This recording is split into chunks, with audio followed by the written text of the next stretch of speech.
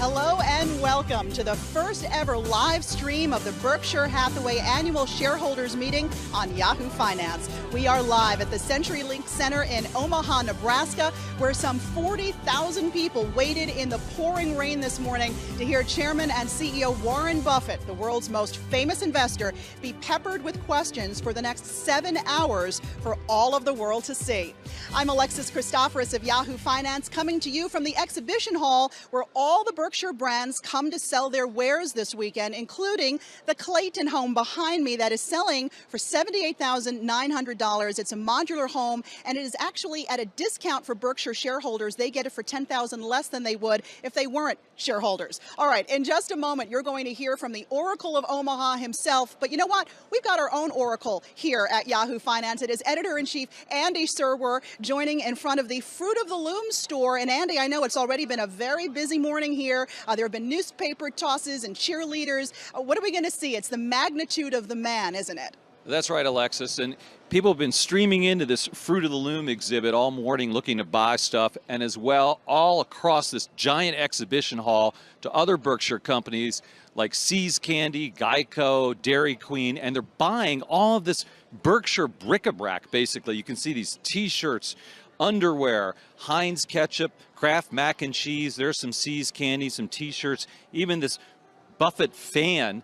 And, you know, basically all these people are here just to hear what Warren Buffett has to say. He is the Oracle of Omaha, and as you suggested, the world's greatest investor. But even more than that, he is an incredible businessman who's built Berkshire Hathaway up into one of the most important and biggest companies in the world, employs over 350,000 Americans, does tens of billions of dollars of sales every year, has all these companies. But even more than that, Buffett has become an American icon who influences sports, the arts, movies, politics, and government as well. Presidents, senators, CEOs from around the world want to hear him speak, and that's why everyone's here today, Alexis. Yeah, they want a little bit of that Midas touch, right, Andy? He certainly has become part of pop culture. Well, listen, we have got you covered. Here's the schedule, all right? All these times, by the way, are Eastern Daylight Time. At 10:30 a.m., the meeting begins when Warren Buffett and Charlie Munger are questioned by a panel of journalists, analysts, and the audience of shareholders. Warren Buffett and Charlie Munger are asked about anything under the sun. Then they break for lunch, and that's when Yahoo Finance coverage resumes. We will be bringing you analysis and some special guests you won't want to miss. Then at about 2 p.m. Eastern, the Q&A resumes. At about 4:30 Eastern, there's a short recess. Yahoo Finance has you covered with anything you may have missed. And then at 4:45 Eastern, the formal meeting begins. Now, here's the beauty of this. You don't have to be on a desktop to watch this all. Yahoo Finance is streaming this all on our app as well, so take us on the go. All right, there are diehards all over the world who know all the ins and outs of Berkshire and Buffett, but for the uninitiated, the company touches almost every brand you can think of from the moment you wake up until the moment you go to bed. I want you to meet someone called Jane Berkshire and all the Berkshire-related products she uses every day. Jane wakes up in the morning thanks to her alarm clock, an alarm clock that runs on Duracell batteries. She jumps in the shower and uses a bunch of products from Johnson & Johnson to get clean. After she dries off, Jane puts on her favorite pair of Fruit of the Loom socks.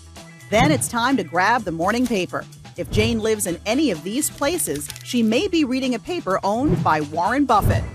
She reads while enjoying some Ore-Ida hash browns for breakfast, before getting in the car she bought at one of these Buffett-owned dealerships that she insures with Geico. When Jane gets to work, she logs onto her computer, which runs on IBM servers, and checks her Wells Fargo bank account. When it's time for lunch, Jane heads to the cafeteria for a sandwich and an ice-cold Coca-Cola. Later in the afternoon, she needs a snack. Good thing her assistant has a bowl of See's Candies on the desk. On the way home, Jane has some errands to run. She stops by Costco to buy some groceries from Heinz and from Kraft. Those groceries got to Costco either on a McLean truck or a train from Burlington Northern. Next, Jane makes a quick stop at Walmart to grab the kids some new clothes or Brooks running shoes. paying for them with her American Express card. For dinner, she grabs a quick bite at Burger King and dessert at Dairy Queen, in a home she got using Berkshire Hathaway home services. It's been a long day, so Jane relaxes watching some TV. Direct TV, that is. Good night, Jane Berkshire.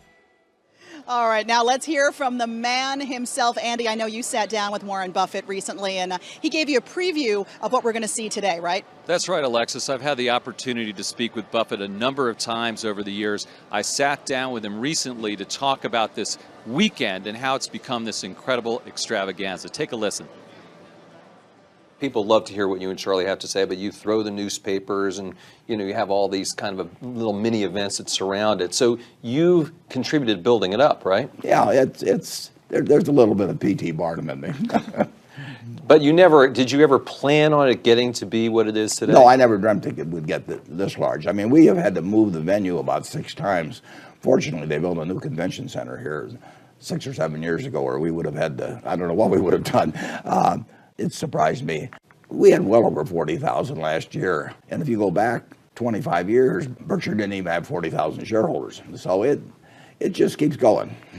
And you're kind of maxed out, which is one reason why you decided to live stream. Can you talk about why you've decided to live stream this at Yahoo Finance? Yeah, well, there's a couple reasons, but one reason certainly is that we sort of maxed out in Omaha.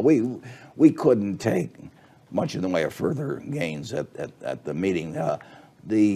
The room at the convention center, the main room, holds about 18,000. There's 5 overflow rooms. And then last year we filled all those, and we had to go across the street to the Hilton Hotel. And so we had a couple more big rooms over there that were pretty full. So, in effect, we were starting to stream it a little bit to our own audience. So that was one reason. But beyond that, it's we get people from all over the world. We have maybe 100 to 200 from Australia, hundreds from China. They come from all over. And not everybody can afford that, or it's not an easy expense to afford. So this gives people a chance that don't want to spend a lot of money on airplanes, and it's just difficult to get to from I think we had 55 countries that people came from last year. So we'll see. We'll make it a little easier for them. So it's a big event. You go up on stage with Charlie Munger, your partner. Do you get nervous? What's it like going up there? No. Charlie grew up in Omaha, but he only comes here now for the annual meeting once a year. And frequently, we don't see each other till just right before the meeting starts, because he's off doing something and I'm off doing something. And when I know the movie's coming to an end, I'm sit out with the audience watching the movie, which starts at 8:30 Central Time and runs till 9:30. And about 9:25, they start rolling the credits on the movie, and Charlie gets up. He sees me get up, and we walk backstage. And then when the movie finally is over, we walk out on the stage. But we don't talk about, we don't consult on anything. I have no idea what he's going to say. And I walk out there, and Charlie's 92, I'm 85. He lost an eye some time ago, so I just tell the audience, I can see and he can hear. We got to work together. I mean, we have no choice. Maybe I can't remember his name anymore, but that's a minor detail. Do you have a theme to the meetings, or is there some sort of program at all? No, we go wherever the questions lead us. I mean, we have 3 journalists, we have 3 Wall Street specialists, and then we have the crowd. So we keep alternating among them. And last year we had over 60 questions. And we get no advance notice of it. We do not know from the crowd who's going to be asking questions. They draw at various stations where we have a microphone, and anything goes. And if you've been to the meeting, I would say that practically none of the questions come from anybody in Omaha, and a good number come from people outside the United States.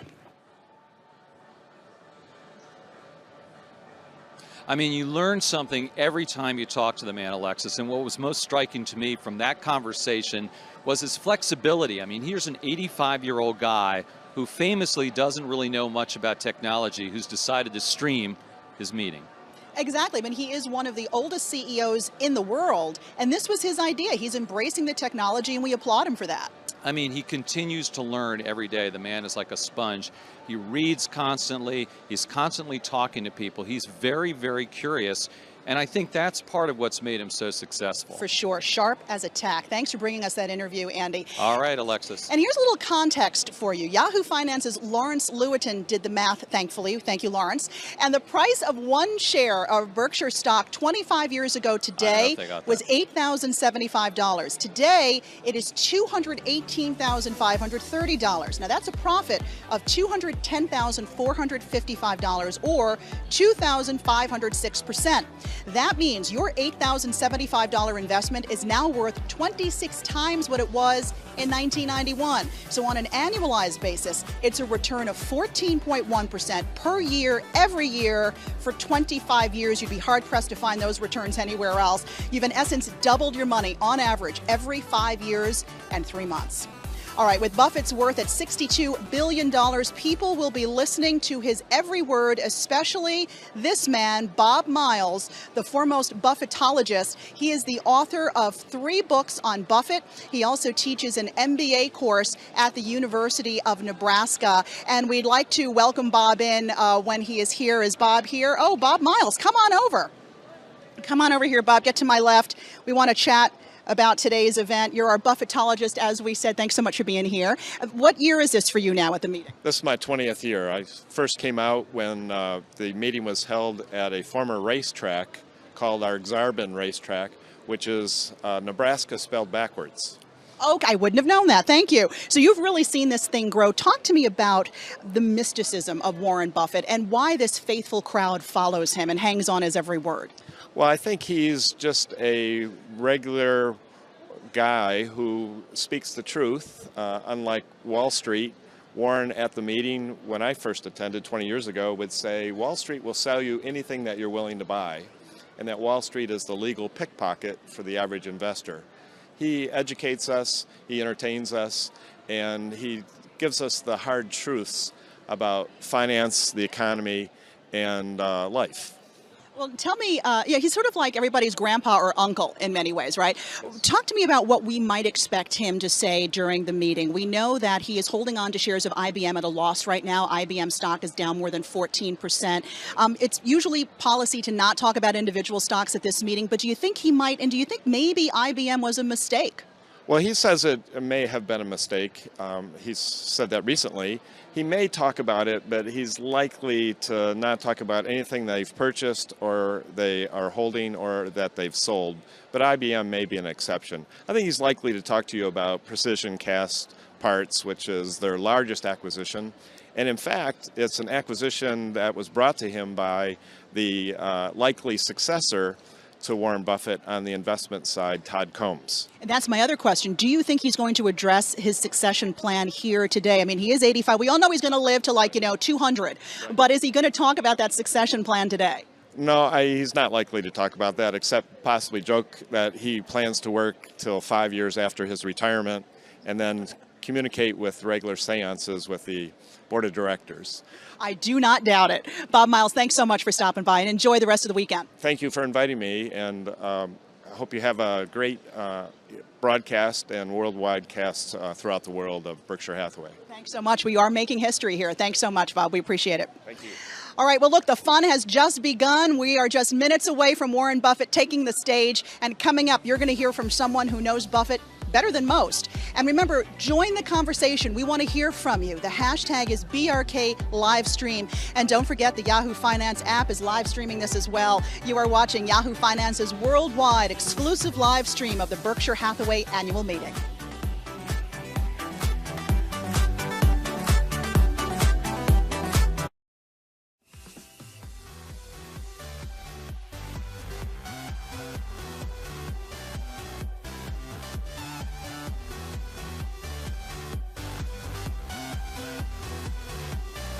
You're watching Yahoo's exclusive live streaming of the Berkshire Hathaway annual meeting, coming to you from the CenturyLink Center in Omaha, Nebraska.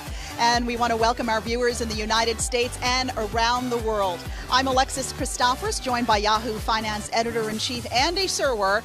And we are just moments away from the beginning of this highly anticipated meeting. Now, you know, one of the traditions this week in Omaha is the 4th annual newspaper toss. It was held moments ago right here inside the CenturyLink Center. And in the past, Bill Gates and Kathy Ireland have competed against Buffett. And Buffett has famously said he has tossed 500,000 papers in his lifetime. And the rules are pretty simple. Buffett says he can make it closest to the door from 35 feet back. Beat him, and he'll buy you a Dairy Queen ice cream. So never say Warren Buffett didn't do anything for you. All right, people have been lining up since 3 a.m. in the pouring rain. It's tough conditions out there today in Omaha to get inside here. They were running once the doors opened into this exhibit hall. So just who are these people? Our own Nicole Sinclair went out to find out.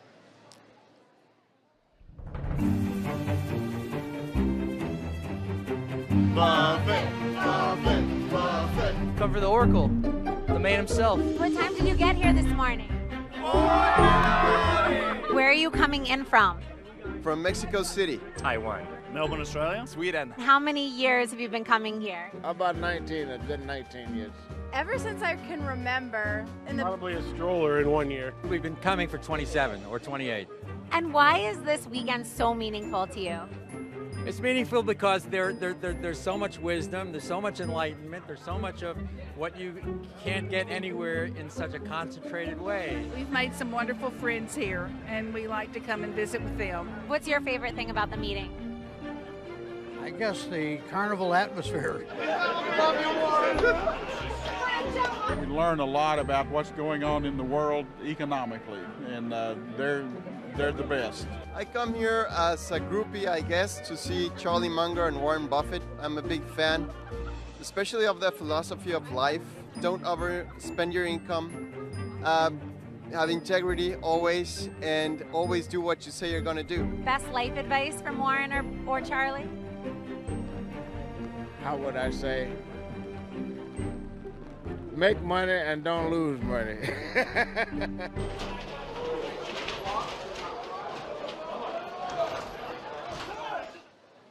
All right, I recently sat down with one of Warren Buffett's oldest and dearest friends, the journalist Carol Loomis, who written for Fortune magazine for 60 years. She knows everything about Warren Buffett. Take a listen.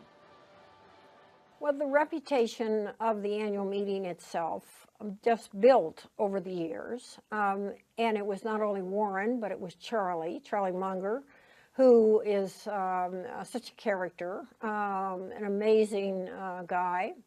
And so people began to understand that this was something worth listening to. These two guys who weren't nearly the age they are today when it began to build. Not only that, but they ran into other people who were in their business, investments, value investing. Dinners began to be held by some of these value investors. And I saw you the other day quote Warren as saying that there's some of P.T. Barnum in him. And Warren began to bring out the P.T. Barnum aspect. And so eventually we had a 5-kilometer race. We have him, the newspaper throwing contest. I mean, that's an amazing thing, the CEO engaging in a newspaper throwing contest. And then the floor itself of where they sell the merchandise and the variety of stuff that is there. Books for sale, See's Candy, Dairy Queens, you name it, you can buy it there. I mean, it's incredibly insightful and also fun. But people love to come here. They love it. So, Carol, I want you to pretend like I've never heard of Warren Buffett. Okay. And I want you to explain to me what makes him so special. So he's just extremely smart. Secondly, he has spent his entire life trying to learn business, trying to learn everything that he possibly could about business. So he has this encyclopedic knowledge of business. So when any subject comes up about business, he can comment on it immediately and lucidly and often in a very funny way.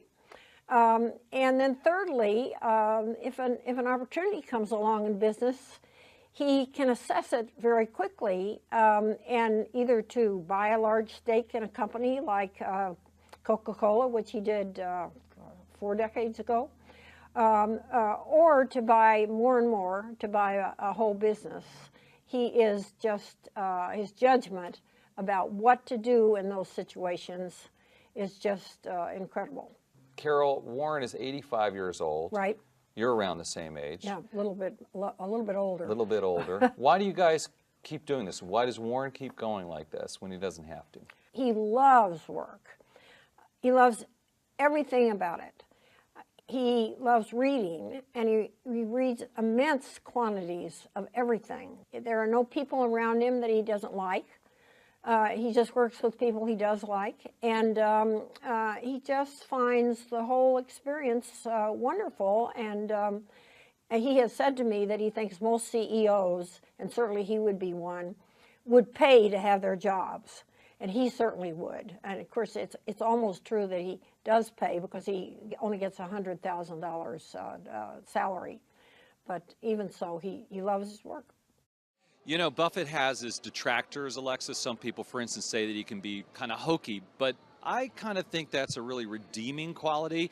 So many people are so serious about business all the time, and he really brings fun and joy and real passion to what he does, and I wish there was more of that in the business world. Hear that. A very, very charming gentleman, and he makes it all accessible, and people definitely relate to that. All right, great interview with Carol Loomis. Thanks a lot, Andy. Thanks, Alexis. And we are just a couple of minutes away from the start of the Berkshire Hathaway annual meeting, the main event here exclusively on Yahoo Finance. All right, the arena is getting ready for Warren Buffett and Charlie Munger to take the stage.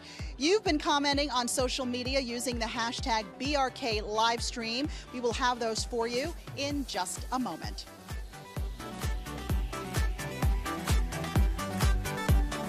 Tell everybody to welcome back to Yahoo Finance's worldwide exclusive live stream of the Berkshire Hathaway annual meeting. We have just moments to go before the big show, and we got, like as we said earlier, 40,000 people have descended on this center for this weekend, and the weather has not been cooperating. Heavy rain came into the Omaha area overnight, but I could tell that people were still lining up to get into this hall. And there you see a live picture of inside the arena, and here's Warren Buffett.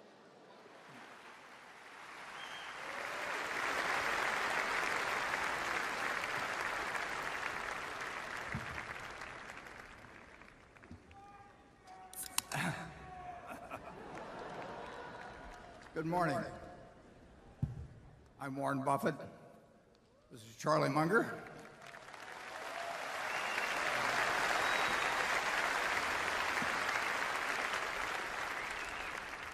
I'm the young one.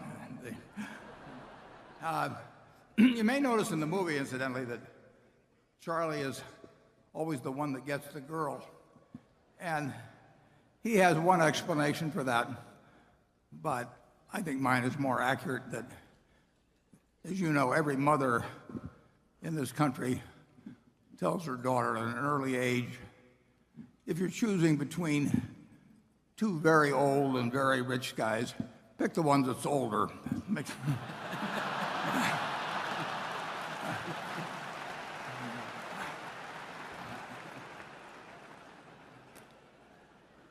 I'd especially, we're webcasting this for the first time, so I'd especially like to welcome our visitors from all over the world. We're having this meeting simultaneously translated into Mandarin, and that poses certain problems for me and Charlie, because I'm not sure how sensible all our comments will come out once translated into Mandarin. In fact, I'm not so sure how sensible they come out initially sometimes, but we're delighted to have people around the world joining us. Now, the drill today is that I'll make a couple of introductions and we'll show a couple of slides, and then we'll go on to questions from both our two panels and from the audience. We'll rotate them. And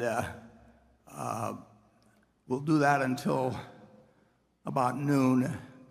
Actually, about 11:45, I'll give you rundown on a bet that was made that we report on every year. But then I'll also, in connection with that, explain, and it ties in with it, what I really think is probably the most important investment lesson in the world. So we'll have that about 11:45, and I hope that keeps you around.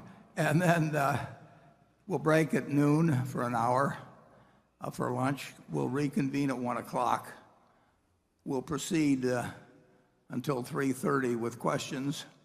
We'll then adjourn for 15 minutes, and at 3:45 convene the formal meeting.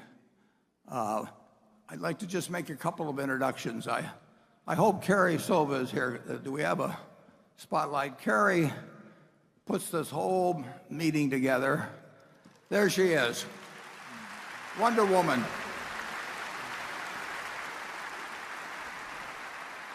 Carrie joined us as a receptionist about 6 years ago, and I just kept throwing more and more problems at her.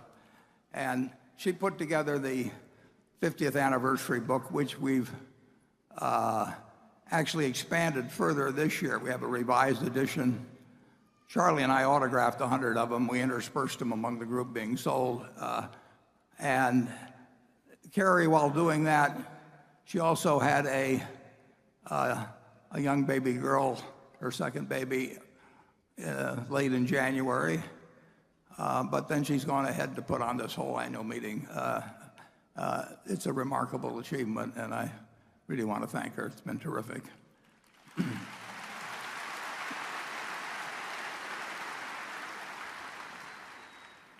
Actually, we have one surprise guest. I think my youngest great-grandchild, who will be about 7 months old, is also here today. And if he happens to break out crying a lot, and don't let it bother you, it's just his mother's explaining to him my views on inherited wealth. And we also have our directors with us, and they're here in the front row. I'll introduce them if they'll stand when introduced. Withhold your applause, no matter how extreme the urge to applaud them individually. And when we've finished, then you can go wild. First of all, Howard Buffett, Steve Burke, Sue Decker, Bill Gates, Sandy Gottesman, Charlotte Guyman, Tom Murphy, Ron Olson, Walter Scott, and Merle Whitmer. And that's our wonderful group.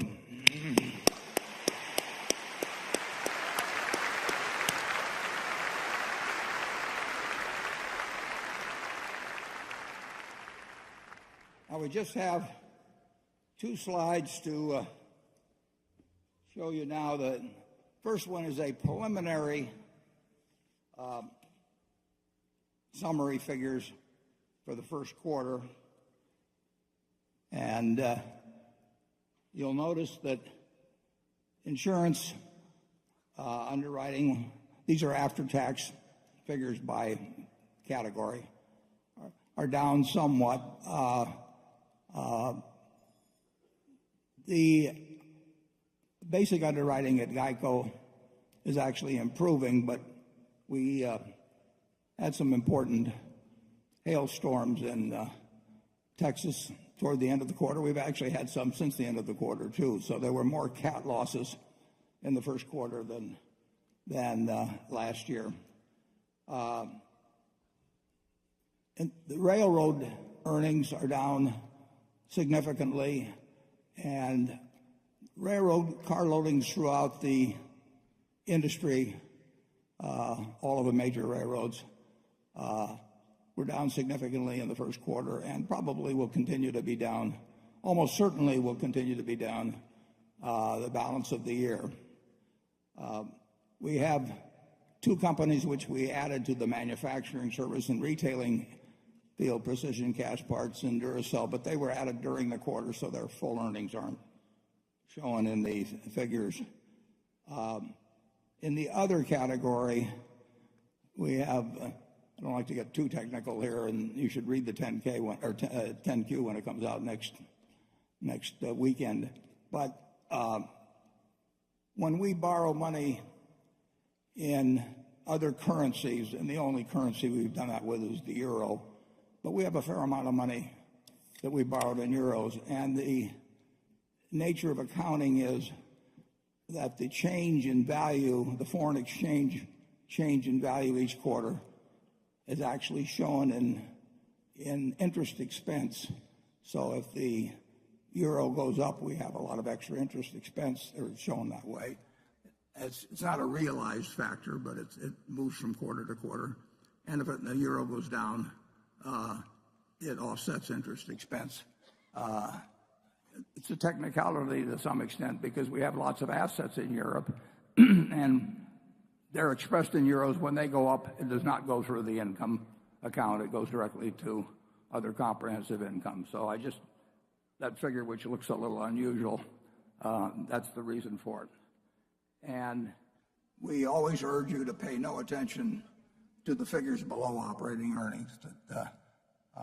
They will bounce around from quarter to quarter, and we make no attempt to manage earnings in any way to have them be smoother. We could do that very easily, but it'd be ridiculous. We make investment decisions solely on the basis of what we think the best investment decision is, not on the basis of how it will affect earnings in any quarter or in any year. And in the first quarter, we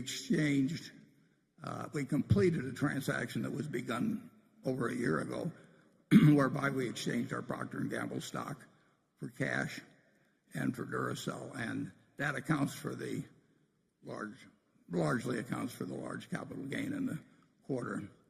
So those are the figures for the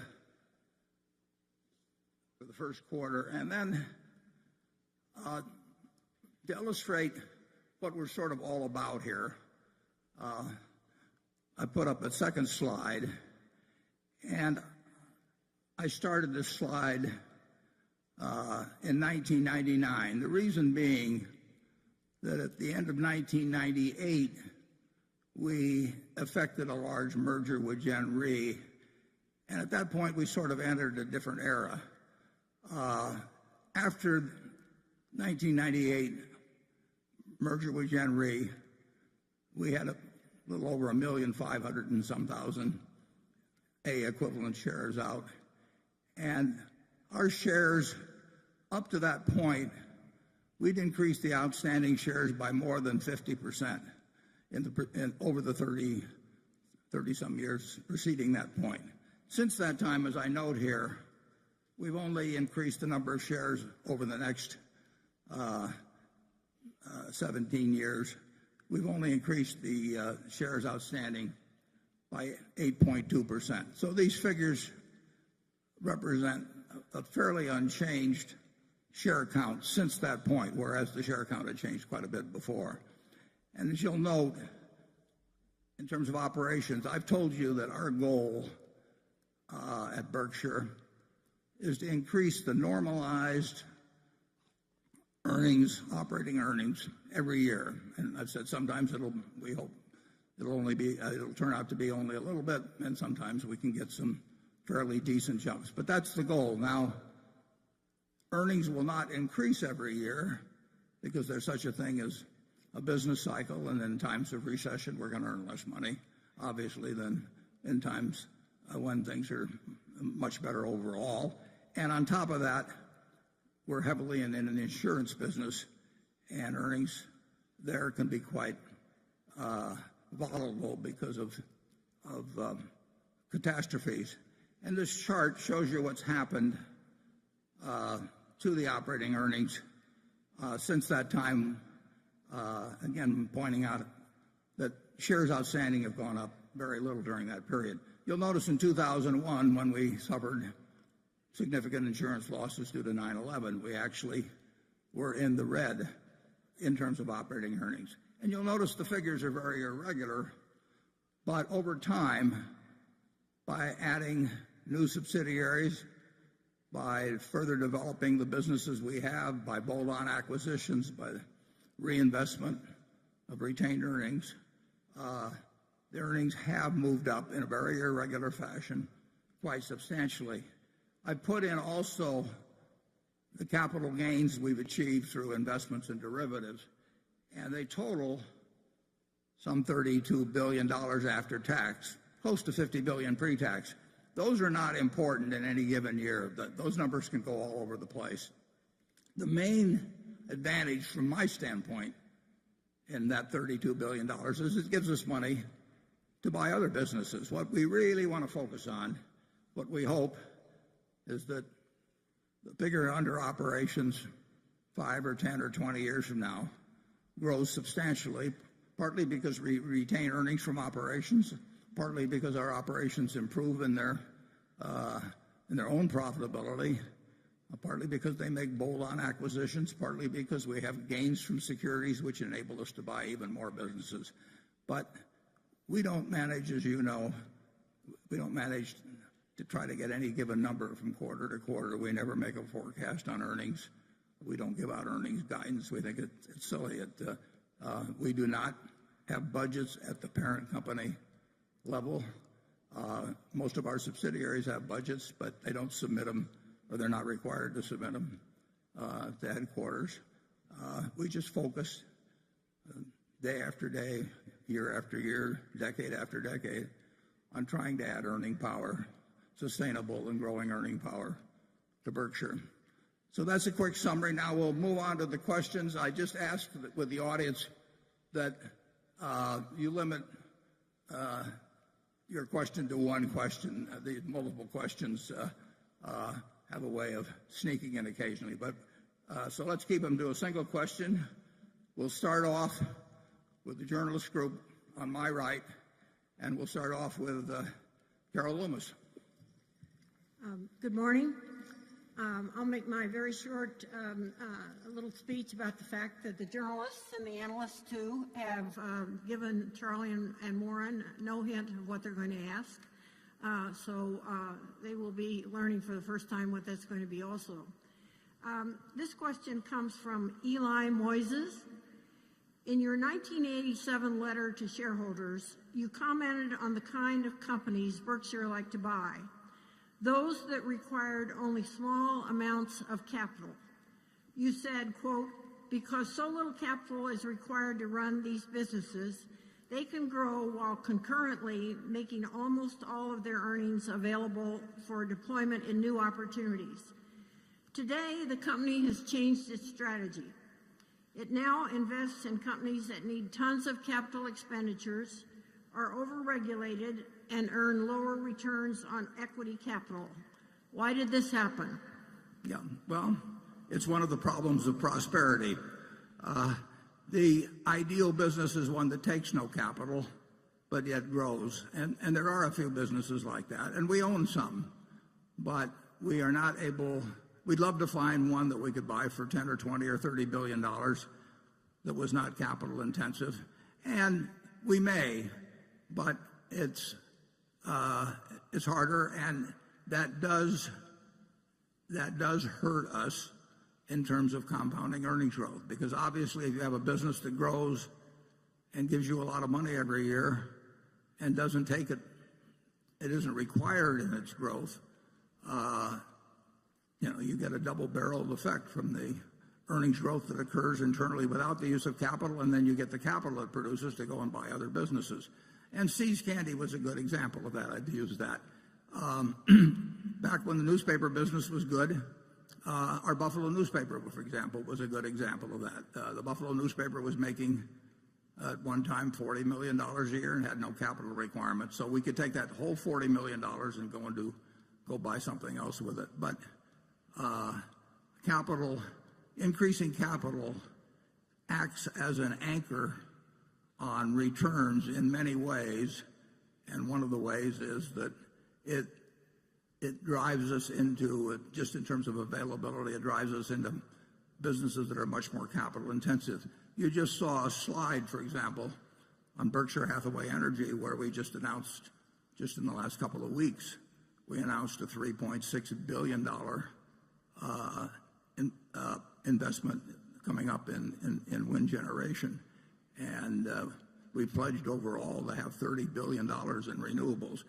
Anything that Berkshire Hathaway Energy does, anything that BNSF does, takes lots of money. We get decent returns on capital, but we don't get the extraordinary returns on capital that we've been able to get in some of the businesses we require that are not capital intensive. As I mentioned in the annual report, we have a few businesses that actually earn 100% a year on true invested capital. And clearly that's a different sort of operation than something like Berkshire Hathaway Energy, which may earn 11 or 12% on capital, and that's a very decent return, but it's a different sort of animal than the business that very low capital intensity. Charlie? Well, when our circumstances changed, we changed our minds. Slowly and reluctantly. In the early days, quite a few times we bought a business that was soon producing 100% per annum on what we paid for it and didn't require much reinvestment. If we'd been able to continue doing that, we would have loved to do it. But when we couldn't, we went to Plan B.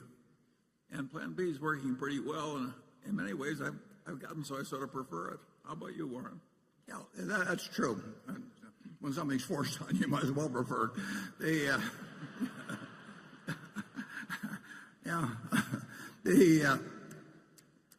I mean, we knew that was going to happen, and the question is, does it lead you from what is a sensational result to a satisfactory result? And we're quite happy with a satisfactory result. The alternative would be to go back to working with very tiny sums of money, and that really hasn't gotten a lot of serious discussion between Charlie and me.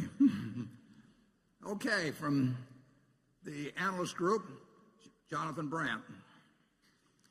Hi, Warren. Thanks for having me again. Thanks for coming. My first question is about Precision Castparts. Besides your confidence in its talented CEO, Mark Donegan, what in particular do you like about their business that gave you the confidence to pay a historically high multiple? Are there ways Precision can be even more successful as essentially a private company? For instance, are there long-term investments to support client programs or acquisitions that Precision can make now that they couldn't realistically have done as a publicly traded entity? Yeah, we completed the acquisition of Precision Castparts at the end of January this year. We made the deal last August, and you covered the most important asset in your question. Mark Donegan, who runs Precision Castparts, is an extraordinary manager. I mean, Charlie and I have seen a lot of managers over the years, and I would almost rank Mark as one of a kind. I mean, he is doing extremely important work in terms of primarily making aircraft parts. I would say that there's certainly no disadvantages to him to be working as and for that company to be a subsidiary of Berkshire and not be a public company. And I think he would say, and I think Charlie and I would agree with him, that over time there could be some significant advantages. For one thing, he can spend 100% of his time now on figuring out better things to do with aircraft engines. And it was always his first love to be thinking about that, and he did spend most of his time, but he also had to spend some time, explaining quarterly earnings to analysts and perhaps negotiating bank lines and that sort of thing. So his time, like all of our managers, can be spent exactly on what makes the most sense to them in their business. Mark does not have to come ever to Omaha to put on some show for me in terms of justifying $1 billion acquisition or planned investment. he doesn't have to waste his time on anything that isn't productive. And running a public company, you do waste your time on quite a bit of stuff that isn't productive. So I would say we've taken the main asset of Precision Cast and made him, in this case, even more valuable to the company. In terms of acquisitions, Precision's always made a number of them, but as being part of Berkshire, there's really no limitations on what can be done. So there again, his canvas has been broadened, enlarged with the acquisition by Berkshire. I see no downside whatsoever. If he needs capital, I've got an 800 number, and he wasn't paying much of a dividend before, but he doesn't have to pay any dividend now. And Precision Cast will do better under Berkshire than it would have independently, although it would have done very, very well independently. Charlie? Yeah, well, in the early days, we used to make wise-ass remarks, and Warren would say, we buy a business that an idiot could manage, because sooner or later an idiot will. And we did buy some businesses like that in the early days, and they were widely available. Of course we'd prefer to do that, but the world has gotten harder, and we had to learn new and more powerful ways of operating. A business like Precision Cast Parts requires a very superior management that's going to stay superior for a long time. And we gradually have done more and more and more of that, and it's simply amazing how well it works. I think to some extent we've gotten almost as good at picking the superior managers as we were in the old days of picking the no-brainer businesses.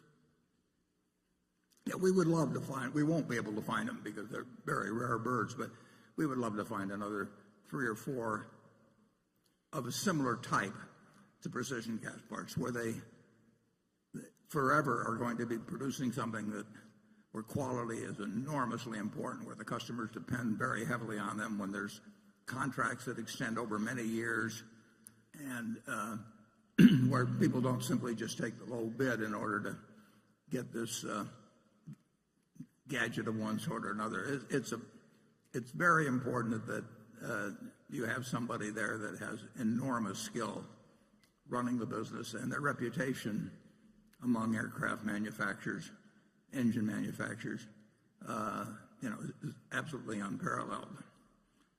Okay, now we go to the audience, and we'll go up to section 1. And if you'll give your name and where you're from, I'd appreciate it. Hi, good morning. My name is Gaspar. I'm Spanish, and I come from London. I admire you both in many ways, but I would like to know that when looking backwards, what would you have done differently in life in your search for happiness? Well, I'm 85, and I can't imagine anybody any happier than I am. So, by accident or whatever, I'm sitting here eating exactly what I like to eat, doing in life exactly what I love to do with people I love. So it really doesn't get any better than that.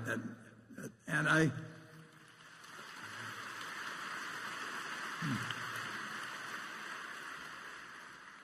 I did decide fairly early in life that my favorite employer was myself, and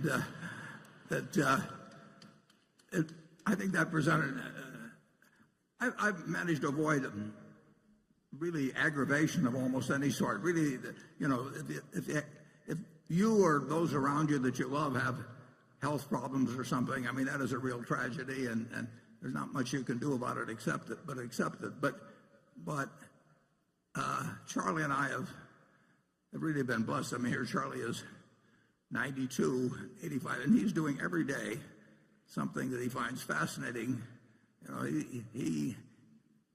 think he probably finds what he is doing at 92 as interesting, as fascinating, as rewarding, as socially productive, as any period you could pick in his life. And so we've been extraordinarily lucky. We've been we're lucky it's a partnership. It's more fun doing things as a partnership. So I've got no complaints. It'd be very churlish of me to have any kind of complaint. And I would say if you're talking about business life, I don't think I would have started with a textile company. Charlie? Well, looking back, I don't regret that I didn't make more money or become better known or any of those things. I do regret that I didn't wise up as fast as I could have. But there's a blessing in that too. Now that I'm 92, I still have a lot of ignorance left to work on.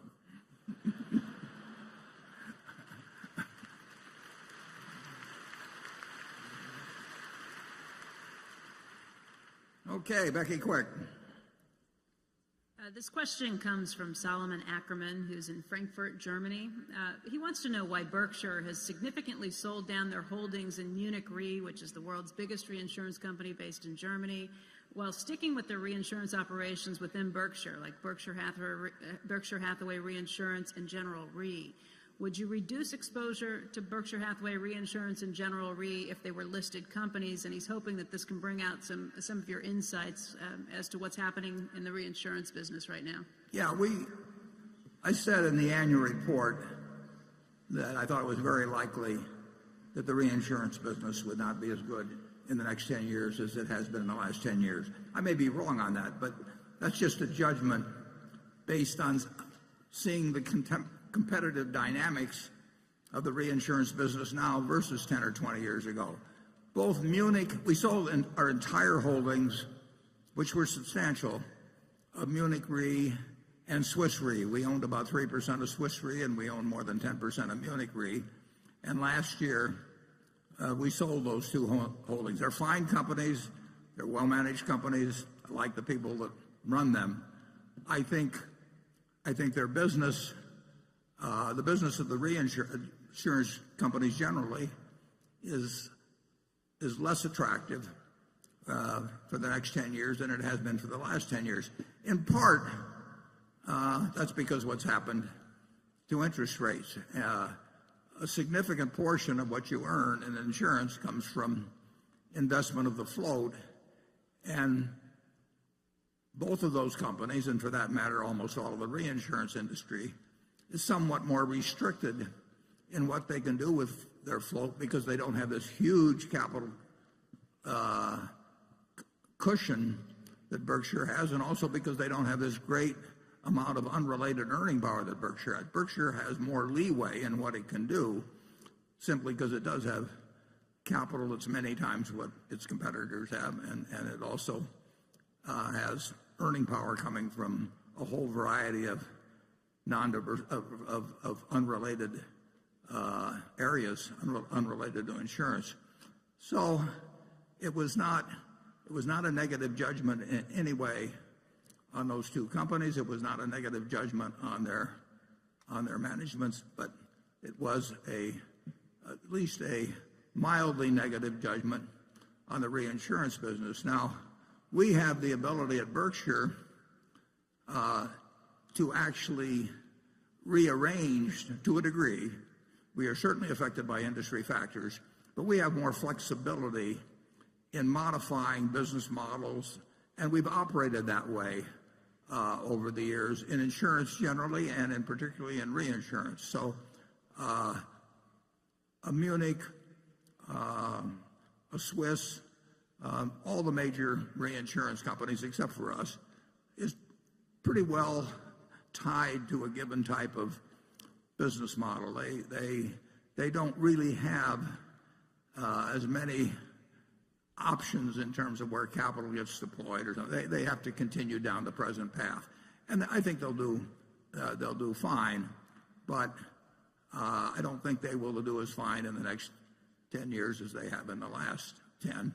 And I don't think if we played the same game as we were playing the last 10, we would do as well. But we do have considerably more flexibility in terms of how we conduct all of our insurance operations, but particularly in reinsurance.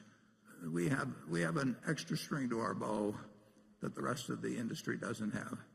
The amount of capital that's come in to the reinsurance business, it is no fun running a traditional reinsurance company and having money come in, particularly if you're in Europe, and have money come in and look around you for investment choices and find out that a great many of the things that you were buying a few years ago now have negative yields. The whole idea of float is that it's supposed to be invested at a positive rate and a fairly substantial positive rate. And that game has been over for a while, and it looks like it'll be at least unattractive, if not terrible, for a considerable period in the future. Charlie? Yeah, there's a lot of new capacity in reinsurance, and there's a lot of very heavy competition. A lot of people from finance have come over into reinsurance, and all the old competitors remain too. That's different from precision cast parts, where most of the customers would be totally crazy to hire some other supplier because precision cast parts is so much more reliable and so much better. Of course, we like the place with more competitive advantage. We're learning. To put it in terms of economics 101, and then basically in reinsurance, supply has gone up and demand has not gone up. And some of the supply is driven by investment managers who would like to establish something offshore where they don't have to pay taxes. And reinsurance is sort of the easiest what you might call beard behind which to actually engage in money management in a friendly tax jurisdiction. And you can set up a reinsurance operation with very few people by taking large chunks of what brokers may offer. It's not the greatest reinsurance in the world, and a couple of the operations that have done that have proven that statement to be right. But nevertheless, it is a very, very easy way to have a disguised investment operation in a friendly tax jurisdiction. But that becomes supply in the reinsurance field, and supply has gone up relative to demand, and it looks to me like that will continue to be the case. And couple that with the poor returns on float, and it's not as good a business as it was. Now we'll talk to an insurance man about it. Cliff Gallen. Thank you. In terms of growth and profitability, GEICO really got whooped by Progressive Direct over the last year. In 2015, Progressive Direct's auto business grew policy count by 9.1%, GEICO only 5.4%. And in terms of profitability, the combined ratio at Progressive was a 95.1 and GEICO's was a 98.0. Is this evidence that Progressive's investments in technology like Snapshot, investments that GEICO has spurned, is it making a difference in a time of difficult loss trends? Why is GEICO suddenly losing to Progressive Direct? Yeah, well, I would say this, over the last, well, I forget what year it was we passed Progressive and what year it was we passed Allstate, but GEICO's growth rate in the first quarter was not as high as in the past couple of first quarters, but it was quite satisfactory. Now, the first quarter is by far the best quarter for growth. But last year, both frequency, how often people had accidents, and severity, which is the cost per accident, in other words, just how much those accidents cost you, both of those went up quite suddenly and substantially. And Progressive's figure showed that they were hit by that less than Allstate and GEICO and some others. But I don't think you'll see necessarily those same trends this year. It's an interesting thing. Last year, for the first time in I don't know how many years, the number of deaths in auto accidents per 100 million miles went up. Now, if you go back to the mid-1930s, there were almost 15 people killed per 100 million miles driven. it got down to just slightly over 1, from 15 to 1. You had roughly as many people killed in auto accidents in the mid-1930s, about 33,000 a year, as we had last year or the year before, when people drove almost 15 times as many miles. Cars have gotten far, far, far, far safer.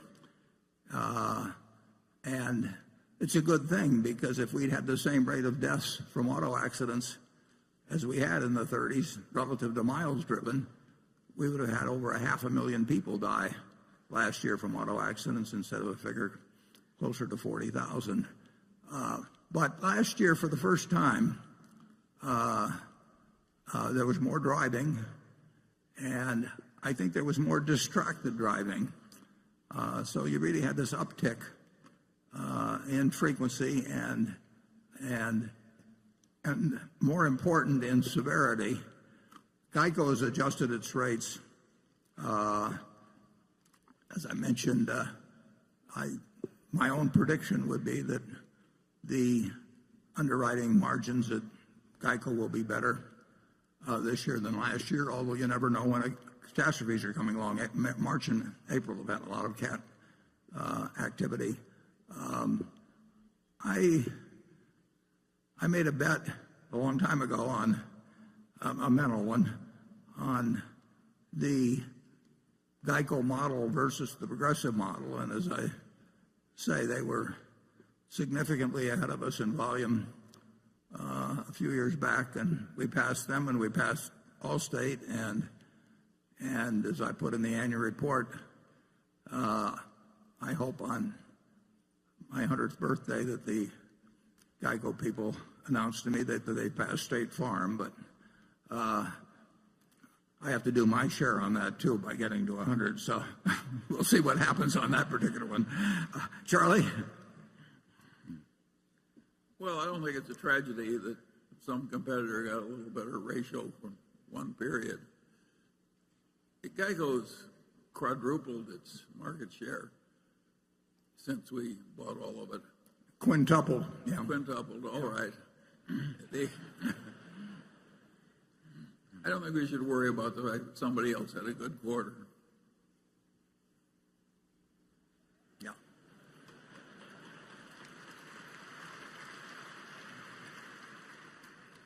I think it's far more sure that GEICO will pass State Farm someday than that I'll make it to 100, I'll put it that way. Okay, we'll go to the shareholder from Station 2. Greetings to all of you from the Midwest of Europe. I'm Norman Rentrop from Bonn, Germany, a shareholder since 1992.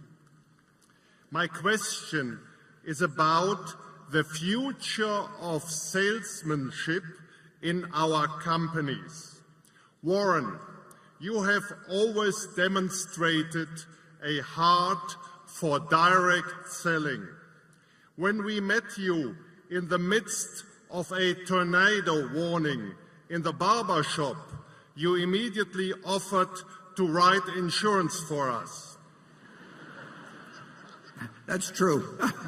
Now, they were all huddled down there in the barber shop, and there wasn't going to be any tornado, so I told them if they give me $1, they can go upstairs, and if anything happened to them, I'd pay them, I forget, $1 million or something of the sort.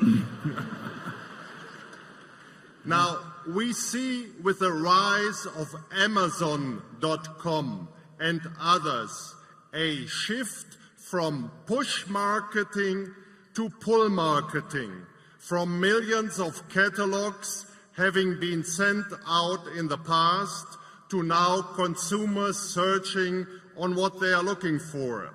What is your take on how this shift from push to pull marketing will affect our companies?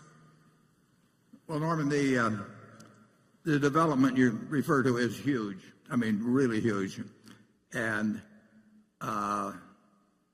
it isn't just Amazon, but Amazon is a huge part of it. And what they've accomplished in a fairly short period of time and continue to accomplish is remarkable. The number of satisfied customers they've developed, and we don't make any decision involving even the manufacturing of goods, the retailing, whatever it is, without thinking long and hard about what the world will look like in 5 or 10 or 20 years with that powerful trend, really hugely powerful trend that you just described. So we don't look at that as something where we're going to try and beat them at their own game. You know, they're better than we are at that. And so Charlie and I are not going to out Bezos by a long shot. But we are going to think about that. It does not worry us, obviously, with the precision cast. But it doesn't worry us in terms of the overwhelming majority of our businesses. But it is a huge economic trend that 20 years ago was not on anybody's radar screen, and lately has been on everybody's radar screen, and many of them have not, and including us in a few areas, have not figured the way to either participate in it or to counter it. The Geico is a good example of a company that, in an industry that had to adjust to change, and some people made the change better than others. We were slow on the internet. The phone had worked so well for us, and this traditional advertising, and the phone had worked so well that there's always a resistance to think about new possibilities. When we saw what was happening on the internet, we jumped in with both feet, and with mobile and whatever. But there are the nature of capitalism is somebody's always trying to figure. If you've got a good business, they're always trying to figure out how to take it away from you and improve on it.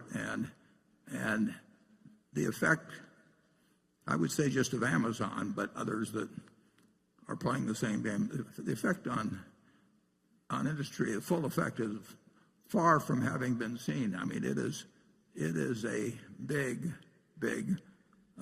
force, and it already has disrupted plenty of people, and it will disrupt more. I think Berkshire is quite well situated. For one thing, one big advantage we have is we didn't ever see ourselves as starting out in one industry. I mean, we went into department stores, but we didn't think of ourselves as department store guys, or we didn't think of ourselves as steel guys or tire guys or anything of that sort. So we've thought of ourselves as having capital to allocate. If you start with a given industry focus and you spend your whole time working on a way to make a better tire or whatever it may be, I think it's hard to have the flexibility of mind that you have if you just think you have a hopefully large and growing pile of capital, and trying to figure out what is the best next move that you can make with that capital. And I think we do have a real advantage that way. But I think Amazon's got a real advantage too, in this intense focus on having hundreds of millions of generally very happy customers getting very quick delivery of something that they want to get promptly, and they want to shop the way they shop. And if I owned a bunch of shopping malls or something like that, I would be thinking plenty hard about what they might look like 10 or 20 years from now. Charlie?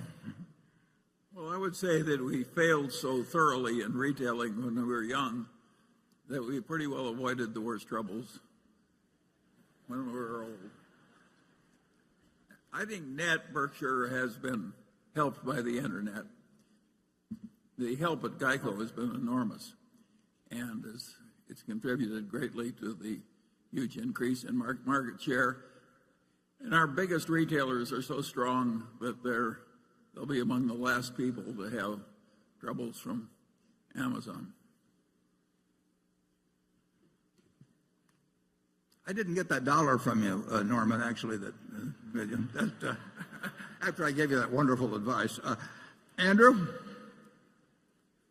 Thank you, Warren. Great to see you today. got a lot of questions on this particular topic, and this question is a particularly pointed one.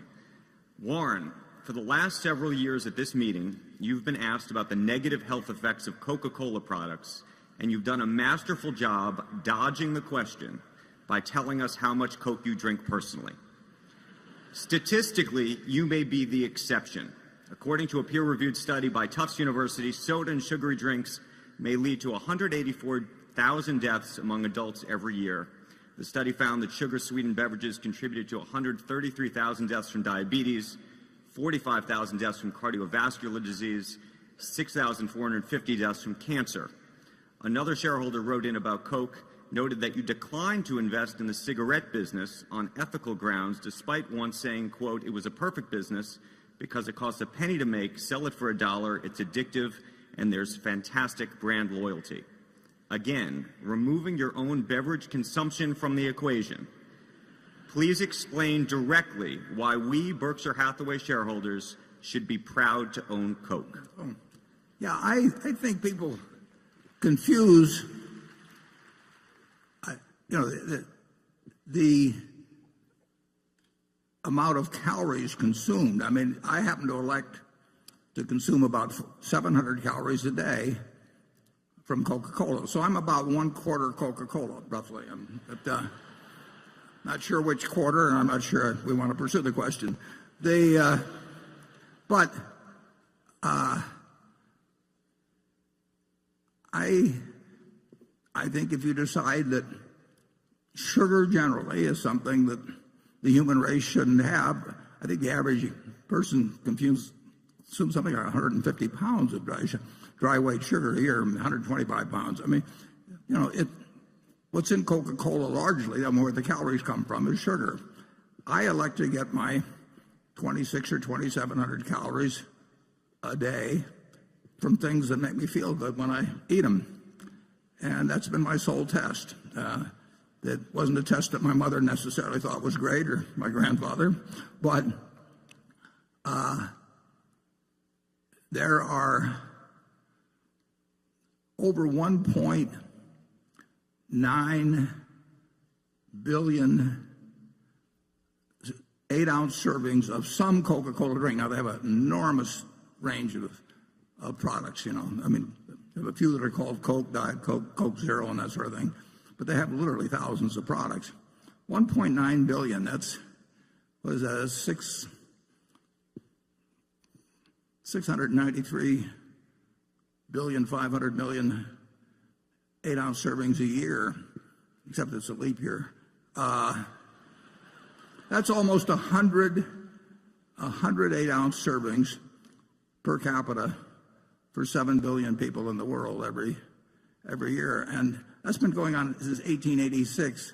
And I would find quite spurious the fact that somebody says if you're eating 3,500 or so calories a day and you're consuming 27 or 800, and some of the 3,500 is Coca-Cola, to lay it any particular obesity related illnesses on the Coca-Cola you drink.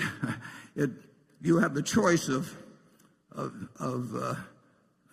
consuming more than you use. I mean, and I make a choice to eat or to get 700 calories from this. I like fudge a lot, peanut brittle, and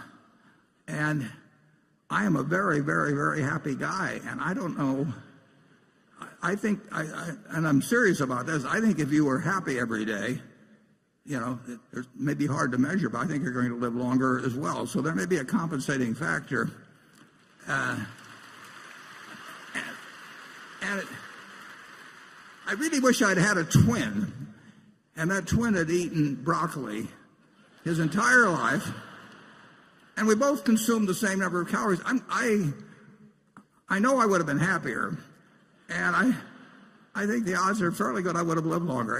I think Coca-Cola is a marvelous product. I mean, if you consume 3,500 or 4,000 calories a day and live a normal life in terms of your metabolism, something's going to go wrong with your body at some point.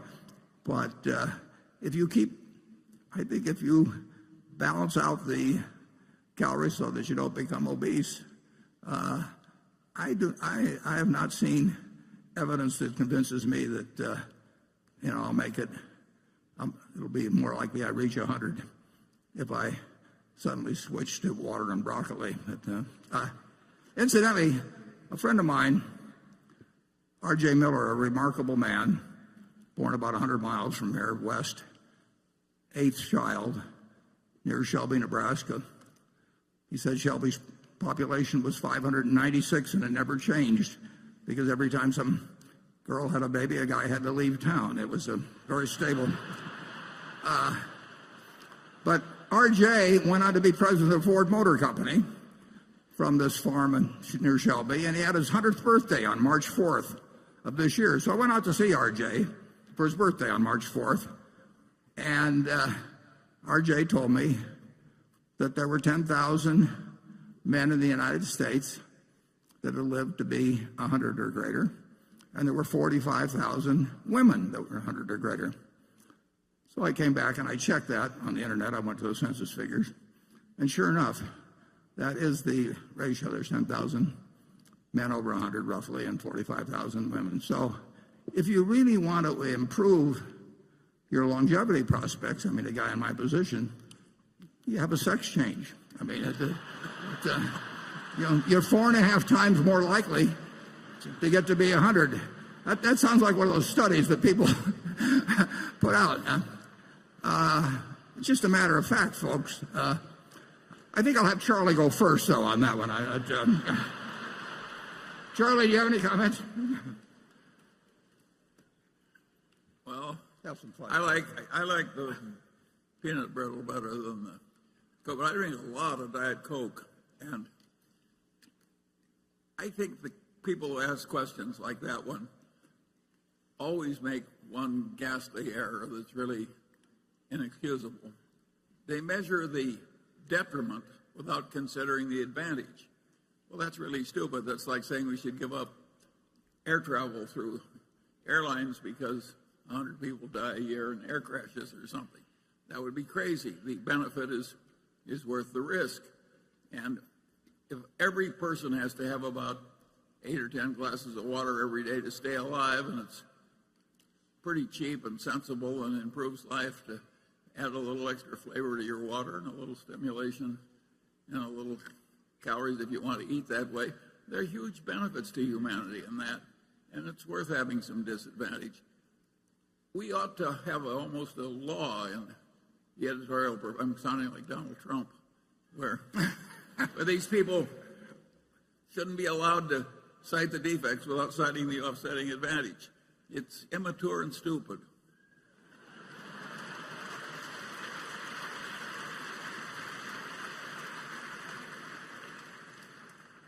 Okay, Greg Warren. Warren, with both coal-fired and natural gas plants continuing to generate around 2/3 of the nation's electricity and renewables accounting for less than 10%, there remains plenty of room for growth.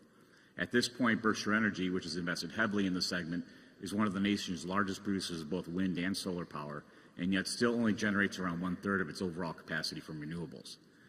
As you noted earlier, Mid-American recently committed another $3.6 billion to wind production, which should lift the amount of electricity it generates from wind to 85% by 2020. You've also had the company overall pledging to have around $30 billion in renewables longer term. The recent renewal of both the wind and solar energy tax credits has made this kind of investment more economically viable and should clear the path for future investments. Eliminating coal-fired plants looks to be the main priority, but natural gas-fired plants are also fossil fuel-driven and are exposed to the vagaries of energy prices. Is the end game here for Berkshire Energy to get 100% of its generation capacity converted over renewables? And what are the risks and the rewards associated with that effort? After all, the company operates in a highly regulated industry where rates are driven by an effort to keep customer costs low while still providing adequate returns for the utilities. Yeah, well, I think implicit in what you say is that we do any decision we make, including the one that we just showed on this during the movie, to any decision about new generation, changes in generation has to go through what's usually called the Public Utility Commission. They may have different names in a few states. But the utility industry is overwhelmingly regulated at the state level, and we cannot make changes that are not approved by the Public Utility Commission. We've had more problems, for example, in bringing in renewables in our Western utility, Pacific Corp, because it's in effect regulated by 6 states, I believe in 6 states, and they don't necessarily agree on how the costs and benefits should be divided if we put in a bunch of renewables, and we have to follow their instructions. Iowa has just been marvelous about encouraging, I mean, at every level. I mean, the consumer groups, the governor, you name it, they have seen the benefits. And in Iowa, it's literally true that we have one major competitor called Alliant, and they have not either been able to, I don't know the reasons, but they have not pursued renewables the way we have. So our rates are considerably lower than theirs. And if you look at their budget projections, although they're substantially higher rates than we have now, they may well need a rate increase within a year or so. And with our latest expansion, we have said that we will not need a rate increase till 2029 at the earliest. That's 13 years off. So there have been great benefits if you have regulation that works with you on that. But it is a determination that is made at the state level. Now, the federal government has encouraged in a major way the development of renewables by this production tax credit, which currently amounts to about 2.3 cents per kilowatt hour. We would not have the renewable generation that we have if it hadn't been for the fact that the building of those projects is subsidized by the federal government, because the benefits of reducing solar emissions or carbon emissions are worldwide, and therefore it's deemed proper that the citizenry as a whole should participate in subsidizing the cost of reducing those emissions, and that is encouraged. In fact, it's allowed. Things like have happened in Iowa as well. But the degree to which the renewables replace primarily coal, although there's plenty of emissions connected with natural gas, if you trace it all the way through, will depend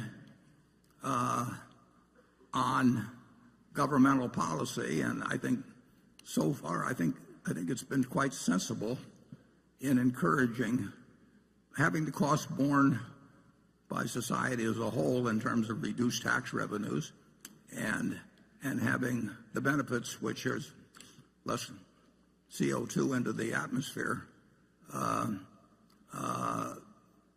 be also broadly, they're not just limited to the people of Iowa when we build that. That's a benefit that accrues to the world. So I think you'll see continued change. It will vary by jurisdiction, and we would hope we've got the capital, we've got lots of taxes, federal taxes paid in our consolidated returns, so we're in a particularly advantageous position to take advantage of massive investments that companies with limited tax appetites couldn't handle. So I think you'll see us be a very big player, but governmental policy is going to be, the major driver. Charlie? Yeah, I think we're doing way more than our share of shifting to renewable energy. and we're charging way lower energy prices to our utility customers than other people. If the whole rest of the world were behaving the way we are, it would be a much better world. I will say this about the subject, though, and that is that I think that the people who worry about climate change as the major trouble of Earth don't have my view. I think that I like all this shifting to renewables, but I have a different reason. I want to conserve the hydrocarbons because eventually I think we're going to use every drop, humanity, for chemical feedstocks. And so I'm in their camp, but I got a different reason. One thing you might find kind of interesting, Nebraska's not done much with wind power, and maybe 2 miles from where we're sitting, right across the river, people are buying their electricity cheaper in Council Bluffs, right across the river, than they are in Omaha. And yet Omaha, Nebraska is entirely a public power state. So there's no stockholders who have to have any earnings. The bonds are issued on a tax-exempt basis, and yet electricity is considerably cheaper right across the river. And, you know, the wind blowing doesn't just start at the Missouri River. I mean, it comes across Nebraska, and that wind could be captured. So far, it really hasn't. And the real irony is that because our electricity is so much cheaper in Iowa, you have these massive server farms of people like Google. It's become a tech haven for these operations that just gobble up electricity.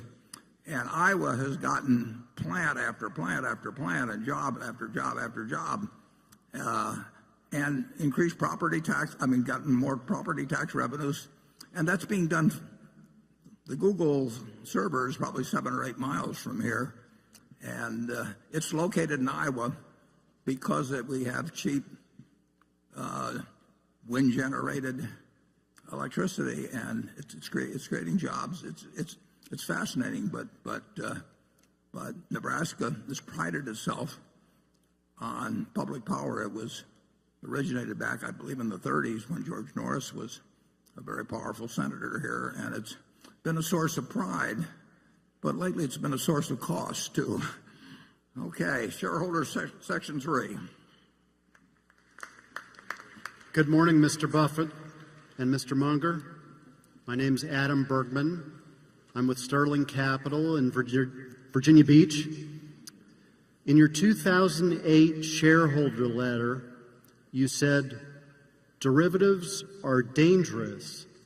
They have made it almost impossible for investors to understand and analyze our largest commercial banks and investment banks. So my question for you is, how do you analyze and value companies like Bank of America, Merrill Lynch, and other commercial banks that Berkshire has investments in relative to their significant derivative exposures? Thanks. Yeah, derivatives do complicate the problem very dramatically. Now they are moving away to being collateralized, which helps. But there's no question that if you ask me to describe the derivative position of the B of A, for example, I would know that they have done a conscientious job and worked hard at properly evaluating. But the great danger in derivatives is if there's a discontinuity. If there's not discontinuities, you probably don't have much of a problem, assuming they get marked to market and collateralized and so on. But if the system stops for a while, the system stopped after 9/11 for 3 or 4 days. It stopped at the time of World War I. They closed the New York Stock Exchange for many months. They debated closing the stock exchange very seriously the day after October 19th, 1987. And there were a lot of people that wanted to close it, but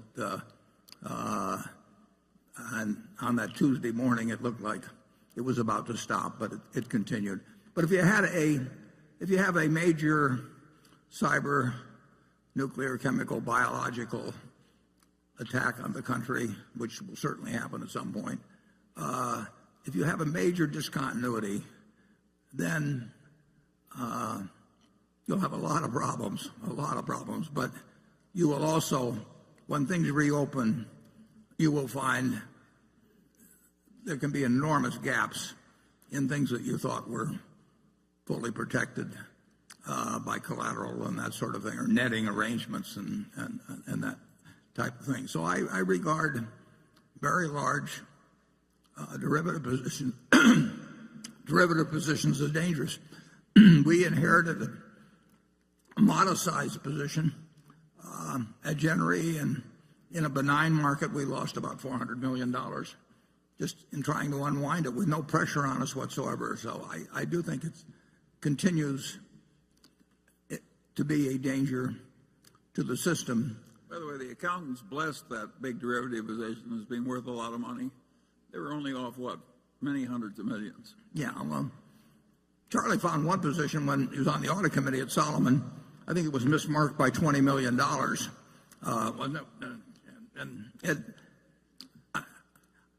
I actually, by happenstance, I do know of one incredibly mismarked position. Doesn't affect any of our operations, but it almost staggers the mind to know the way that position is marked, and you can only come to the conclusion that some trader somehow got influenced whoever did mark it, or marked it himself, heaven forbid, and probably just influenced someone, or they didn't know enough. Some of these things get so complicated, they are very hard to evaluate. That's the kind that have the most profit in them usually, so they were quite enthusiastic about those when we were at Solomon. They can be extraordinarily hard to mark, and like I say, I know one that's so mismarked it would blow your mind. And the auditors, I don't think are necessarily capable of holding that behavior in check. It's very interesting because now there's really 4 big auditing firms, and obviously they're auditing companies where there's a derivative position, and they're auditing company A that's on one side of the transaction, and they're auditing company B that's on the other side of the transaction. In some cases, it's the same auditor, and I will guarantee you that there's plenty of times when the marks on what they're attesting to are significantly different, which would be an interesting exercise to pursue in terms of checking those numbers out. Derivatives are still dangerous in large quantities, and we would not do them on a collateralized basis, because if there was a discontinuity, I don't know exactly where we would end up, and I'm never going to get us in a position where we could have money demanded of us and not be able to fulfill it with ease and with me sleeping well. So we won't engage in it. We've got some in runoff that so far we've made money and had the use of money for a decade or more. I mean, it's been very attractive for us, but that does not entice me at all into doing any derivative transactions that would involve collateral, and collateral is not required. It's still a potential a time bomb in the system. Anything where discontinuities, and basically that means closing up, stopping trading markets from functioning, anything where discontinuities can exist can be real poison in markets. Kuwait some years ago went to a very delayed system on settlement of stock purchases, so that you didn't have to settle up for 6 months or thereabouts, and it caused all kinds of problems because you've got an IOU from somebody for 6 months, and if you got zillions of those, a lot of trouble can ensue. So I agree with your general caution. I'm not in the least troubled by our Bank of America investment, nor our Wells Fargo. We added to Wells Fargo, and our Bank of America position right now is a preferred stock, but we're very likely to exercise the warrants on that. On the other hand, there are a great number of banks in the world. If you take the 50 largest banks in the world, we wouldn't even think about probably 45 of them. Wouldn't you say that, Charlie? Well, we're in the awkward position where I think we'll probably make about $20 billion out of derivatives and just those few contracts that you and Ajit did years ago. All that said, we're different from the banks. We would really prefer it if those derivatives had been illegal for us to buy. It would have been better for our country. Carol?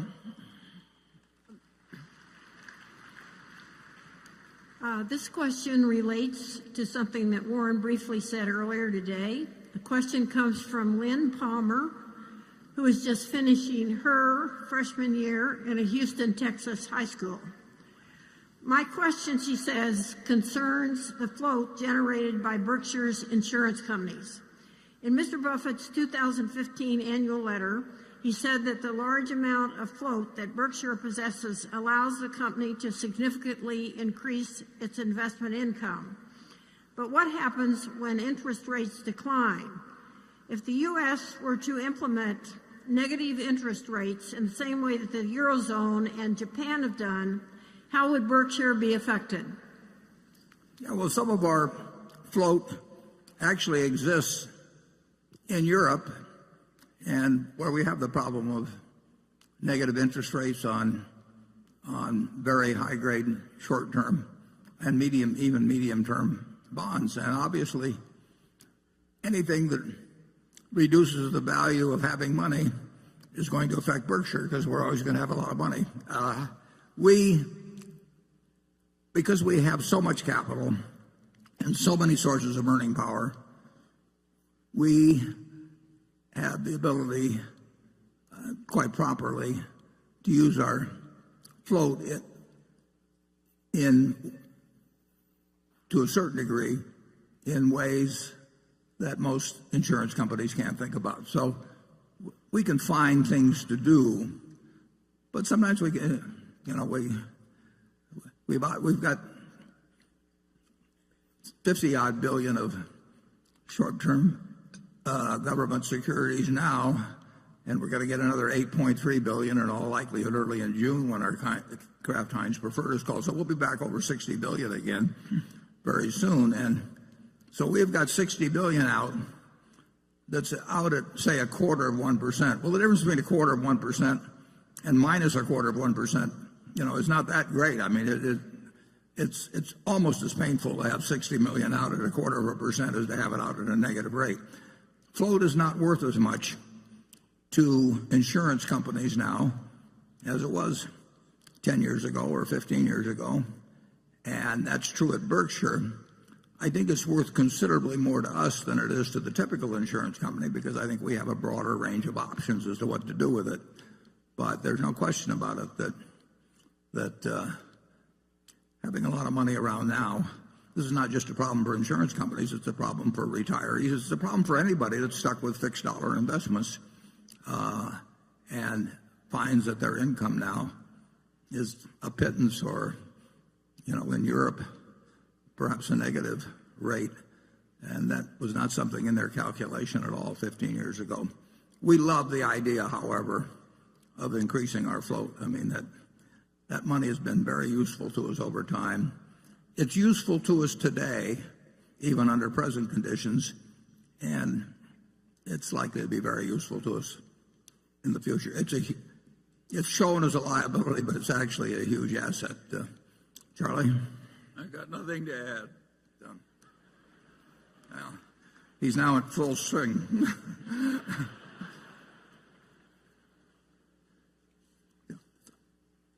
Jonathan.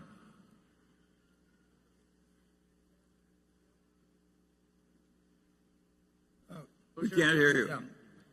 No mic. Testing. Yeah. The railroad industry seems right now to be suffering from exposure to some of the weakest parts of the economy, with volume declines of varying magnitudes in coal, oil, sand, and metals. Even intermodal, usually a steady source of growth, has been relatively weak of late. How much of the weakness is cyclical? How much is secular? In the last 15 months, the other Western Railroad's market capitalization is down by 35% as projections of future growth have come down. Is your estimate of BNSF's intrinsic value down by a material amount during this same period, or is your view of the value of BNSF's irreplaceable network unaffected by these short-term wiggles? Well, I would certainly the decline in coal, which is a very important commodity, is about 20% of revenues. That's secular.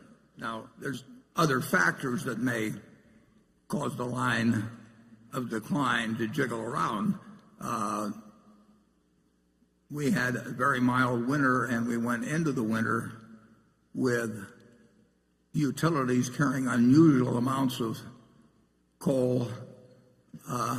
And ironically, part of the reason for that was that our service the year before had been bad, and they'd gotten low on coal, so then they compensated by bringing in more than they needed just to catch up.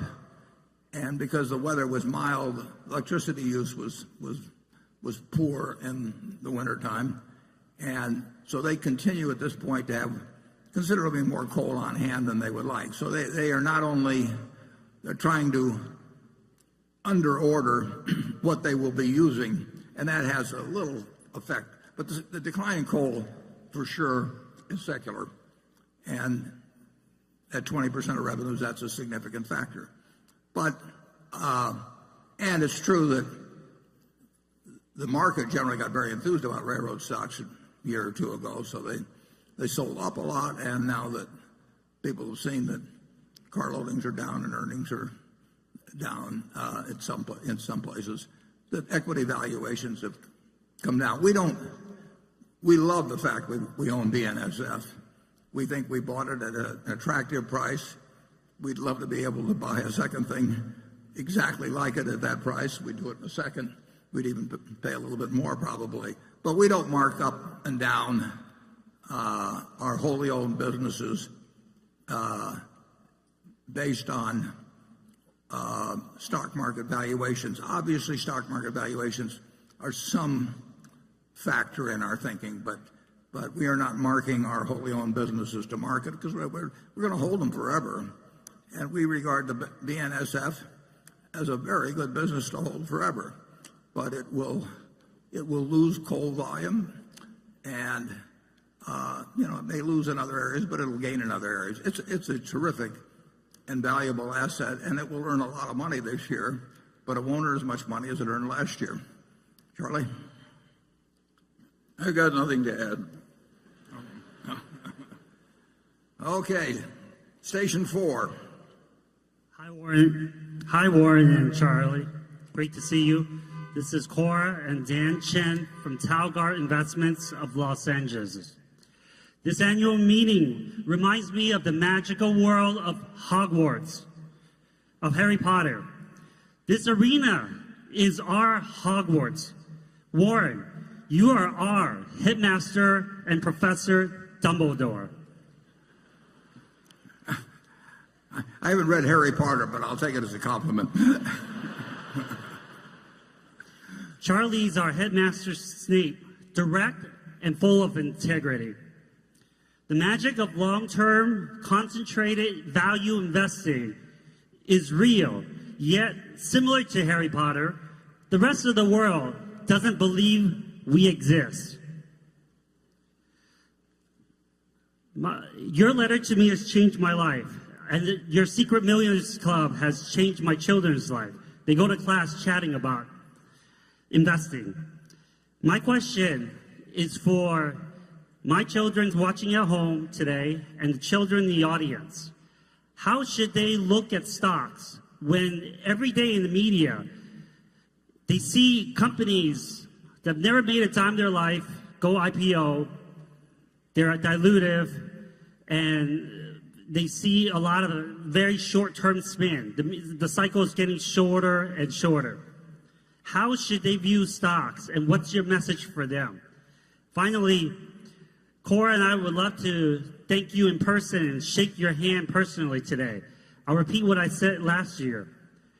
Thank you for setting the seeds for my generation to sit in the shade. and for my children's generation to sit in the shade with the Secret Millionaires Club. I truly walk amongst giants. Thank you. Would you mind repeating the whole thing? The Secret Millionaires Club, we want to give great credit to Andy Hayward on that. I think it has helped. I know it's helped thousands and thousands of children, and it was Andy's idea, and it grows in strength, and having young children learn good lessons in terms of handling money and making friendships and just generally behaving as better citizens it's a great objective, and Andy makes it easy for him to do. So on his behalf, I accept your comments. You don't have to really worry about what's going on in IPOs or people making money. People win lotteries every day, but there's no reason to have that affect you at all. You shouldn't be jealous about it. I mean, if they want to do mathematically unsound things, and one of them occasionally gets lucky, and they put the one person on television and the million that contributed to the winnings with a big slice taken out for the state, don't get on there. It's nothing to worry about. Just all you have to do is figure out what makes sense, and you look at buying. When you buy a stock, you get yourself in the mental frame of mind that you're buying a business. And if you don't look at a quote on it for 5 years, that's fine. You don't get a quote on your farm every day or every week or every month. You don't get it on your apartment house if you own one. If you own a McDonald's franchise, you don't get a quote every day. You want to look at your stocks as businesses and think about their performance as businesses. Think about what you pay for them as you would think about buying a business, and let the rest of the world go its own way. You don't want to get into a stupid game just because it's available. And I'm going to say a little bit more about that close to the break. But with that, I'll turn it over to Charlie. Yeah, well, I think that your children are right to look for people they can trust in dealing with stocks and bonds. Unfortunately, more than half the time, they will fail in a conventional answer. So they really have they have a hard problem. If you just listen to your elders, they'll lie to you and spread a lot of folly. But they really have an easy problem. What? In the sense that American business as a whole is going to do fine over time. So the only way that they can... But not the average client of a stockbroker. Well, we'll get to that later. The stockbroker will do fine. Yes, that's true. Yeah. But they don't have to do that, and we can talk. Well, I'd rather address that just a little later. But you don't want to worry. You don't want to be. A lot of problems, Charlie would say, are caused by envy. You don't want to get envious of somebody who's won the lottery or bought an IPO that went up. You have to figure out what makes sense and follow your own course. Becky? This question comes from a shareholder named Elisa Kang Lee in Singapore, and this has to do with NV Energy's issue with solar energy in Nevada. Can the chairman help his environmentally conscious shareholders understand why NV Energy has lobbied for new rules in Nevada that make it prohibitive for households to use solar energy? Is there a good reason that we haven't yet heard about? And can the chairman or vice chairman share their views on whether there's a need to implement an environmental, social, and governance policy on Berkshire investments going forward?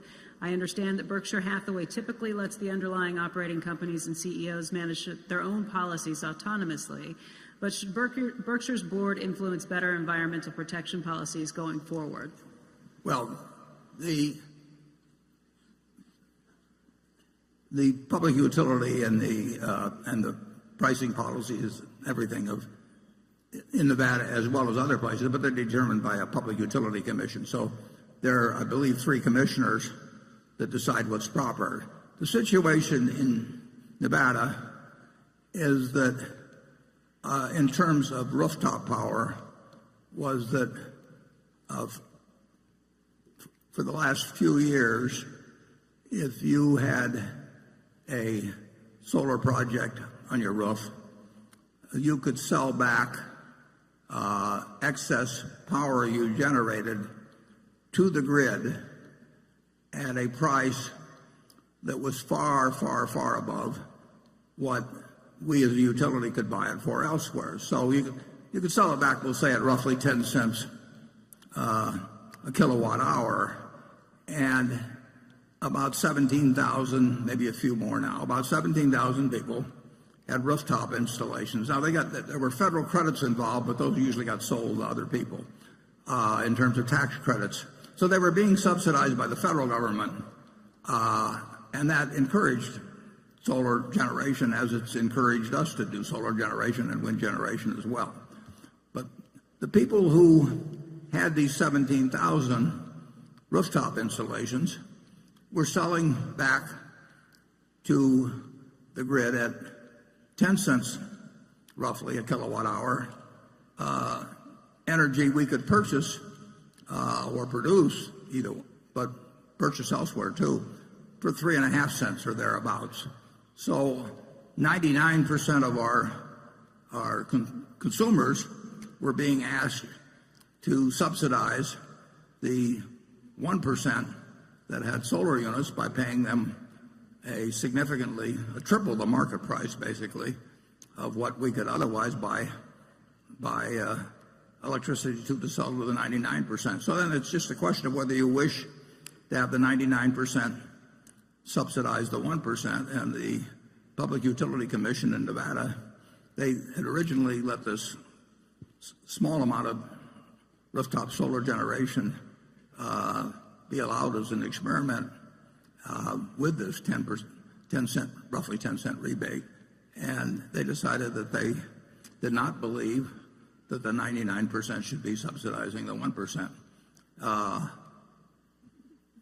There's no question that for solar to be competitive, just like wind, it needs subsidization. The costs are not yet at a level where it becomes competitive with natural gas, for example. And who pays the subsidy gets to be a real question if you want to encourage people to use renewables. And in general, the federal government has done it through tax subsidies, which mean taxpayers generally throughout the country subsidize it. And the Public Utility Commission in Nevada decided, after seeing this experiment, they decided that it was not right for well over a million customers to be buying electricity at a price that subsidized these 17,000 people and therefore increased the prices of electricity for the million.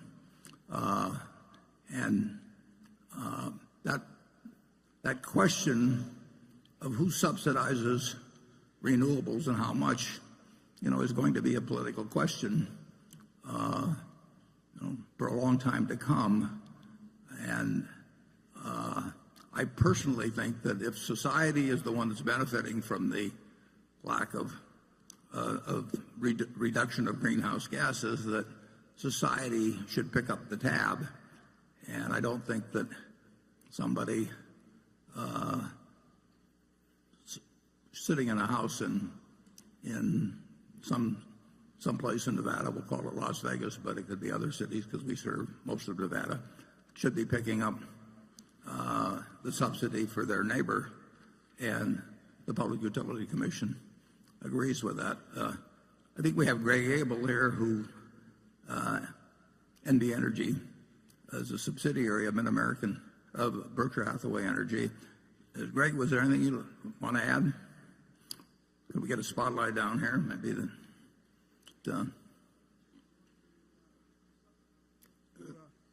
it's not live there. It's on? I think it's on now. So as usual, Warren, you summarized it extremely well. When we think of Nevada, it's exactly as you described. I would just add a few things. One, as you've touched on earlier, we absolutely support renewables. So we start with the fundamental concept that we are for solar. But as you highlighted, we want to purchase renewable energy at the market rate, not at a heavily subsidized rate. That one of the customers will benefit from and harm the other 99%. And it goes back to being as fundamental as this. If you take, as you touched on, a working family in Nevada who can't afford the rooftop unit, and you ask them, do you want to subsidize your neighbor, that 1%? The answer is clearly no. At the same time, we're absolutely committed to Nevada utilizing renewable resources, and absolutely proud of what our team's doing. By 2019, we'll have eliminated or retired 76% of our coal units and be replacing it with solar energy. So we're on a great path there. Thank you. And we're just going to encourage our team, and with the work of the commission and obviously led by the state, we'll head down a great path. Thank you. Yeah, if the projectionist would put up slide 7, it will give you a view of what the situation is. And this counts all of our Berkshire Hathaway energy operations. And you can see in the 20-year period, we'll have a 57% reduction. You wouldn't want a 100% reduction tomorrow. Believe me, the lights would be off all over the country. But it's moving at a fast pace. But you want to be sure that you treat fairly the people involved in this, because somebody pays the cost of electric generation. And I do think that if you're doing something that's to benefit the planet, and it's important that it be done, but that you have the cost be assessed for that, not on a specific person who's having trouble perhaps meeting ends meet in their job. And obviously, if you got over 1 million customers in Nevada, a lot of them are struggling. A lot of them are doing fine too. But they are not the ones, in my view, to subsidize the person who could afford to put the solar unit in. Okay. Cliff? Over the past year, we've learned, perhaps I've learned, that Berkshire's results are more influenced by oil markets than I previously appreciated.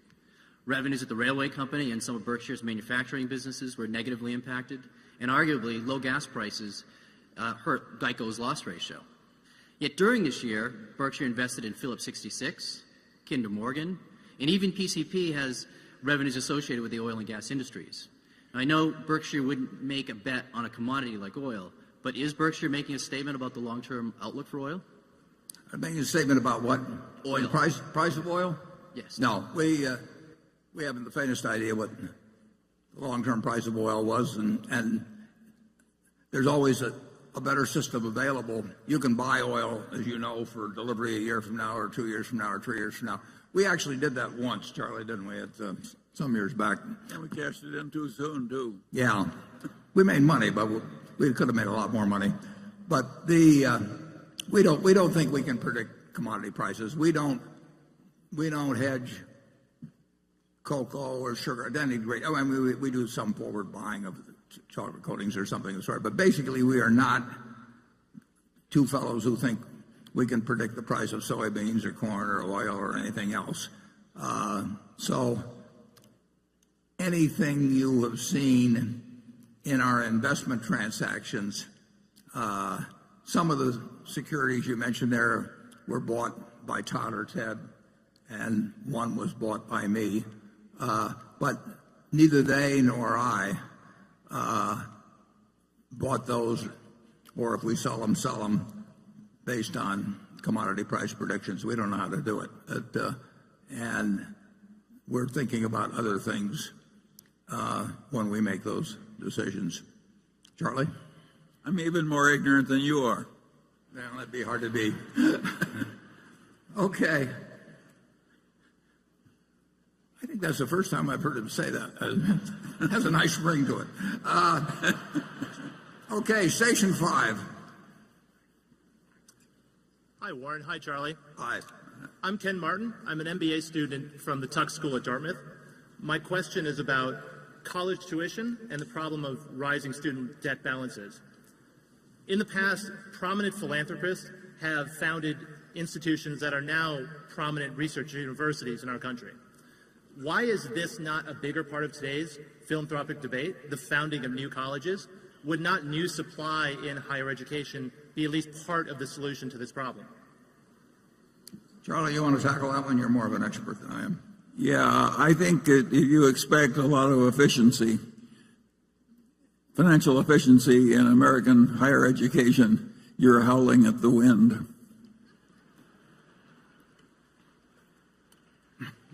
Well, I think he's also talking about just more philanthropy delivered there. Am I right? Or want to give him the light back on there? Yeah, that's right. What's the question again? The question about is maybe whether more philanthropy ought to be devoted to that relatively because of the cost. But well, I do a lot more than Warren does in this field, and I'm frequently disappointed. But the monopoly has kind of, and bureaucracy have kind of pernicious effects everywhere, and the universities aren't exempted from it. But of course they are the glory of civilization. And if people want to give more to it, well, I'm all for it. yeah, you've got the option of very good state schools, and we spend a lot of money on education in this country. If you take kindergarten through 12, it's interesting. People talk about entitlements in this country. They say it's terrible. We have all these entitlements for Social Security and everything. We have entitlements for the young. We spend $600 billion a year educating 50 million kids in the public schools between kindergarten and 12th grade. And just think of what that is as an entitlement. Nobody ever seems to bring that up. But it's a huge, and I believe in it, obviously. But, the people in their working ages, generally speaking, I think in a rich society have an obligation to both the young and the old. And based on the amount we spend, if we have problems with our school system, it's not because we're cheap. There are other problems that contribute to it. In terms of the money we put out, we're right up there. But I was the trustee of a college that saw the endowment go from $8 million to over $1 billion, and I didn't see the tuition come down, and I didn't see the number of students go up. Nothing went up, except the professors' salaries. Yeah. From $8 million to $1 billion. I mean, and very, very decent people running the place. But when you read the figures on endowment of the big schools, and some of them have really gotten up in the big numbers, the main objective of the people running the endowment is have the endowment grow larger. And that will be ever thus. That is the way humans operate. You have any more comments on that, Charlie? You've seen a lot. I've made all the enemies I can afford at the moment. Okay.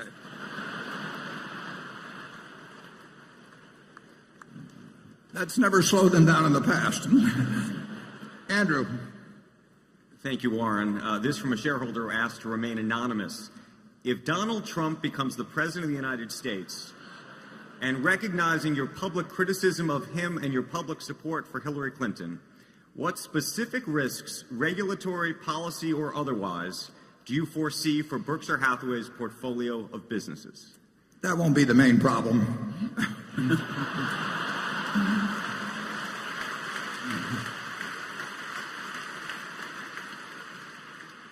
Well, government, is a very big factor in our business and in all businesses. I mean, there's the very broad policies that affect practically everybody, and sometimes there can be some pretty specific policies. But I will predict that if either Donald Trump or Hillary Clinton becomes president, and one of them is likely to be, very likely to be, I think Berkshire will continue to do fine. Charlie? I'm afraid to get into this area. Yeah, we've operated under all. I mean, we've operated under price controls. I mean, we've had 52% federal taxes applied to our earnings for many years. Even, I mean, they were higher at other times, but we've had regulations come along, and in the end, business in this country has done extraordinarily well for a couple of hundred years, and it is adapted to the society, and the society is adapted to business. This is a remarkably attractive place in which to conduct a business. Imagine in a world of practically zero interest rates, American business earning terrific returns on tangible equity. I mean, those are the assets that were actually employed in the business. The numbers are staggering. And, people who've had their money in savings accounts or something that get destroyed. But owners of business, if you look at returns on tangible equity, just check them out sometime. And they have not suffered, even as people who own fixed income instruments have suffered enormously. And, farm prices are down now. Farmer income has fallen off a lot in the last couple of years, but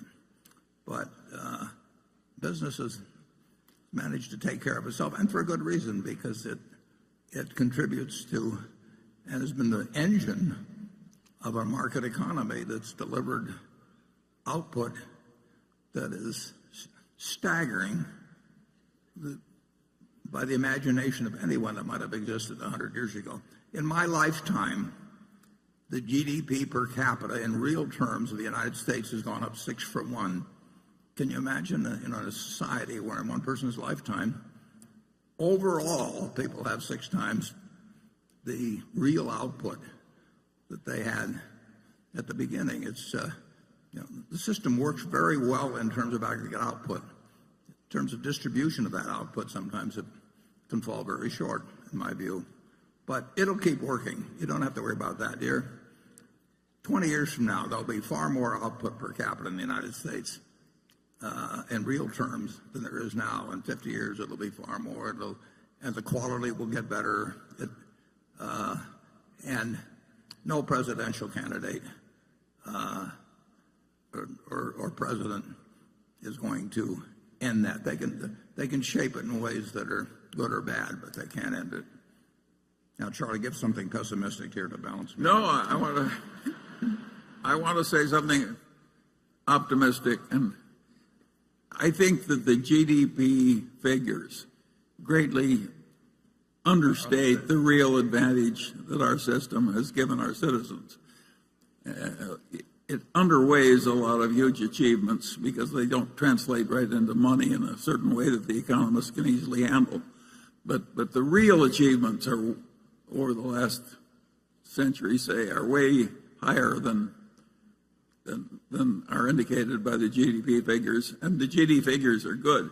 I don't think the future is necessarily going to be quite as good as the past, but it doesn't have to be. There's no one you'll run into, at least in my experience, that says, with my same talents, I wish I'd lived 50 years ago instead, born 50 years earlier. But a majority of the American public thinks that it's a bad time to be born today compared to when they were born. They think your children went out.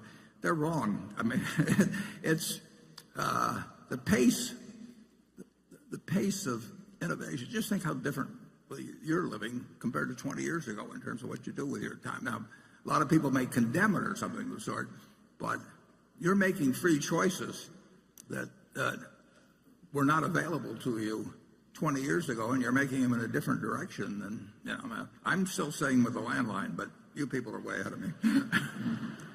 Okay, Greg. Warren, late last year we saw Canadian Pacific make a hostile bid for Norfolk Southern, a combination that would have linked Canada's second largest carrier with one of the 2 largest railroads in the eastern U.S. This move led to a largely negative reaction from not only Norfolk Southern, but from federal and state lawmakers, shippers, and other railroad operators, even though a formal evaluation process hadn't even begun with the U.S. Surface Transportation Board. Canadian Pacific eventually backed down. Looking back to 1999, when the Transportation Board blocked a proposed merger between BNSF and Canadian National, the attitude was that any additional mergers amongst railroads would have to be accretive to competition. What do you think they meant by this? And if one believes that the hookup of one of the two major western railroads with one of the two eastern railroads would not alter the current landscape, where most shippers have just two choices amongst the large railroads operating in the region, and could actually generate efficiencies and cost savings that could be passed along to customers, how does a combination of someone like BNSF with Norfolk Southern or CSX not satisfy their goal? I think now there's, and Matt Rose, is he here? He can probably answer that, some of that better than I can, certainly. He can answer all of it better than I can. There's Matt, yeah. Yeah, so the statement is exactly right. Back in 1999, we had a failed merger with Canadian National. New rules were put in place by our regulator, a little group called the STB.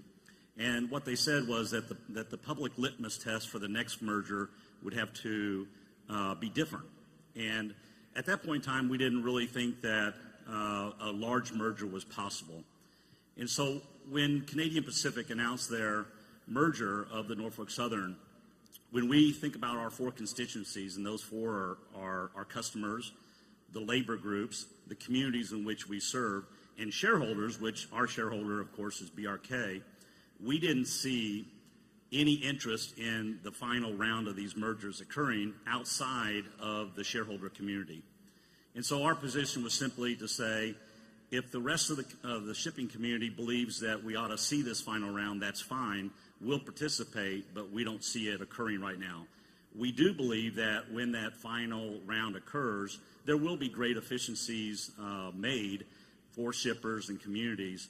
But right now, we don't see the dynamics in place. So what are those dynamics? It'll be as the country continues to grow in population from where we are today, 315 million people, to say 320, 330, 350. Transportation becomes more scarce, and the railroads will need to do more. And that's really when we think the next round will occur.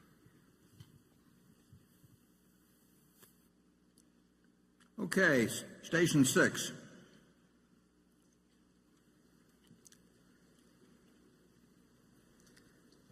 Hi, my name is Michael Mazia. I'm from Brooklyn, New York, and I'll be starting at Wharton Business School in the fall. In an interview with Bloomberg Markets recently, Jamie Dimon defended the role banks play in financial markets, saying banks aren't markets. The market is amoral. You're a trade to the market. A bank is a relationship. But banks, namely investment banks, have struggled as regulators have favored market-based solutions, and many of those relationships investment banks have worked so hard for have proven to be less lucrative, especially compared to the growing fixed costs of supporting them. As it relates to our marketable securities portfolio, how do you feel about the investment banking component, particularly as Wells moves into that space? Would you feel differently if the cost basis was higher? And Warren, Charlie, thank you so much for doing this every year. Thank you. Well, I didn't totally get that, but does he feel the investment banking firms are being disadvantaged? Well, he's basically, how do we feel about, Jamie says that you can't make as much money as you used to out of relationships, and it's getting tougher and so forth. Yeah. Well, the public policy since 2008 and 9 has been to very much toughen up capital requirements in a variety of ways for banks, but it is specifically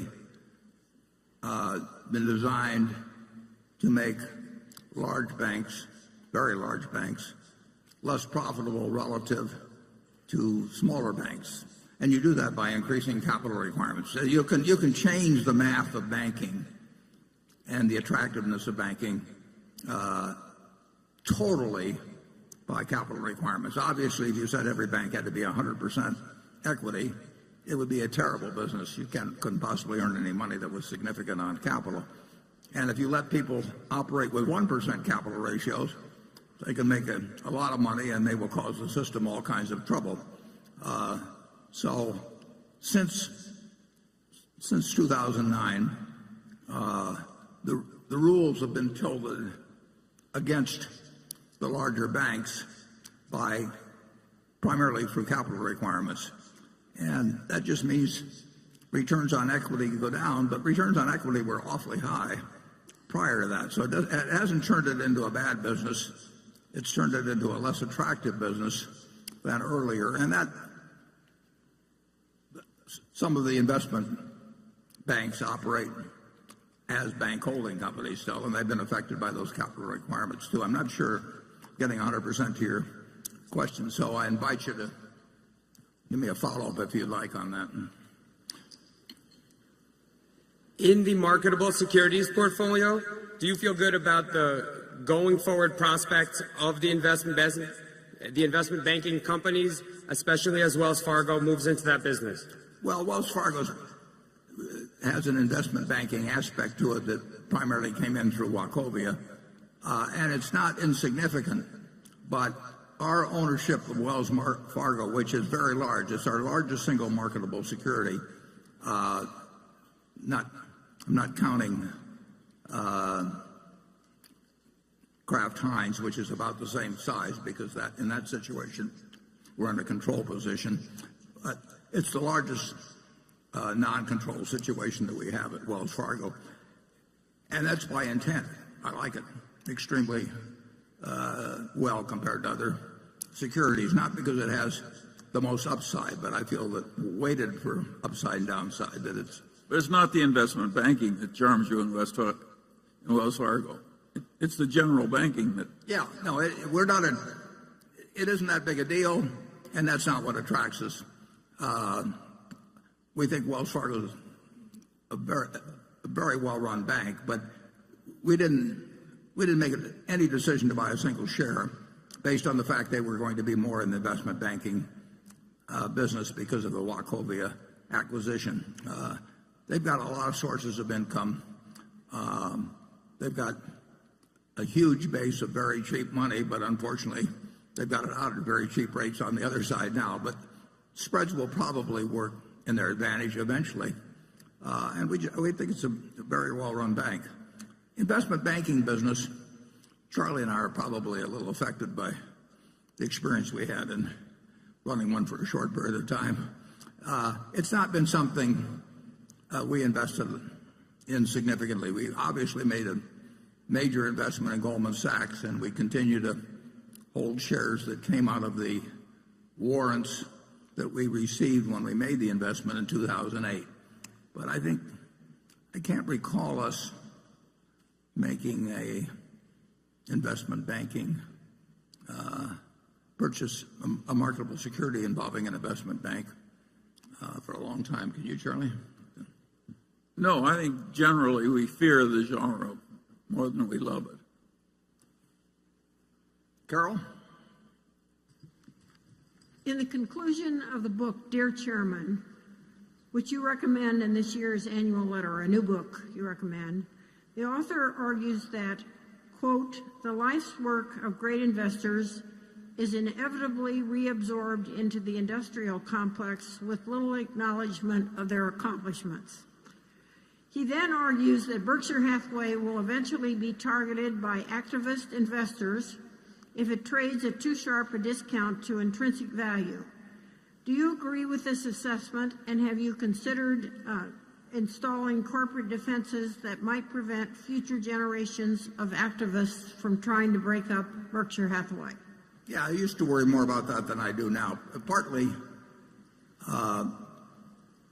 size is one factor.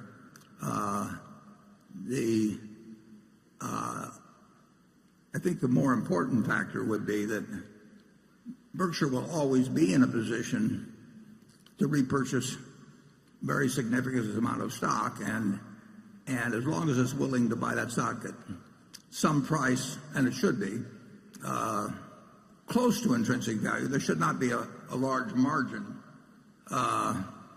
in terms of anybody that might come along and think there'd be a lot of money to be made by breaking up, there would be money lost by breaking it up in terms of there'd be certain advantages lost. Mid-American Energy could not have done what it has done in renewables without Berkshire being the parent. I mean, if it had been split off, it would have been worth, the parts would have been worth less than the whole. And there are other, I could give you significant instances of that in other cases. So I don't think there will be a spread that will be enticing to anyone. And beyond that, I think the numbers involved would be staggering. And I think we have a shareholder base that recognizes the advantages of both the Berkshire businesses and its culture. And so I think it's very, very unlikely. But there have been periods in business history where stocks sold where practically all stocks sold at dramatic discounts from what you might call intrinsic value. And it's interesting that very little activity occurred there. In the 1974 period, 1973 and 74, there were really good companies, one of which was Cap Cities, for example, that Tom Murphy ran, that was selling at a huge discount to what it was worth. But people did not come along then, so to some extent, when the discounts are huge, money is hard to get. It's not a huge worry with me. Actually, in my own case, because of the way my stock will get distributed to philanthropies after I die, it's very likely that my estate for some years would be by far the largest shareholder of Berkshire in terms of votes, even with this distribution policy that occurs. It's not something I worry about now. I used to worry about it some, but it's not a factor now. Charlie? Well, I think we have almost no worries at all on this subject, and that most other people have a lot of thoroughly justifiable worry, and I think that helps us. So I look forward on this subject with optimism. You want to explain how it helps us, Charlie? Well, if you're being attacked by people you regard as evil and destructive and so on, and you want a strong ally, how many people would you pick in preference to Berkshire? My name is Warren Buffett, and I approve of that message. Jonathan. Leasing has quietly become an important contributor to Berkshire's earnings, with its several leasing units logging about $1 billion in combined annual pre-tax income. Could you talk about Berkshire's competitive advantages in its various leasing businesses, including containers, cranes, furniture, tank cars, and rail cars? Are there other leasing businesses you would be interested in entering, for instance, airplanes or commercial auto fleets? Plane leasing companies in particular seem to sell for reasonable prices and are often available.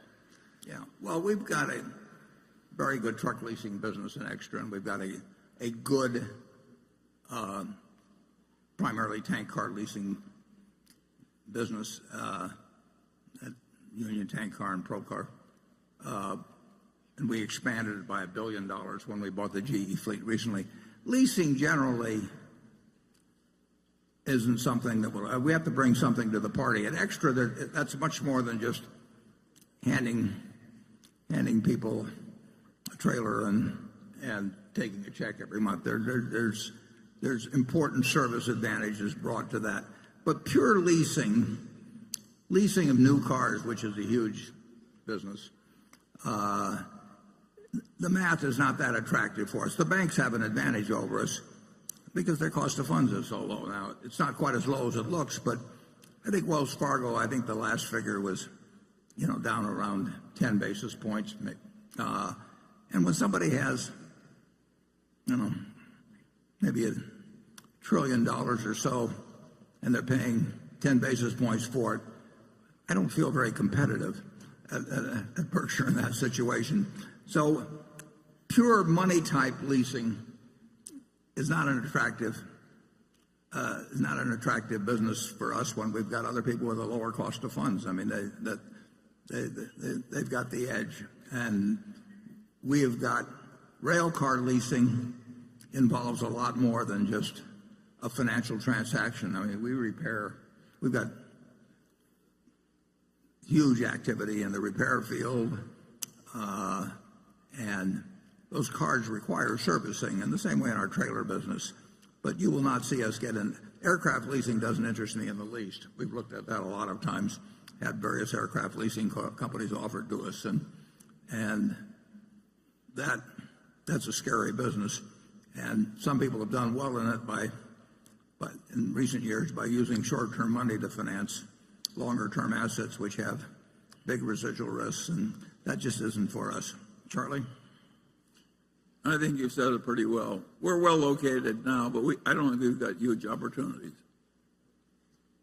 Okay, Station 7.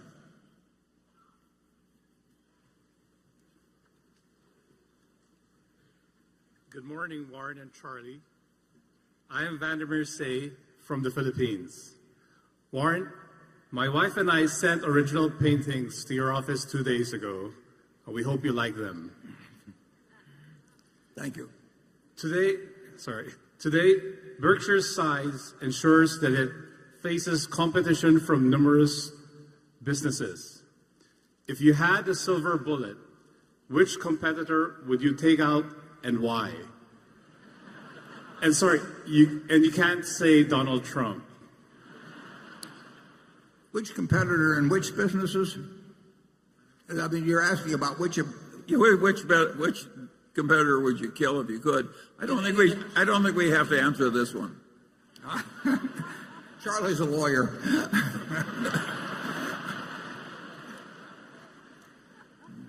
But I've thought about the question. Now we have lots of tough competitors, and in many areas we're a pretty tough competitor ourselves. And what we want our managers to be doing, is thinking every day about how to achieve a stronger competitive position. We call it widening the moat. But we want to turn out better products. We want to keep our costs down to a minimum. We want to be thinking about what our customers are likely to be wanting from us, a month, a year, 10 years from now.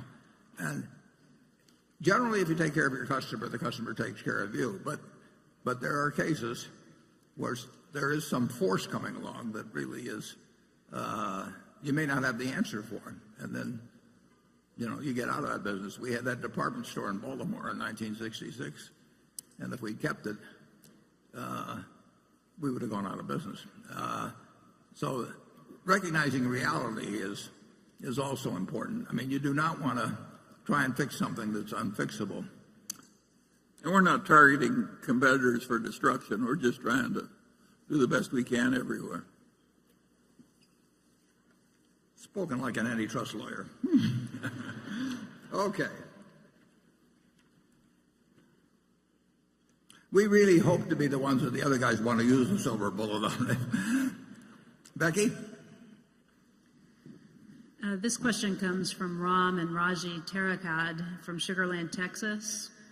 He writes, my wife and I have the vast majority of our net worth invested in Berkshire and in shares of the Sequoia Fund. Mr. Buffett, you have endorsed the Sequoia Fund on more than a few occasions. Recently, the Sequoia Fund has been in the news because of its large position in Valiant Pharmaceuticals. Mr. Munger has termed Valiant's business model highly immoral. Mr. Buffett, do you agree with Mr. Munger's assessment? Have your views about Sequoia Fund changed? Also, as you know, Sequoia is an admirer and large holder of Berkshire stock. Yeah, in a sense, I'm the father of Sequoia Fund in that when I was closing up my partnership at the end of 1969, I was giving back a lot of money to partners, and these people had trusted me, and they wanted to know what they should do with their money. And we helped out those who wanted to put it in municipal bonds for a few months. Bill Scott and I stayed around and helped those people come up with those, but most of them were equity-oriented type investors. And we said there were two people that we admired enormously in the investment business, not simply because they were terrific investors, but they were terrific people. And they would be the kind of people that you'd make trustee of your will. So those two, one of whom is in the room, Sandy Gottesman, our director, and one was Sandy and one was Bill Ruane. They were friends themselves. So Sandy took on a number of our clients, a number of our partners, and they became clients and very happy clients of his, and I'll bet some of them are still clients, or their children or grandchildren are to this day. Others went with Bill. A lot of them went with both of them, actually. In fact, I wouldn't be surprised if the majority, who had a lot of money, gave some to Sandy and gave some to Bill. But Bill, we had a lot of people whose total funds were really not of a size that made them economic individual clients. And so Bill, who would not have otherwise set up a fund, Bill said, I'll set up a fund, and it actually had an office in Omaha. John Harding, who used to work for me, became the employee here, and a number of our ex-partners, my ex-partners, joined Sequoia Fund as a way to find an outstanding investment manager, like I say, both for ability and for integrity, and could deploy small sums with him. And Bill ran Sequoia until I think roughly 2005 when he died, and did a fantastic job.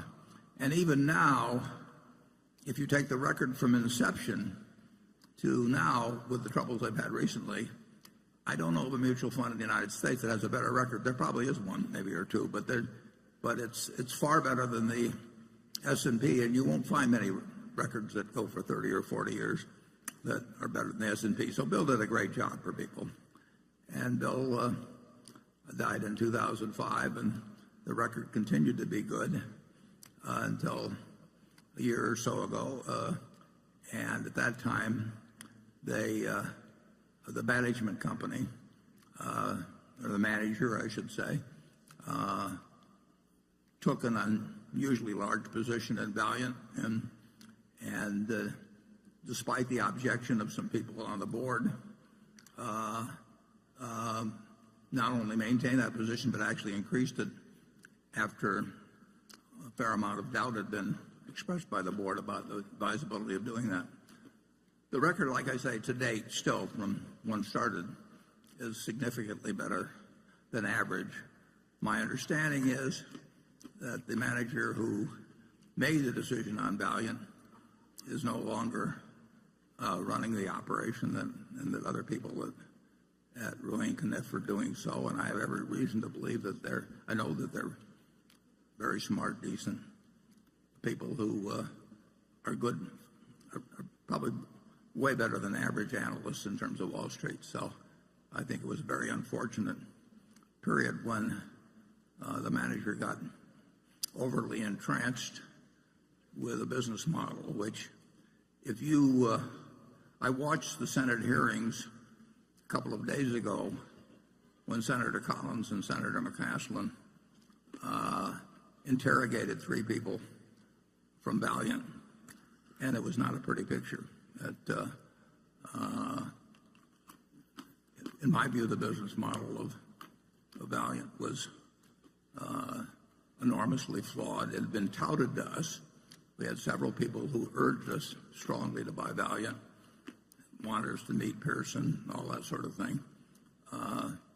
But it illustrated a principle that Pete Keywood, I think, said many, many years ago. He said, if you're looking for a manager, find somebody that's intelligent, energetic, and has integrity. And he said, if they don't have the last, be sure they don't have the first two. If you've got somebody who lacks integrity, you want to be dumb and lazy, you know. And if you get an intelligent, energetic guy or woman who is pursuing a course of action which if put on the front page, would make you very unhappy. You can get in a lot of trouble. It may take a while. But Charlie and I have seen, and we're not remotely perfect at this, I don't mean that, but we've seen patterns. Pattern recognition gets very important in evaluating humans and businesses. And the pattern recognition isn't 100%, and none of the patterns exactly repeat themselves, but there are certain things in business and securities markets that we have seen over and over and that frequently come to a bad end, but frequently look extremely good in the short run. One which I talked about last year, I'm not referring to value in this regard, is the chain letter scheme, the disguised chain letter. You're going to see chain letters the rest of your life. Nobody calls them chain letters because that has a connotation that will scare you off, but they're disguised chain letters, and many of the schemes in Wall Street that are designed to fool people have that particular aspect to it. And there were patterns at Valiant that I think certainly if you go and watch those Senate hearings, I think you'll decide that there were patterns there that really should have been picked up on, and it's been very painful to the people of Sequoia. And I personally think that the people that are running Sequoia now are able people, and I'll get into in a second the difficulty of managing money. But first I'll give Charlie a chance to comment on this. Well, I totally agree with you that Sequoia, as reconstituted, is a reputable investment fund, and that the manager, as reconstituted, is a reputable investment advisor. And I've got quite a few friends and clients that use Roy and Kniff, and I've advised them to stay with the place as reconstituted. And I believe you've done the same thing, haven't you? Right. So we trust, we think the whole thing is fixed. Now, Valiant, of course, was a sewer, and those who created it deserve all the opprobrium that they got.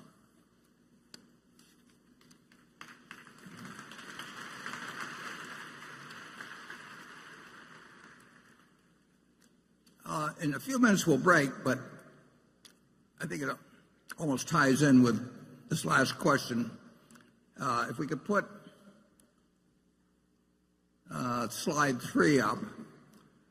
I promised, some years ago I made a wager, and I promised to report before the lunch how the wager was coming out.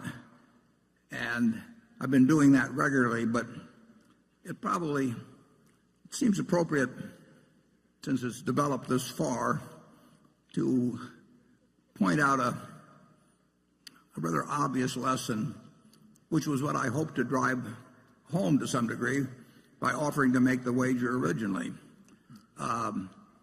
Incidentally, when I offered to make the wager,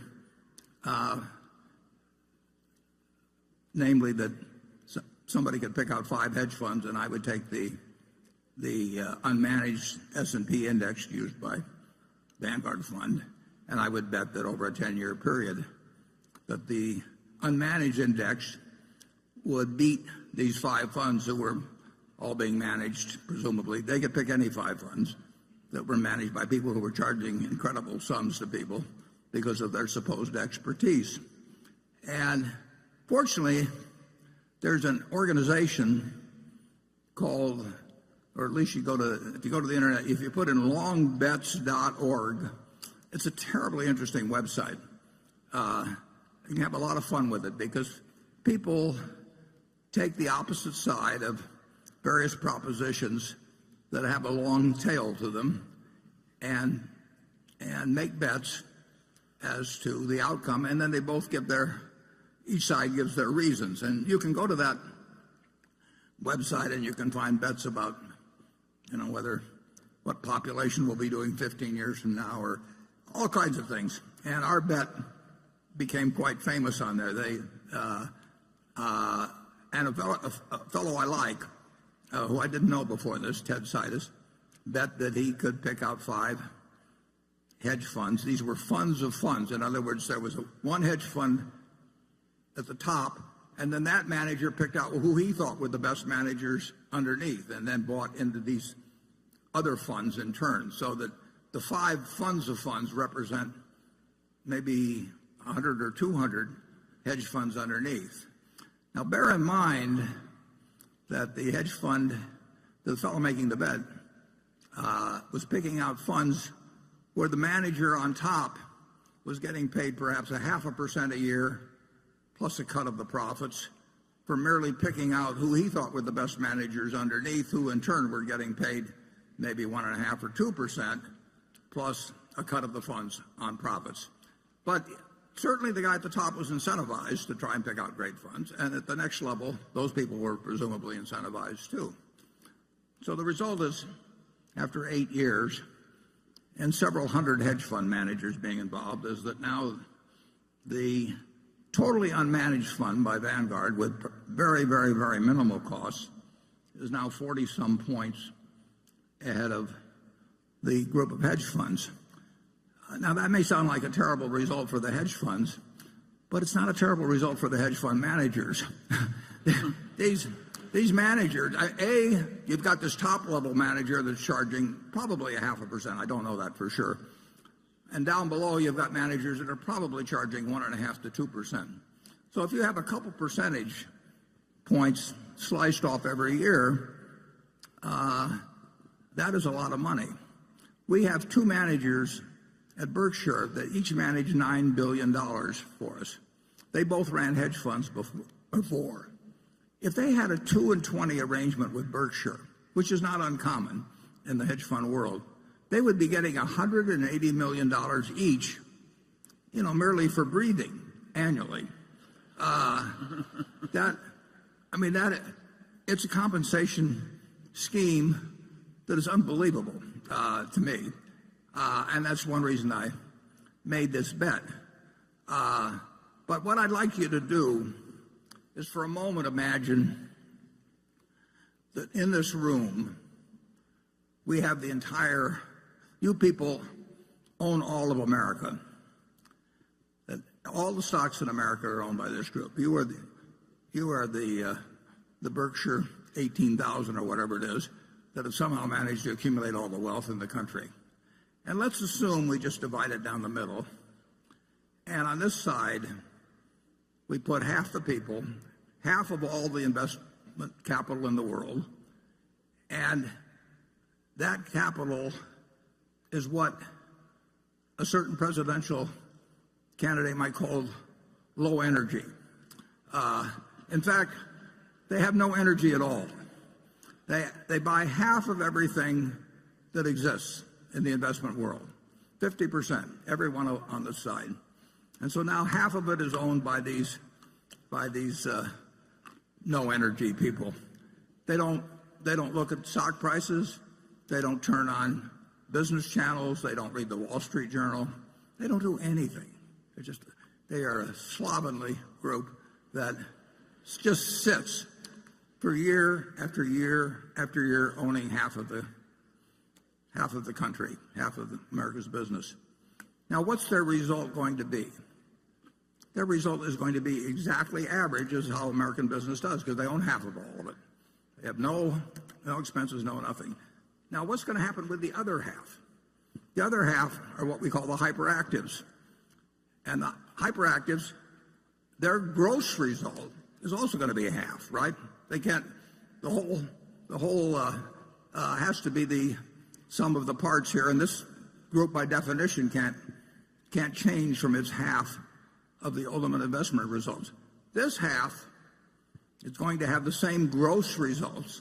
They're going to have the same results as the no energy people, and they're also going to have terrific expenses because they're all going to be moving around, hiring hedge funds, hiring consultants, paying lots of commissions and everything.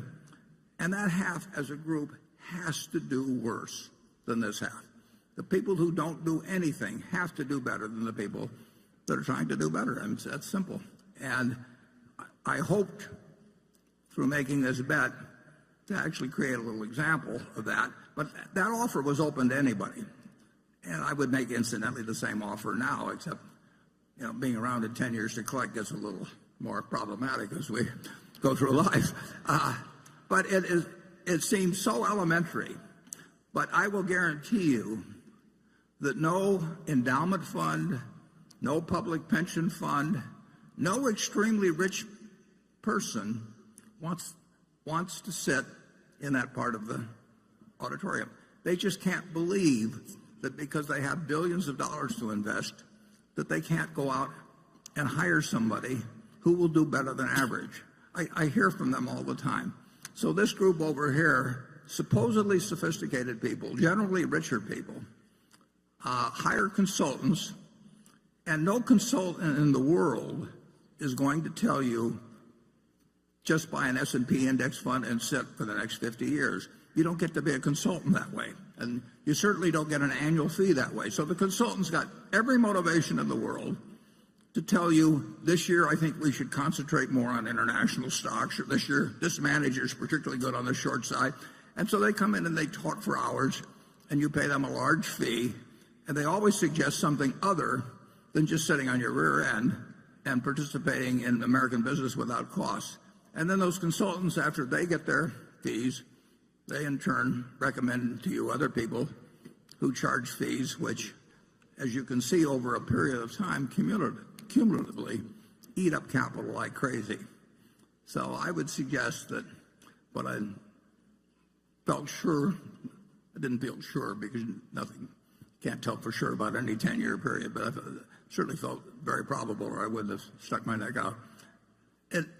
It just demonstrates so dramatically. I've talked to huge pension funds, and I've taken them through the math, and when I leave, they go out and hire a bunch of consultants and pay them a lot of money. And it's just unbelievable. And the consultants always change the recommendations a little bit from year to year. They can't change them 100% because then it didn't look like they knew what they were doing the year before. So they tweak them from year to year, and they come in and they have lots of charts and PowerPoint presentations, and they recommend people who in turn are going to charge them a lot of money, and they say, well, you can only get the best talent by paying 2 and 20 or something of the sort. And the flow of money from the hyperactive to what I call the helpers is dramatic, while this group over here sits here and absolutely gets the record of American industry. So I hope you'll realize that for the population as a whole, American business has done wonderfully, and the net result of hiring professional management, is a huge minus. And at the bookstore, we have a little book called Where Are the Customer's Yachts? Written by Fred Schwett. I read it when I was about 10 years old. Been updated. It hadn't been updated, but new editions have been put out a few times, but the basic lessons are there. That lesson is told in that book from 1940. It's so obvious, and yet all the commercial push is behind telling you that you've got to think about doing something today that's different than you did yesterday. You don't have to do that. You just have to sit back and let American industry do its job for you. Charlie, do you have anything to add to my sermon? Well, you're talking to a bunch of people who have solved their problem by buying Berkshire Hathaway. That worked even better. And there have been a few of these managers of managers who've actually succeeded. There are a few in the universities who are really good, but it's a tiny group of people. It's like looking for a needle in a haystack. And when I was given the job of naming two in 1969, I knew two. I knew a couple of others. Charlie wasn't interested in managing more money then, and my friend Walter Schloss did not scale up well, although he had a fabulous record over 45 years or thereabouts. But that was all I could come up with at that time. And fortunately, I did have a couple. And the people who went with Sequoia Fund have been well served if they stayed for the whole period. But the people, there's been far, far, far more money made by people in Wall Street through salesmanship abilities than through investment abilities. There are a few people out there that are going to have an outstanding investment record, but there are very few of them. And the people you pay to have identify them don't know how to identify them, and they do know how to sell you. And that's my message. We'll come back at 1 o'clock. Thanks. Yahoo's exclusive live stream of the Berkshire Hathaway annual meeting. I'm Alexis Christoforous at the CenturyLink Center in Omaha, Nebraska, joined by Yahoo Finance Editor-in-Chief Andy Serwer. In just a second, we'll play you a highlight of the presentation. But Andy, curious just to get your takeaway from this morning's Q&A. Lots of topics were discussed for sure. A lot of stuff. And just to give you a little bit of a flavor of what it was like in the hall, the CenturyLink Arena itself, completely packed, 17,000 seats. I talked to someone who said, I've been to the Oscars, I've been to the Emmys, there's always a few seats in the back. Not here. People quiet, you could hear a pin drop almost, hanging on every word. And I thought there were a number of interesting topics, Alexis. One thing, for instance, insurance, which has been a core part of the business. And Buffett saying not so sanguine about it anymore. Low rates, the returns aren't what they used to be, and a lot of new players coming into the business. That was kind of interesting. Also reaffirming his confidence in Wells Fargo. And a broader point there, you know, if you're a CEO or work for a company and Buffett checks you off during this annual meeting, that's a good thing. You're breathing a sigh of relief, and you know you get the high sign from the Oracle of Omaha, and that's great stuff. It certainly is. You know, I don't know if you can hear this music behind me, but it's Jay-Z's New York playing, but they actually changed the lyrics, and it's Let's Hear It for Berkshire. So, you know, talk about having your finger on the pulse and being part of pop culture. That's what Warren Buffett does. All right, we want to bring you the first highlight in case you missed it. Carol Loomis's first question to the panel. Take a listen.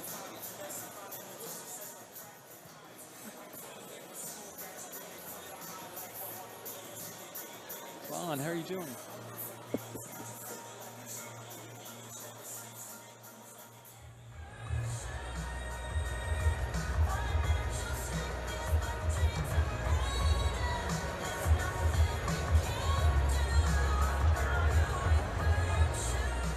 Good morning. I'll make my very short little speech about the fact that the journalists and the analysts, too, have given Charlie and Warren no hint of what they're going to ask. So they will be learning for the first time what that's going to be also. This question comes from Eli Moises. In your 1987 letter to shareholders, you commented on the kind of companies Berkshire liked to buy. Those that required only small amounts of capital. You said, quote, because so little capital is required to run these businesses, they can grow while concurrently making almost all of their earnings available for deployment in new opportunities. Today, the company has changed its strategy. It now invests in companies that need tons of capital expenditures, are overregulated, and earn lower returns on equity capital. Why did this happen? Yeah, well, it's one of the problems of prosperity. The ideal business is one that takes no capital, but yet grows. And there are a few businesses like that, and we own some. But we are not able, we'd love to find one that we could buy for 10 or 20 or $30 billion that was not capital intensive. And we may, but it's harder, and that does hurt us in terms of compounding earnings growth, because obviously if you have a business that grows and gives you a lot of money every year and doesn't take it, it isn't required in its growth, you get a double-barreled effect from the earnings growth that occurs internally without the use of capital, and then you get the capital it produces to go and buy other businesses. And See's Candy was a good example of that. I've used that. Back when the newspaper business was good, our Buffalo newspaper, for example, was a good example of that. The Buffalo newspaper was making, at one time, $40 million a year and had no capital requirements. So we could take that whole $40 million and go buy something else with it. But increasing capital acts as an anchor on returns in many ways, and one of the ways is that it drives us into, just in terms of availability, it drives us into businesses that are much more capital intensive. You just saw a slide, for example, on Berkshire Hathaway Energy, where we just announced, just in the last couple of weeks, we announced a $3.6 billion investment coming up in wind generation. And we pledged overall to have $30 billion in renewables. Anything that Berkshire Hathaway Energy does, anything that BNSF does, takes lots of money. We get decent returns on capital, but we don't get the extraordinary returns on capital that we've been able to get in some of the businesses we require that are not capital intensive. As I mentioned in the annual report, we have a few businesses that actually earn 100% a year on true invested capital. And clearly that's a different sort of operation than something like Berkshire Hathaway Energy, which may earn 11 or 12% on capital, and that's a very decent return, but it's a different sort of animal than the business that is very low capital intensity. Charlie? Well, when our circumstances changed, we changed our minds. Slowly and reluctantly. In the early days, quite a few times we bought a business that was soon producing 100% per annum on what we paid for it and didn't require much reinvestment. If we'd been able to continue doing that, we would have loved to do it. But when we couldn't, we went to Plan B. And Plan B is working pretty well, and in many ways I've gotten so I sort of prefer it. How about you, Warren? Yeah, that's true. When something's forced on you, you might as well prefer it.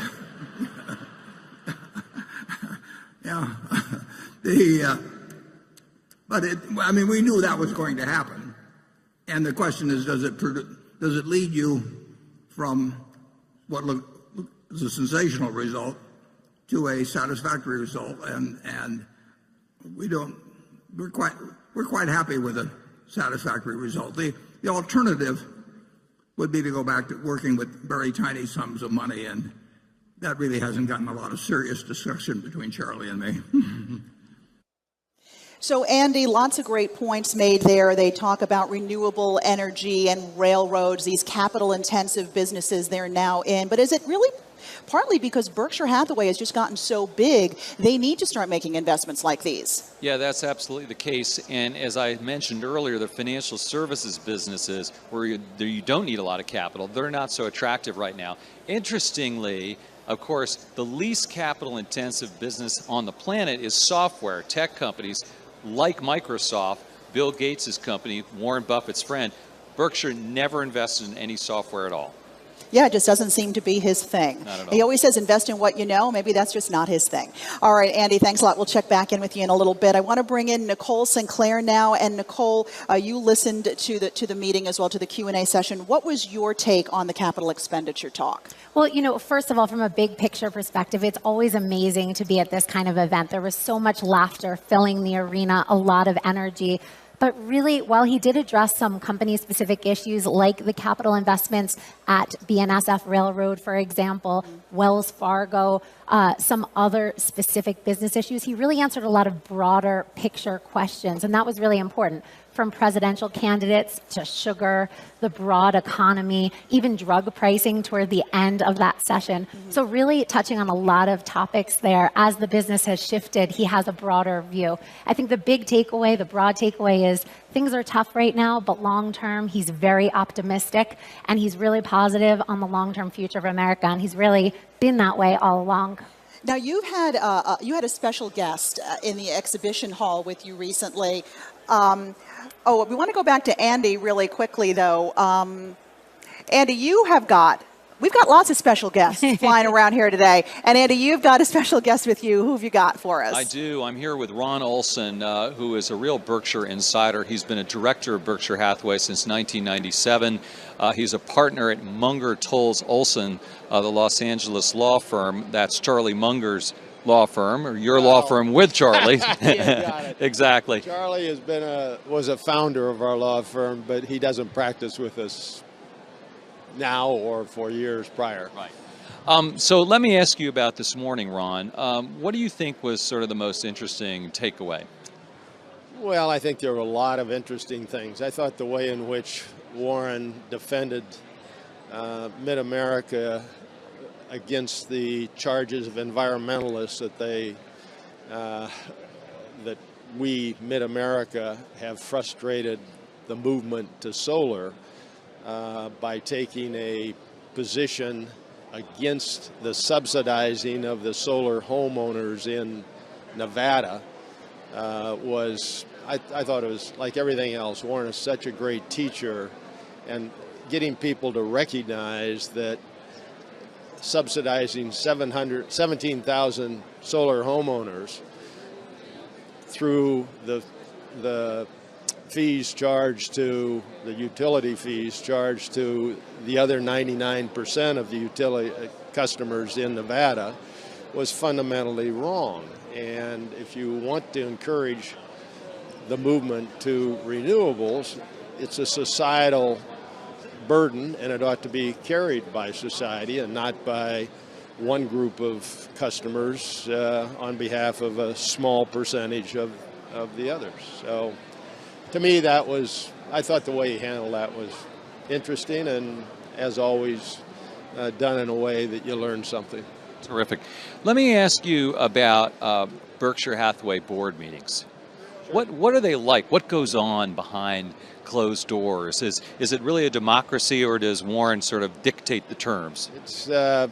It's not nearly as intriguing as all of you on the outside think it is.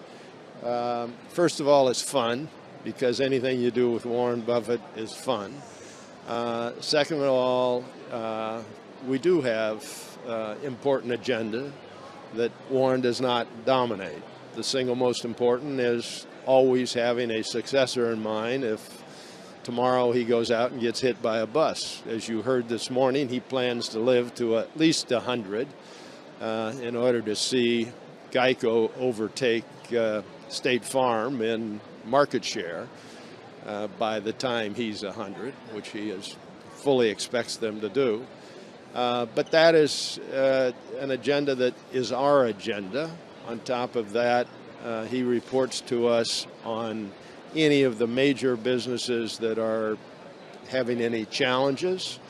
We're talking about, he wants us to understand the bad things more than he wants us to understand the good things, and that's the focus of the meetings. And yes, he has unusual, I would put it in terms of respect for a CEO, but he's earned it, deserved it, and the shareholders benefit from it. And the directors recognize that we've done pretty well following Warren's lead. All right, Ron Olson, Berkshire Hathaway Director, Partner at Munger, Tolles. Olson, thanks very much for coming on. Thank you, Andy. Good. Back to Alexis. Have a good time, everybody. All right, thanks very much to Andy and to Ron, and there is a lot more to come. Thousands have packed the CenturyLink Center, plus Kathy Ireland is among the celebrities that flock to Omaha to be part of this. We'll be speaking with her live. You're watching Yahoo Finance's exclusive live stream of the Berkshire Hathaway annual meeting. Remember, you can also watch this live stream on the Yahoo Finance app. We'll be right back.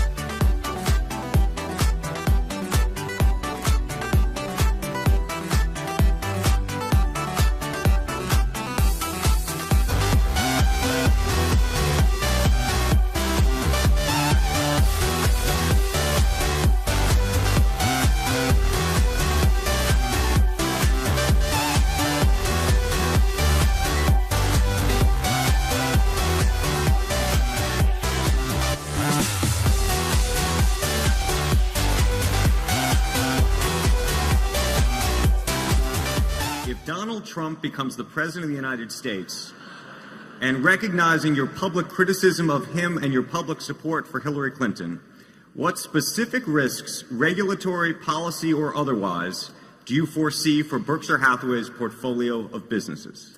That won't be the main problem.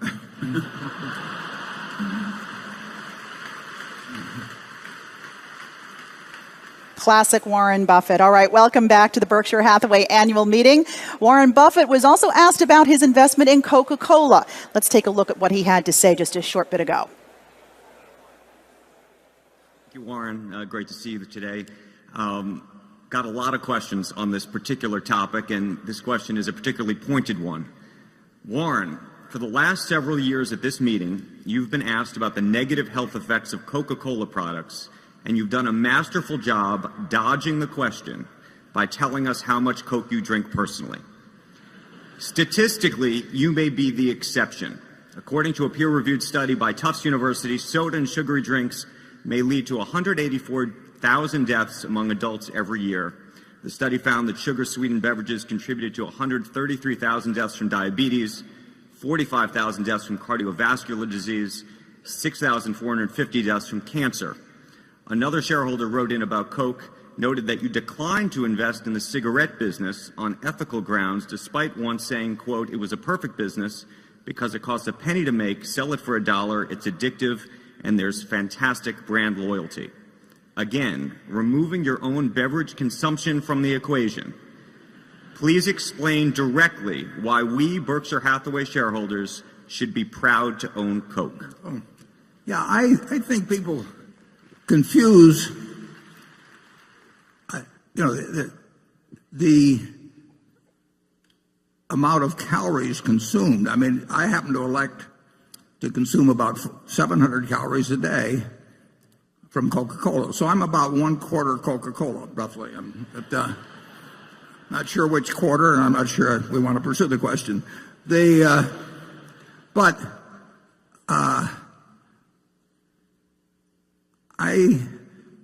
I think if you decide that sugar generally is something that the human race shouldn't have, I think the average person consumes something like 150 pounds of dry weight sugar a year, 125 pounds. I mean, what's in Coca-Cola largely, where the calories come from, is sugar. I elect to get my 2,600 or 2,700 calories a day from things that make me feel good when I eat them. And that's been my sole test. It wasn't a test that my mother necessarily thought was great, or my grandfather, but there are over 1.9 billion 8-ounce servings of some Coca-Cola drink. Now, they have an enormous range of products, I mean, they have a few that are called Coke, Diet Coke, Coke Zero, and that sort of thing. But they have literally thousands of products. 1.9 billion, that's, what is that? That's 693 billion, 500 million 8-ounce servings a year, except it's a leap year. That's almost 100 8-ounce servings per capita for 7 billion people in the world every year. And that's been going on since 1886. And I would find quite spurious the fact that somebody says if you're eating 3,500 or so calories a day and you're consuming 27 or 800, and some of the 3,500 is Coca-Cola, to lay it any particular obesity related illnesses on the Coca-Cola you drink. You have the choice of consuming more than you use. I mean, and I make a choice to eat or to get 700 calories from this. I like fudge a lot, peanut brittle, and I am a very, very, very happy guy. And I don't know. I think, and I'm serious about this, I think if you were happy every day, it may be hard to measure, but I think you're going to live longer as well. So there may be a compensating factor. And I really wish I'd had a twin, and that twin had eaten broccoli his entire life, and we both consumed the same number of calories. I know I would have been happier, and I think the odds are fairly good I would have lived longer. I think Coca-Cola is a marvelous product. I mean, if you consume 3,500 or 4,000 calories a day and live a normal life in terms of your metabolism, something's going to go wrong with your body at some point. But if you balance out the calories so that you don't become obese, I have not seen evidence that convinces me that I'll make it. It'll be more likely I reach 100 if I suddenly switch to water and broccoli.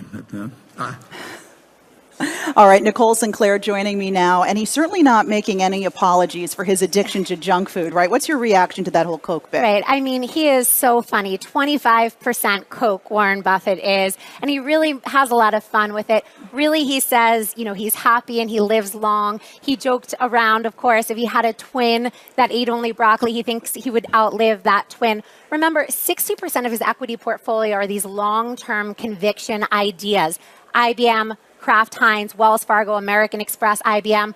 Other than Kraft Heinz, he's owned all of these for a very long time, and they've done very well. So he is stuck behind Coke. He drinks a lot of it, and he's looking pretty good today. So that was a fun answer. Absolutely, and he's living a great long life. I know you had a special guest recently. You sat down with somebody from Burlington Northern Santa Fe. Yes, I spoke with the CEO of BNSF. And Alexis, when Warren Buffett announced the acquisition of BNSF in 2009, he said that it was an all-in investment in the future of America. He talked to me a little bit more about that. So we still have a lot of headwinds, specifically as the commodity super cycle is really coming to a close. Strong dollars, a headwind. Certainly the coal business is a headwind. The rest of the economy on the consumer side actually feels pretty good. So we'll rely on our old standards, a lot of growth in domestic intermodal, and ag should be pretty good for us. So that's the great part about us having a very balanced portfolio. What is the biggest issue for coal? Is it the slowdown in China? Is it alternatives in the U.S.? What are you focused on? It's really low natural gas prices. Yeah. And we've seen low natural gas prices in my period of stewardship of this company go from $13 to now $1.75, and that is really what is hurting coal today. What will hurt coal tomorrow, though, is the Clean Power Act that is matriculating through the EPA and the court system. And what is BNSF doing to cope with some of these changes? Well, certainly we will look at our cost base. We have ways to take costs out of the business. Some of them impact employees, some of them don't. We'll look at our capital allocation process. But at the end of the day, what we really want to do is to find new growth opportunities to replace that lost business that we had. In last year's shareholder letter, Warren Buffett talked a lot about the investment in BNSF. Yeah. How important is that for the future of the business, and what can we expect in the year ahead? Yeah. So capital is really the lifeblood of any railroad, really of any network business like this. And so it's really important. We've got a great company in terms of the level of quality of our physical plant right now. We had the all-time safest year in our railroad from an employee injury standpoint, million train mile derailment standpoint. And that's really important for our employees as well as our communities. And a lot of that is due to the very, very strong infrastructure, the strong capital that we've been able to put in. Do you think more needs to be done from a national standpoint, investing in infrastructure here? Sure. So you hear that all the time. Of course, the problem is nobody wants to pay for it. The railroads have the great alternative of providing private capital, and that's what we do. The nearly $25 billion a year that the railroads collectively put in is about 99.5% all private capital. And that's really great for this country. We're taking ton miles off the highway. We're able to reduce the carbon footprint of our overall supply chain. What we really need to do next is to invest more money into the highway, what we call the interconnectors that feed into the railroad networks as well. Of course, the transportation sector is seen as a leading indicator for the economy, so BNSF's pulse is key. They were plagued by low commodity prices in 2015. That's something that Warren Buffett talked a little bit about today, but Berkshire is investing in the long term for the business. That remains very important, and BNSF an important investment. He said today he would buy another one if he could, even at a higher price. So he stands behind it amid some near-term turbulence. All right, thanks a lot for bringing us that interview, Nicole. And I just want to get Andy's reaction real quick on the floor in the exhibition hall. What are your thoughts on BNSF and the challenges that they face? Nicole had mentioned the commodities prices. Well, it really does touch on a lot of the problems that Buffett faces in his portfolio right now. I mean, if you think about it, first of all, I was a little surprised when he bought the railroad, as he calls it, several years ago. It did benefit from the economic recovery coming out of the Great Recession, but now we're in a slow growth economy, number one. Number two, it's a very capital intensive business. That's been a subject of discussion this morning. And then number three, the stuff that it carries, coal, oil, these are problematic. The oil situation, of course, dangerous to carry. Coal, what happens when the coal business, as it declines, possibly even because of regulatory issues, how will that hurt the rail business? So this is something that Matt Rose, is certainly well aware of, has to deal with, and Buffett knows as well. But, these are headwinds as he himself characterized them. All right, thanks a lot, Andy. We appreciate your insights. And this weekend, Omaha has been transformed into Midwest Hollywood. There's no doubt Warren Buffett is a celebrity in his own right, but the likes of Paul McCartney have been here, as has the cast of Breaking Bad. And the man behind Breaking Bad, creator and executive producer Vince Gilligan, is here with us now. And thank you so much for coming by. Thank you for having me. How many years have you been coming here? This is year 4. This is the 4th meeting I've attended. Okay. So now, what are you, I got to ask, what's this big-time Hollywood producer doing here? I love Omaha, and I love Warren Buffett, and I love his daughter Susie and his grandson Mike, and it's just, they were so warm and inviting to us 4 years ago when we started coming, when we did the Breaking Bad video for the Berkshire meeting, and they kept inviting us back, and we just thought, we're having such a good time, why shouldn't we? And so we've made it an annual event now. My boss at Sony Television, Steve Moscow, arranges for us to come, and I come with my wife Holly and my producer Melissa Bernstein for Breaking Bad, and all these folks. We have such a good time here. Right. So we should explain to the folks, if they don't know, that there is a movie. The meeting starts every year with a movie produced by Buffett. And one year he wanted the cast of Breaking Bad to come in and do something with him because he is a huge fan. And he doesn't tweet a lot. He's just got about 8 or 10 tweets. Right. Yahoo's got a couple of them, and Breaking Bad had one of them. Yes. How did you find out he was such a big fan, and what did you think about it? Well, it was really interesting. I got to give credit to a guy named Michael Kivas, who is Warren's agent, and he's a great guy who I think turned Warren on to Breaking Bad, and once he did, Warren became, as you say, a huge fan. Wait, check it out. Did you see that? We had a picture up there of Buffett dressed as Walter White from the show. That is a really pretty good likeness, I have to say. I don't know which one's scarier. Exactly. So you found out about him liking the show, and what was your initial reaction? I mean, that's pretty cool. I was blown away when in 2013 when we did the movie. And I want to give a shout out to Michelle McLaren, who was one of our greatest director on Breaking Bad. She directed the movie that year. When I found out that Warren was interested in using Breaking Bad as a backdrop for the movie, I was blown away. I mean, this guy's an amazing guy, and to hear that he was a fan of the series was just astounding and just unbelievably flattering. And so now a friendship between the two of you and your family and his family has really formed. I mean, it just, it's just amazing to me that we keep getting invited back every year. I figure one of these years the other shoe's going to drop, and we're going to, but until then, God bless him for having us back. We love being here. Keep enjoying it. What do you think makes him purely American, an American icon? He's a self-made man, and he worked hard to get what he got, and yet he's very humble about it. The business he created, that he and Charlie created, the good that they've done for the shareholders is just it's just really, it's a truly sort of an American story, and yet he's very humble about it, and he's he's just I don't know much about the stock market, and I'm oddly enough I haven't really tried to glean any stock knowledge from him, but why I like spending time, the little time I get to spend with him once a year, is I love how much he loves life and how much he loves his work and loves what he does. To me, that's the best thing that Warren Buffett could teach folks, is just how to love what they do, find what that niche in their lives, find out what they're good at, and then enjoy it and live life to the fullest and be, enjoy it while you have it. That's his what I've learned zest for from him. life is definitely infectious, right? Absolutely. Would you, now I know he's also a fan of the prequel Better Call Saul.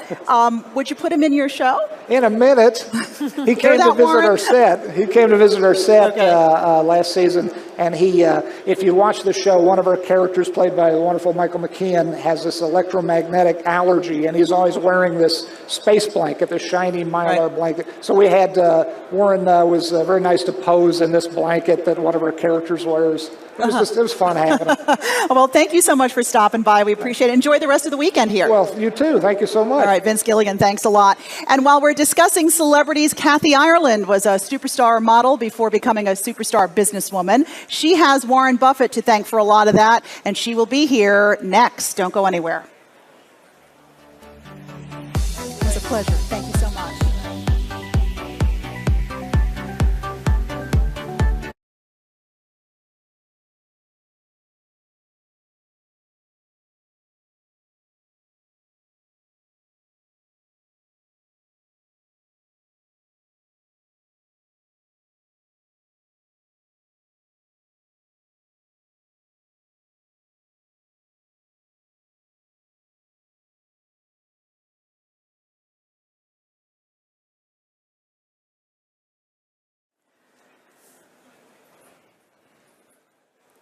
And welcome back to Yahoo Finance's exclusive live stream of the Berkshire Hathaway annual meeting.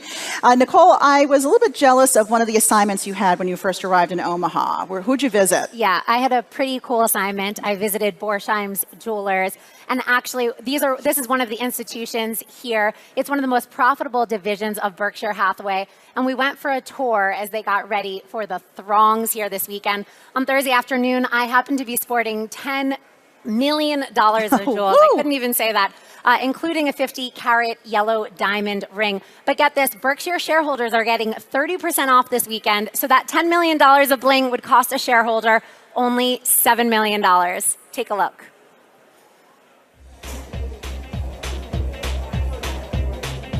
Welcome to millions and millions of dollars worth of bling. And to be a bit more precise, about 10 million just on me. Those are about $2 million. You're wearing over 100 carats of diamond. It's $1.1 million. It's $6.2 million.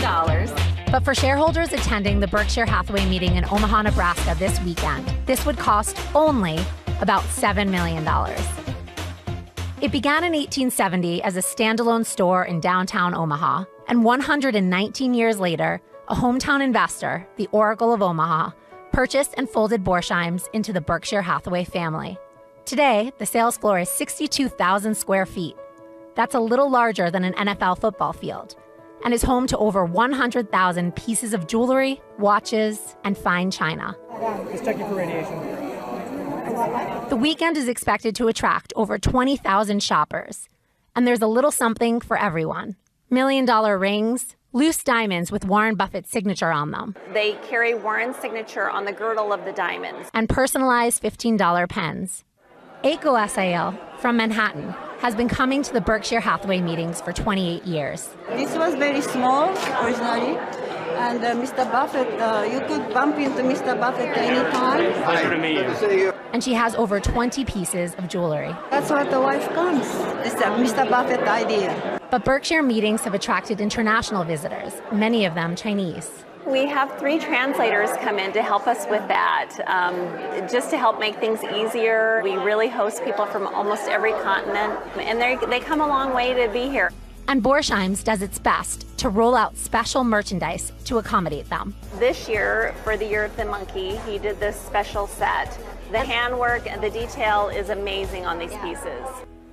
And for one more fact, fun fact, Alexis, last year at the Berkshire Hathaway meeting, there were 27,000 guests, And to thank them for their patronage, the store went through 25,000 meatballs, 2,000 pounds of chicken, and 9,000 squares of quiche. So a lot of diamonds and a lot of foods over at Borsheim's over the weekend. That's the kind of recipe I like. Yeah. What did it feel like to have $10 million on your ring finger? It felt like a liability. I bet. All right. Yeah. I think I can get used to it, though. Yeah. All right. Thanks a lot, Nicole. And Chinese investors have a huge presence, we know, here at the meeting. And Andy Serwer is with some of them right now. What have you got, Andy? Alexis, we just heard Nicole saying that Borsheim's has 3 Chinese translators, and you're right, there are a lot of Chinese investors in Berkshire Hathaway, interest very high. Where are you guys from? We are from Shanghai, China. Okay, and you guys are Berkshire Hathaway shareholders? Yes. How long have you been shareholders? Since last year. Yeah, we will be long holder of this, this company's share. And why do you think investors in China are so happy about Warren Buffett? What do they like about him? I guess it's because his character, integrity, his honesty, and the way he's doing investment. And he is very popular in China, right? Very popular. Everybody loves him and admire him. Oh, there you have it, Alexis. And apparently there are thousands of Chinese investors here in Omaha, which is probably the largest group from outside the United States. Of course, it's the largest population group outside the United States, but the interest is very high, and that's why we're streaming this meeting in Mandarin. Of course, it's the middle of the night right now in China, but I hope that a lot of people in your country are watching the live stream back home as well. Do you think they will be tuning in? Yes. Yes, most people. We have friends actually is in line right now, actually. Yeah. They're still watching the game, watching the show. So they're staying up at night, you think, watching? Yes, they love it because a lot of the humor and the Q&A and the presentation looks great. 很多人都会看的，非常多的人会看这个东西。 A lot of people, he's saying, a lot of people is watching them. Just like an NBA game. Especially in the finance, investment community, finance and fund manager and the industry leader. Yeah. Great. Well, there you have it, Alexis. The Oracle of Omaha is popular not only in the United States, but also in China. Back to you. All right. Awesome, Andy. Thanks so much. Warren Buffett is the world's most famous investor. We'll talk with another one of America's best-known investors when we come back.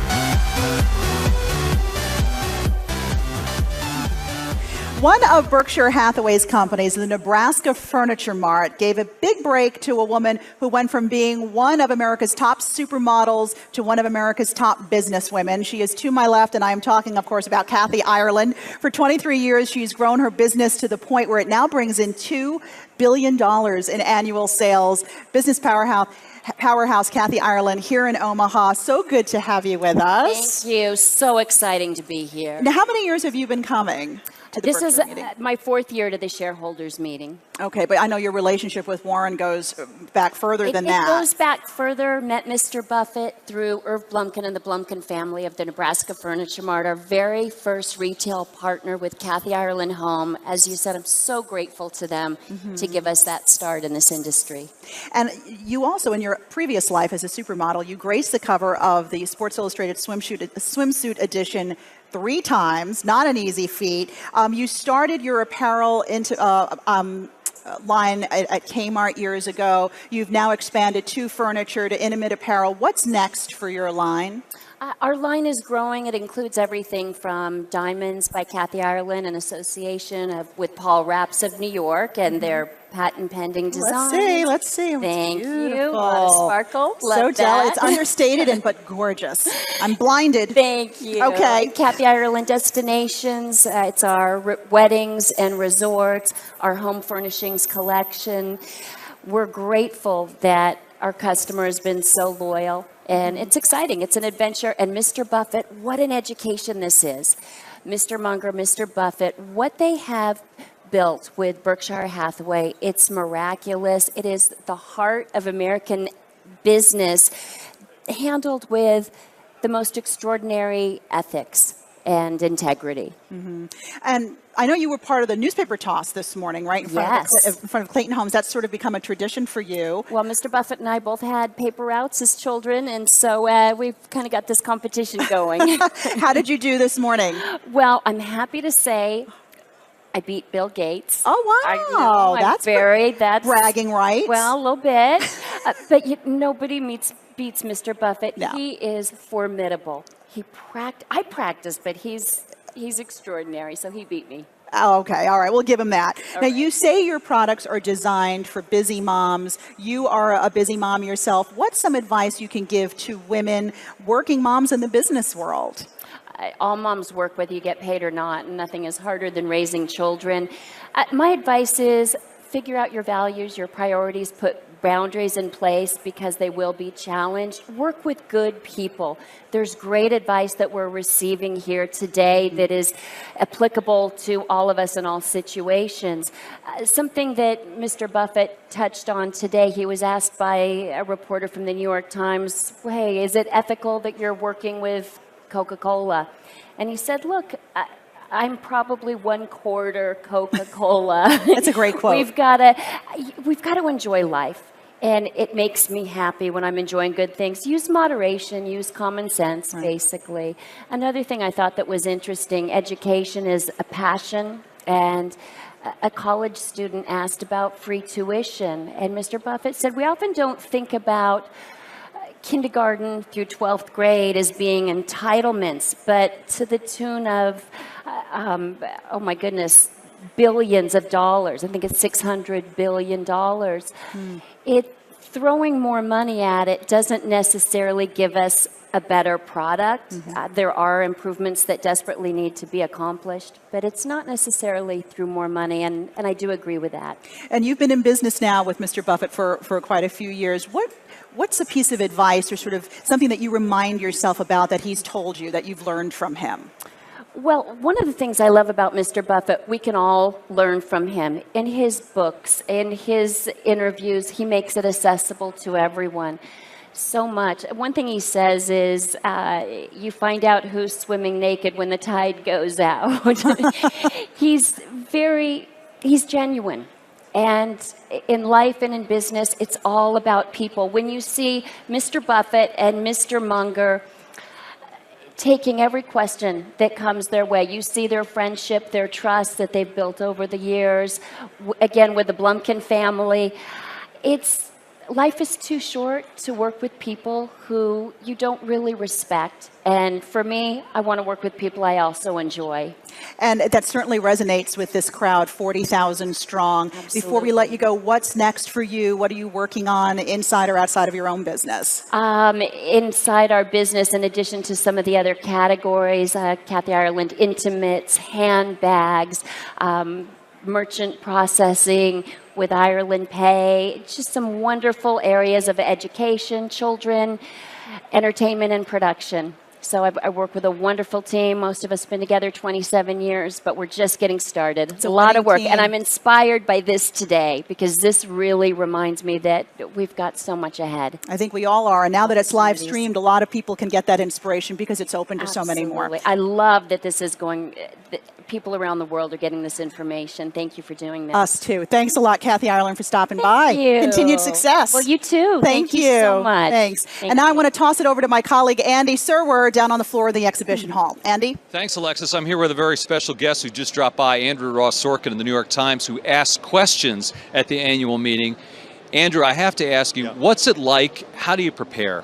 So I think I probably got about 1,300 questions this year, and I go through them and I try to find themes, and then I try to pick out the best ones. And sometimes I actually email back and forth with different people to try to see if we can't craft the question, make it sometimes a little better, or mush two questions together. And now increasingly, and by the way, you can do this today if you're watching on Yahoo. Send me an email during this thing, because I've gotten some good questions which I may ask this afternoon. A.R. Sorkin, A-R-S-O-R-K-I-N at nytimes.com. I'll be up there on my little computer, and I can try to ask the question if you send a goodie in. All right, he is working at Andrew Ross Sorkin in the New York Times. Thanks very much. Thank you, sir. We're going to take a break. Stay tuned. Come right back.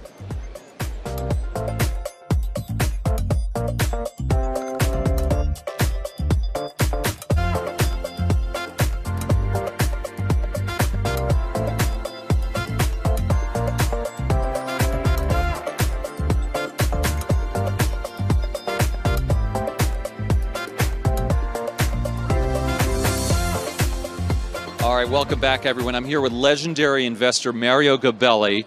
Mario, great to see you. Andy, always a privilege. So talk about this morning. What was a big takeaway for you? Well, I think Warren underscored again that he's gotten to be a size with a $330 billion market cap company, 1.5 million shares at 220,000 shares, that he has to buy more operating earnings. And he underscored that notion by singularly pointing out the Precision Cast Parts deal, which was a $37 billion deal that closed in January. He then talked about the cash-rich spinoff of what he did with his P&G stock to get Duracell. So we expect a lot more. That was very fundamental. And the second thing he said, which was very fundamental also, is that in an election year like this year, whoever is president, we will do well, and the company will do well, because America has a model that has been very sustainable over the last 100 years. We've had good presidents, bad presidents, and we need certain things to go the right way. Less regulation, a more efficient tax structure. Betraying his political leanings, perhaps. He suggested it might be more difficult with Donald Trump, but he didn't get into that. No, he didn't talk about that with regards to the impact on Berkshire Hathaway. He may have talked about it with regards to other elements of the market. Right. So, long-standing shareholder in Berkshire Hathaway? Yeah, we started a mutual fund. We started hedge funds, and then we started a mutual fund in the Gabelli asset 30 years ago, and we bought Berkshire Hathaway, and stock was around $3,000 at that time. Anyway, we still have it at that tax basis, and we started a closed-end fund, and we own that. But unlike others that he talked about, we don't like concentrated bets, no matter how good a company is. So we will keep it to only 3 or 4% of a holding. So let me ask you a question, Mario. The stock is what, $220,000 a share at this point. Can you buy it? Would you be a buyer? Well, we own it, and right now, when you have 40,000 people and you have people all around the world focusing on Berkshire, you don't want to buy it tomorrow. But you do want to own it, and you hope that the results will settle down 2 or 3 weeks from now at $200,000 or $220,000. That is, if you don't own it, that's a good entry point. You should put some away, and over the next 10 years, I think you'll make about 10% a year, which is a pretty decent return. So in other words, you buy when it dips, maybe? No, not because it's dipping, because for the last 15 years that I've been coming in, for the 40 years, whenever Warren has an annual meeting, the stock has a little buoyancy. So you want to get back away from the short-term dynamics. Secondly, he reported his results, and commentators will say some uninspiring things about the quarter. And so, one has to be practical. But you want to own it for the next 10 years. So what about the B shares? I know a lot of friends of mine say, I could never afford $220,000. I can buy a B share. Why are you shaking your head like that on the B shares? It doesn't matter. You walk into a pizza store, Andy, and you order a large pizza, and the guy says you want 4 or 8 slices. What are you going to tell him? You can't eat 8 slices, so therefore only give him 4? It's the same investment business. Okay? We have to be professionals about this. $220,000 if you hock your wife, you hock your house, you hock your husband, and sell your ring and buy it. All right. Are you concerned about some of the things that Buffett expressed some concern about, which is investing more in high capital intensive businesses? I've been doing research for 50 years. The ideal world was Tom Murphy's Cap Cities, which had derived the demand from the consumer sector. They would do cash flow that was inflation indexed, and CapEx was 5% of. So you never want to buy a business that's committed to putting capital back into the textile industry. Like Warren said, I learned that lesson a long time ago. So there's nothing new in regards to how he allocates capital. You do not, if you have $1 billion of EBITDA and you have to put $1 billion of CapEx to maintain it, you ain't making any money. So he is very good at cash sensitivity, private market value, what we call, he calls it intrinsic, I call it intrinsic, but we call it private market value.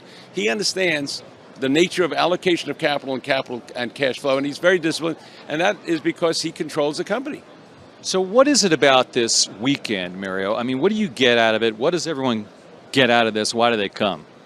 Well, first of all, we as a firm yesterday had 5 companies that did a fantastic job of presenting their story. So we would listen to companies like Lindsay, Valmont, which are in the water irrigation business. Union Pacific came in and addressed us in terms of an update on their business. We had 2 or 3 TD Ameritrade and other companies. So we do research. And the second thing we do is also talk to our friends who are potential clients, existing clients, and then we listen to the Berkshire Hathaway story, and we challenge ourselves with regards to the idea. So it's kind of a basic 101. It's like going and, as we described it about 15 or 20 years ago, capitalist Woodstock. That's right. So are you concerned? I mean, everyone's concerned. You mentioned owning the stock for 10 years. What about the classic succession issue here? None. What do you mean by that? Basically, I think the business has 3 large components. You've got the insurance business with a float. Ajit has done a great job, and he's built up a good team. You've got the industrial companies that can be managed by several individuals. You've got the portfolio that is being groomed by Ted and Todd, and so not a problem. Do you have contact with the company? I mean, Buffett famously doesn't really communicate with institutional shareholders or shareholders generally except through ordinary communications. Does he speak out? I disagree with you completely. Okay. What do you think this meeting is about? He communicates very effectively here and through his annual report. It's one of the best annual reports that you will read. Jamie Dimon, the guy at M&T Bank, you read their annual reports and you got a good understanding of it. You read Berkshire Hathaway. If you don't want to read it, you're not going to understand it. Right. So I disagree with you completely on that. But there's no analyst meetings. There's no analyst, that he has to come to. He doesn't go to Wall Street. Well, he is the great educator. Students come from all around the world to listen to him. Secondly, if you want to understand what he does, all you have to do is go to Columbia Business School and get Graham, Dodd, Murray, and Greenwald's books, and you'll understand everything. All right. You plan on coming here next year? We've been here for 15 years. We hosted dinner on Friday night on behalf of Columbia Graduate School of Business. They had 500 people. We can't have any more capacity. We will continue to do this as long as Warren is allowing us to do it. All right, Mario Gabelli, thanks very much for your time, and great to see you. Great interview. Thank you, and thank you for your interest in our firm and everything we do for our shareholders. All right, Alexis, back to you. Thanks, Mario. All right, thanks a lot, Andy and Mario Gabelli. And, we've been following your tweets and what you're saying on social media. I know, Nicole, you've been tracking all of this. So what are people saying about this historic event? Well, it all started out with Warren Buffett's tweet yesterday. Right. His 8th tweet. He has over 1 million followers, encouraging everyone to let him... Wait, that's not bad. You've got over 1 million followers, and you've only tweeted 8 times. Right, that's a good pretty good ratio. Follower ratio. But yeah, encouraging everyone to let him into your living room or to your mobile phone, wherever you may be. Yeah. So that really kicked off the weekend. But of course, people were really quick to jump on comments about sugar. That's always a hot topic. Yeah. Of course, he talked a lot about that with relation to the Coca-Cola question. Everyone loved his quips. In the very beginning, he introduced himself and Charlie Munger, of course, a couple years older than me.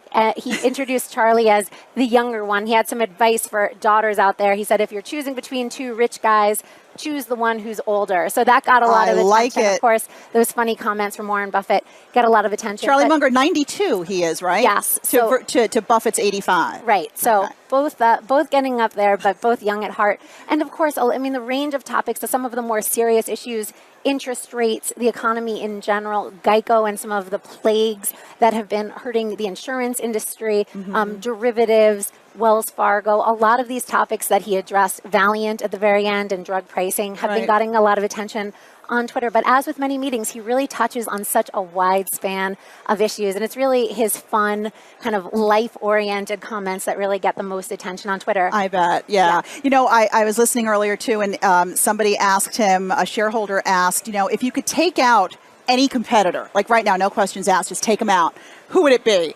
And Munger jumped in and said, I don't think we need to answer that. Right. To which Warren Buffett said, well, he's an attorney. Right. Going to listen to him. It's moments like that are just so genuinely Warren Buffett, Charlie Munger. Yeah, they have so much fun up there. And I think we have a full screen of some of the different words and phrases that were thrown around. Of course, Warren Buffett there, I mean, he's the focus. He's the life, Berkshire Hathaway. But we see a range from pay to investors to rates, the global economy. Trump, of course, mentioned there. He said Berkshire Hathaway would do well with or without Trump as president. Not too worried there. Insurance, of course, the shift to more capital-intensive businesses.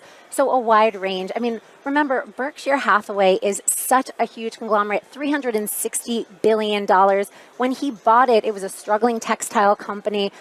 He first invested in it in 1962. So he really has done so much, built it up from, frankly, nothing. And is still such a big part of the day in and day out at the company as well. I mean, some may think, well, maybe he's just a figurehead, at 85 years old. Not true. He's still very much involved in all of these businesses. Absolutely. But at the same time, it's very decentralized. When you talk to any of the CEOs, he allows them, he trusts them to run their own businesses. He's the investor. He sees the long-term opportunities, but he's not micromanaging. That's very important.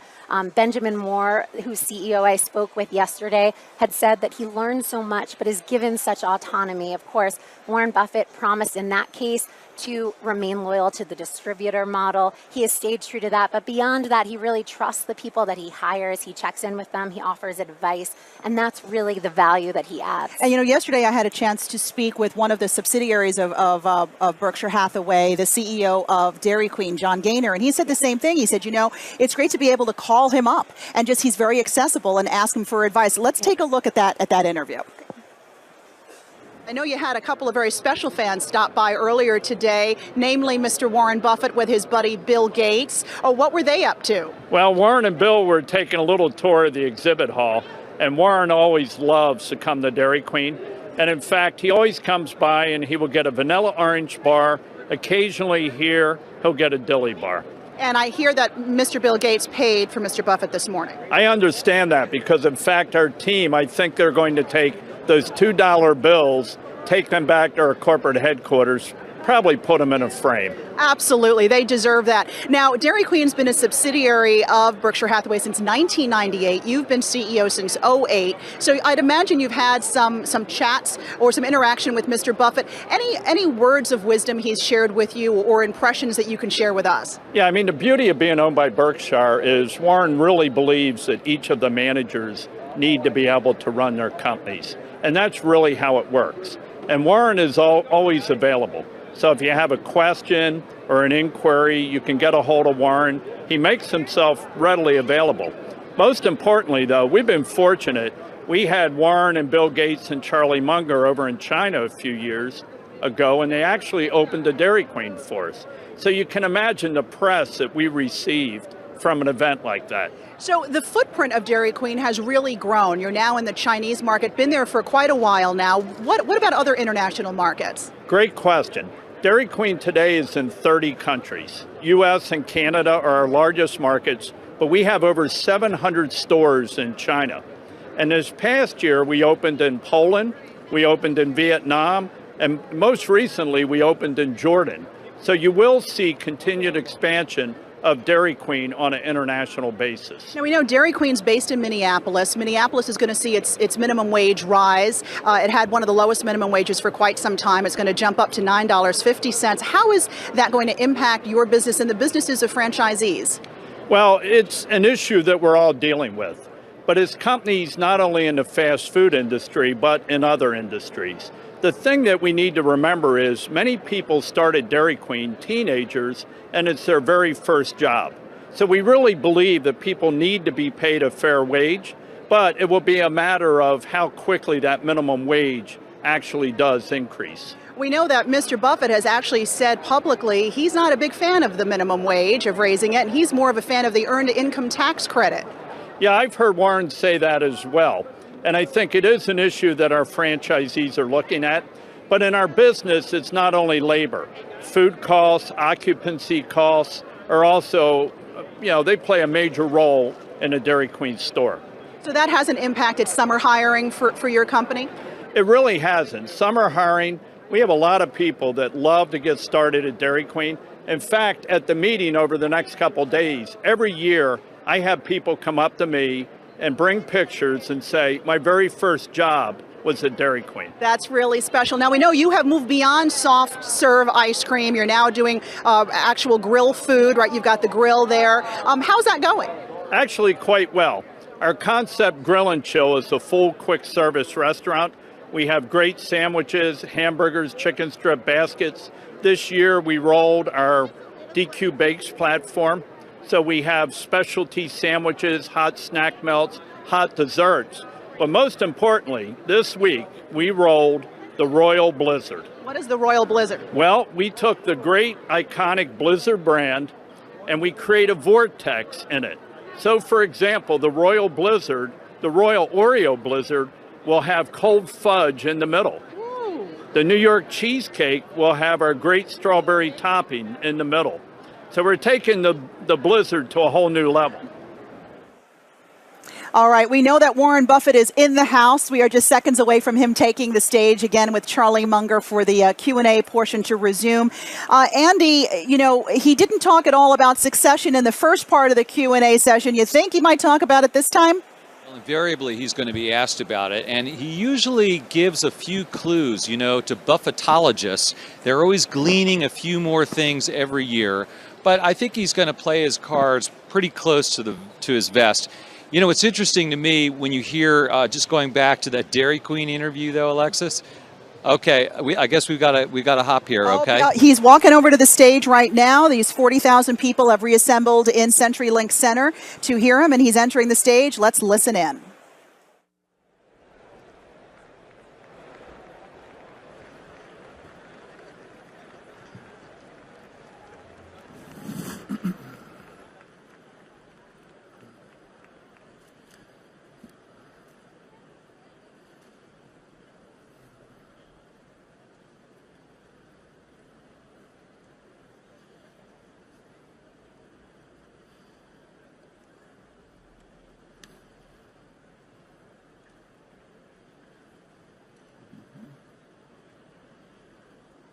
Still a big full hole. Yeah.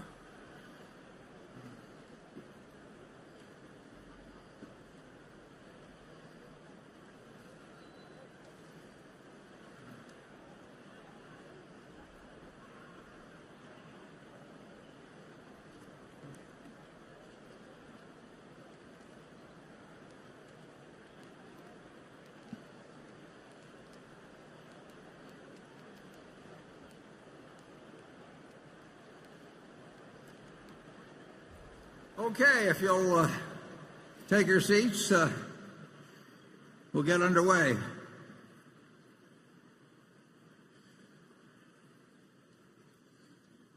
And next up is Cliff.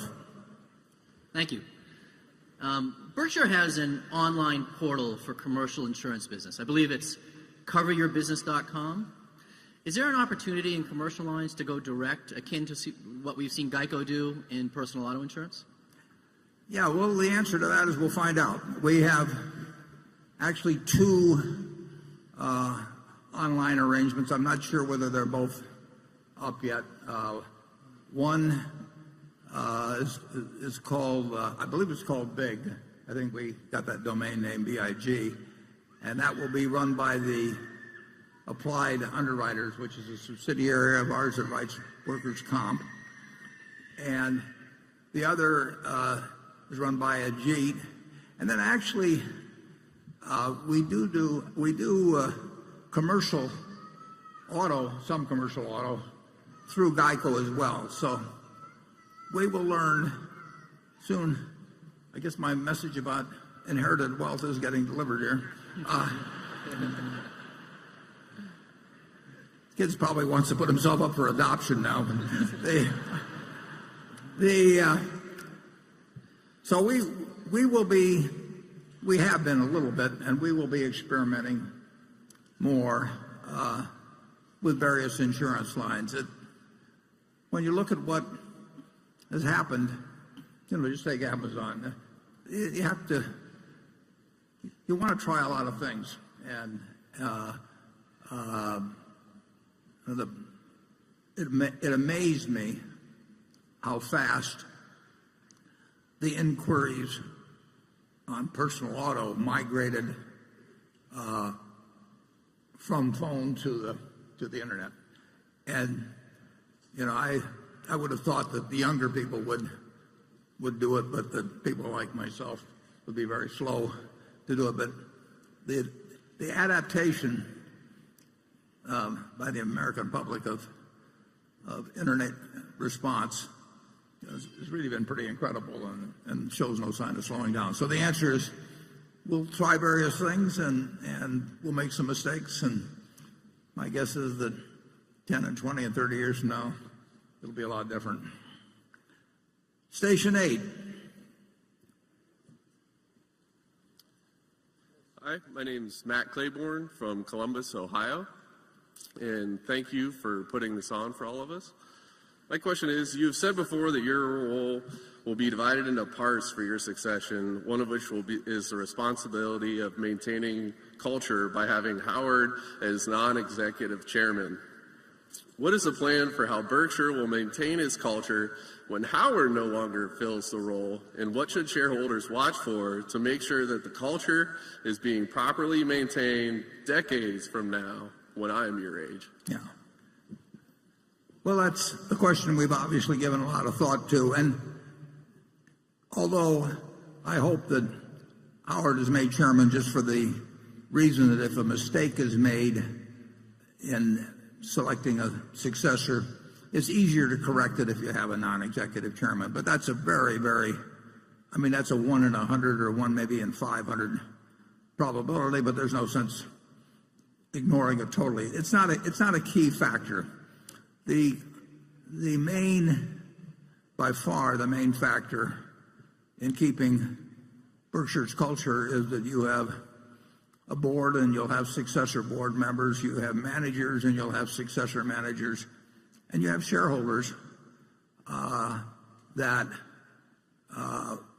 clearly recognize the special nature of the culture, that have embraced the culture. When they sold their businesses to us, they wanted to join that culture. It thrusts out people that really aren't in tune with it, and there are very few of them, and it embraces those who enjoy and appreciate it, and I think to some extent we don't have a lot of competition on it, so it becomes very identifiable, and it works. So I think the chances of us going off the rails in terms of culture are really very, very, very slight, regardless of whether there's a non-executive chairman or not. But that's just a small added prediction. So I think that the main problem that Berkshire will have will be size. And I thought that when I was managing money, when I first started managing money, size is the enemy of performance to a significant degree. But I do think that the culture of Berkshire adds significantly to the value of the individual components viewed individually. And I don't see any evidence that there'd be any board member, any managers or anything that could in any way really move away from what we have now for many, many decades. Charlie? I'm even more optimistic than you are. I've never noticed it. I really think the culture is going to surprise everybody by how well it lasts and how well they do. They're going to wonder why they ever made any fuss over us in the first place. It's going to work very well. We've got so many good ingredients in place just in terms of the businesses and the people already here, That's what I'm saying. There's just so much power in place. Another thing that's interesting is how little turnover we get in it too, so that the number of managers that have been needed, we've had to replace in the last 10 years are very few. Without a retirement age and I tend to bring that up at every meeting to reinforce the idea. But without a retirement age and with people working because they love their jobs and they like the money as well, but their primary motive is that they really like accomplishing what they do in their jobs. And that means that we get long tenure out of our managers, so the turnover is low. The directors are not here for the money. And so we have great tenure among the directors, and I would argue that's a huge plus. It's going to go on a very long time. Andrew? Thank you, Warren. The following question comes from Aritz Galdos, and several other shareholders asked similar questions that are part of this as well. It's a bit of a multi-part question.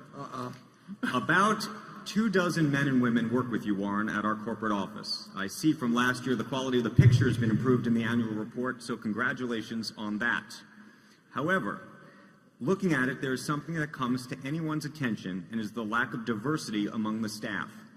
A 2015 analysis by Calvert Investments found that Coca-Cola was one of the best companies for workplace diversity, while Berkshire Hathaway was one of the worst. You've explicitly stated that you do not consider diversity when hiring for leadership roles and board members. Does that need to change? Are we missing any investment opportunities as a result? And do you consider diversity, however defined, of company leadership and staff when analyzing the value of a company that you may want to purchase? Well, there's a multiple part question. The answer to the last one is no. What was the one before it?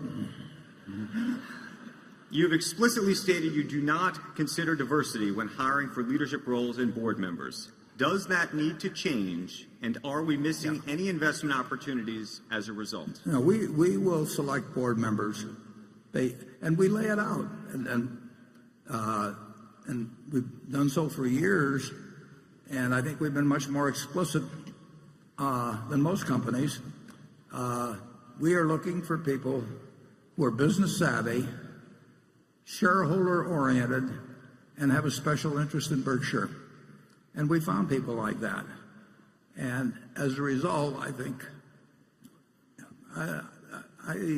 we've got the best board that we could have. They're not in it. They're clearly not in it for the money.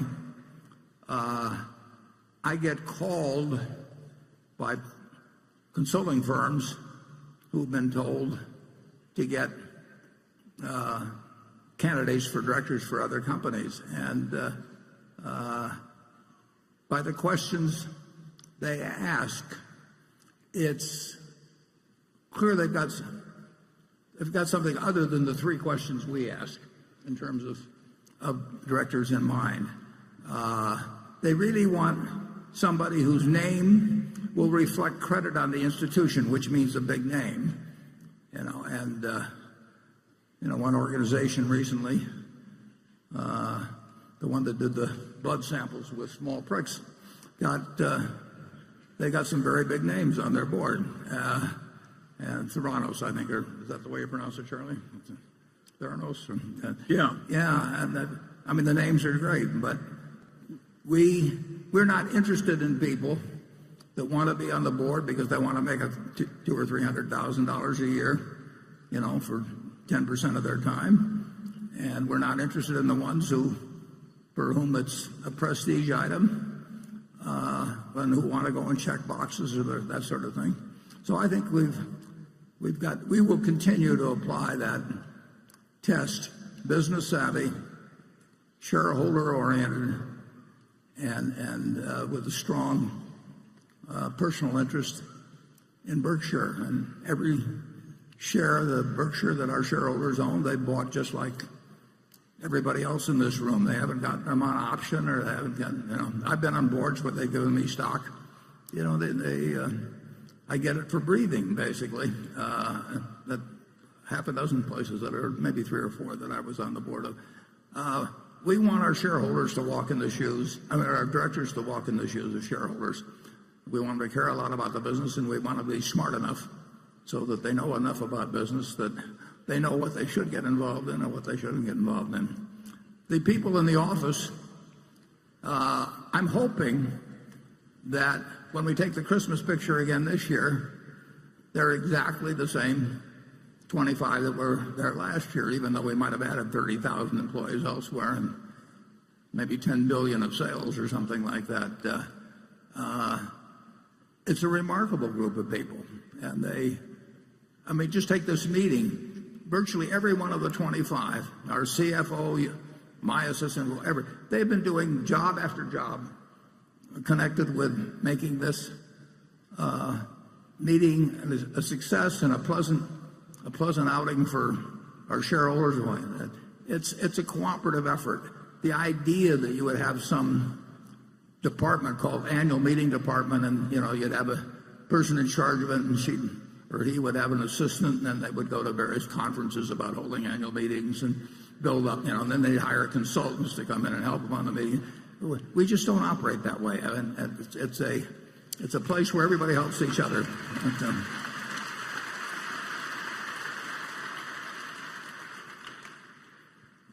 Part of what makes my job is extraordinarily easy, but the people around me really make it easy.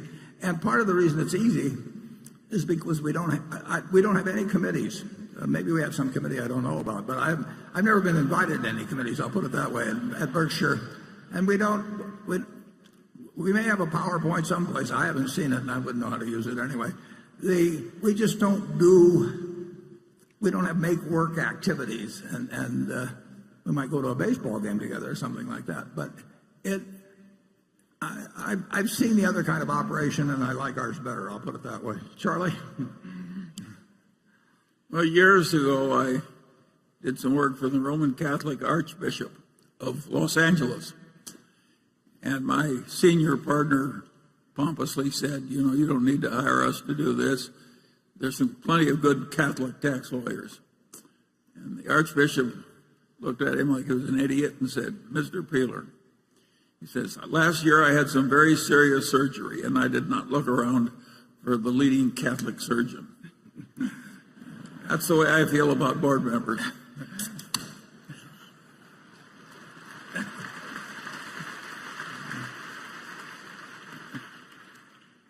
Okay, Greg.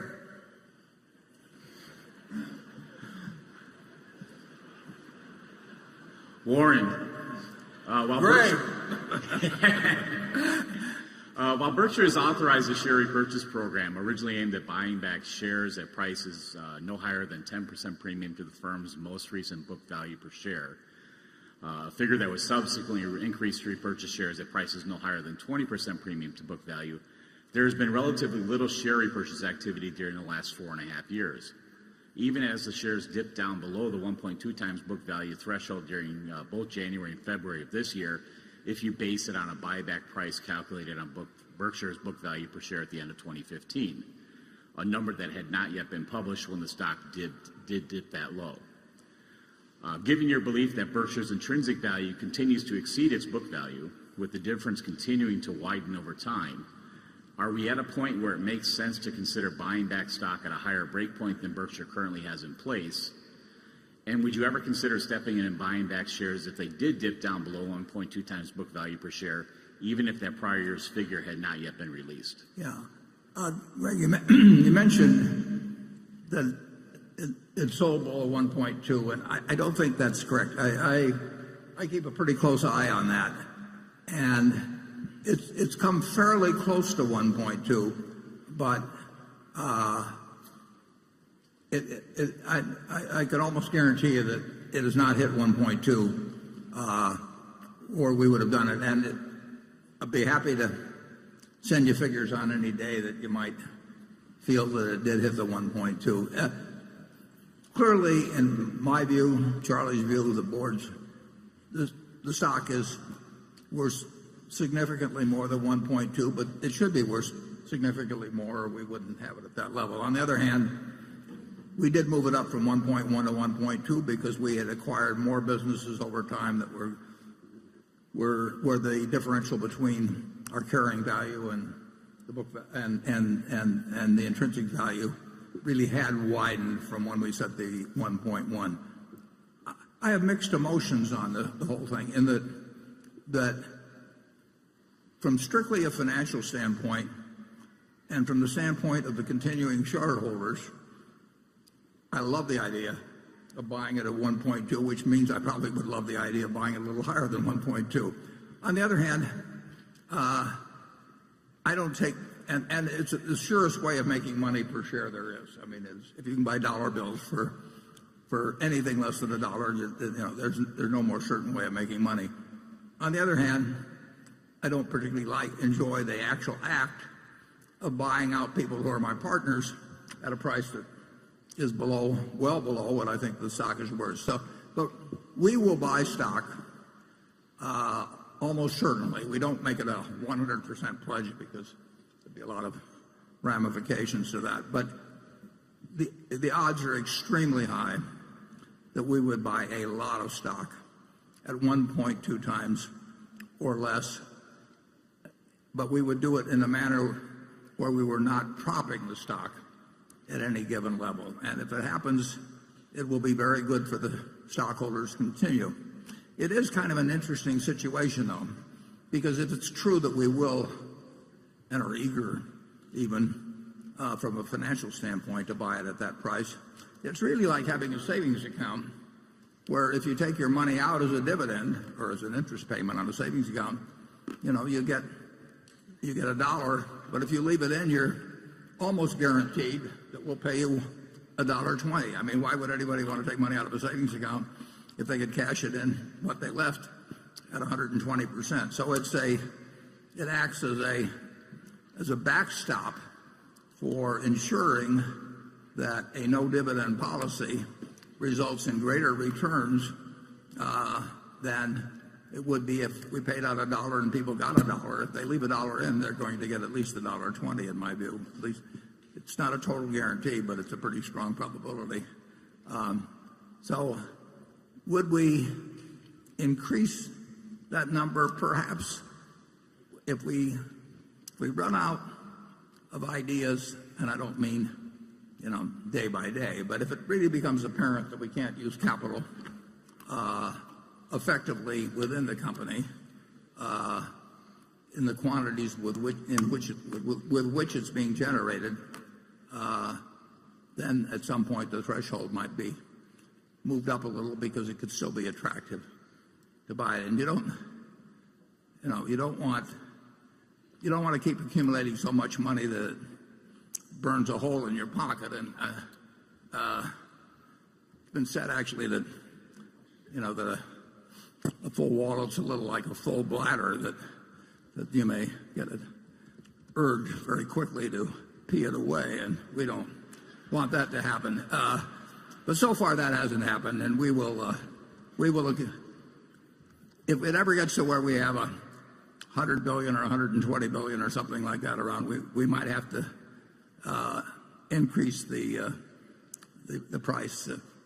Anytime you can buy stock in for less than it's worth, it's advantageous to the continuing shareholders. But it should be by a demonstrable margin.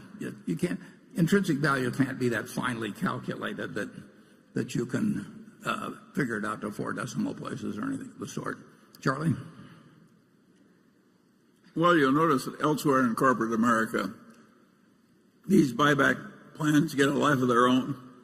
And it's gotten quite common to buy back stock at very high prices that really don't do the shareholders any good at all.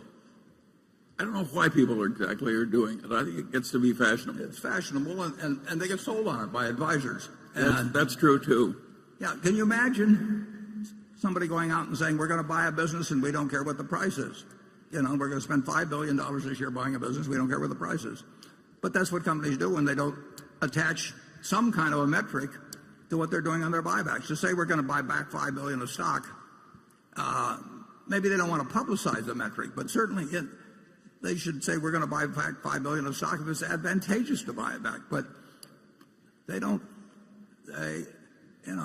If they say we're going to buy the XYZ company, they say we'll buy it at this price, but we won't buy it at 120% of that price. But I have very rarely seen Jamie Dimon is very explicit about saying he's going to buy back the stock when he's buying it below what he considers intrinsic value to be. But I have seen hundreds of buyback notices, and I've sat in boards of directors one after another where they voted buybacks, and basically and they said they were doing it to prevent dilution or something like that. It's got nothing to do with preventing dilution. I mean, if your dilution by itself is a negative, and buying back your stock at too high a price is another negative. So it has to be related to valuation. And as I say, you will not find a lot of press releases about buybacks that say a word about valuation. We're always behaving a lot like what some might call the Episcopal prayer. We prayerfully thank Lord that we're not like these other religions who are inferior. And I'm afraid there's probably too much of that in Berkshire, but we can't help it. Okay, station 9. Good afternoon, Mr. Buffett. Hi. My name is Sean Montgomery from Fort Worth, Texas. The Nebraska Furniture Mart's been open for about a year in Dallas. Right. I was just curious how sales have been, how they compare to your other stores, and what you think they'll be in the future. Thank you. It's our largest store in volume, but we had a problem there that we had in Kansas City, and we'll probably have every time we open a store, in that we generate so much initial volume that we had a delivery problem. Like I say, it was worse in Kansas City when that was the first one we opened. So we really had to take our foot off the gas pedal, because the last thing in the world we want to do, is make first impressions with delivery problem, accompanied by delivery problems. So it's our largest store in volume. The deliveries have gotten far better. They actually are meeting our company standards that we have in Omaha. But that wasn't the case for some months. And it's hard to go we opened up the largest home furnishing store in the United States, and we did it in an area where we naturally thought we trained the drivers as well as we could and everything. But delivery with 100 plus units out there in a new operation, taking in carpet and people getting lost and routing being bad and all kinds. There was plenty of work to be done, and it's been done. So I expect that store, which already is the largest store we have, but I think it will be $1 billion annual store before very long. We're getting ready to step on the gas. It's a terrific area. We have 20 plus auto dealerships there. In the Dallas-Fort Worth area. We probably have 3 or 4 of them in the area where our Furniture Mart is. They can't build fast enough down there. Toyota's moving there. Lexus. It already is a great store, but it's going to be something even far beyond that.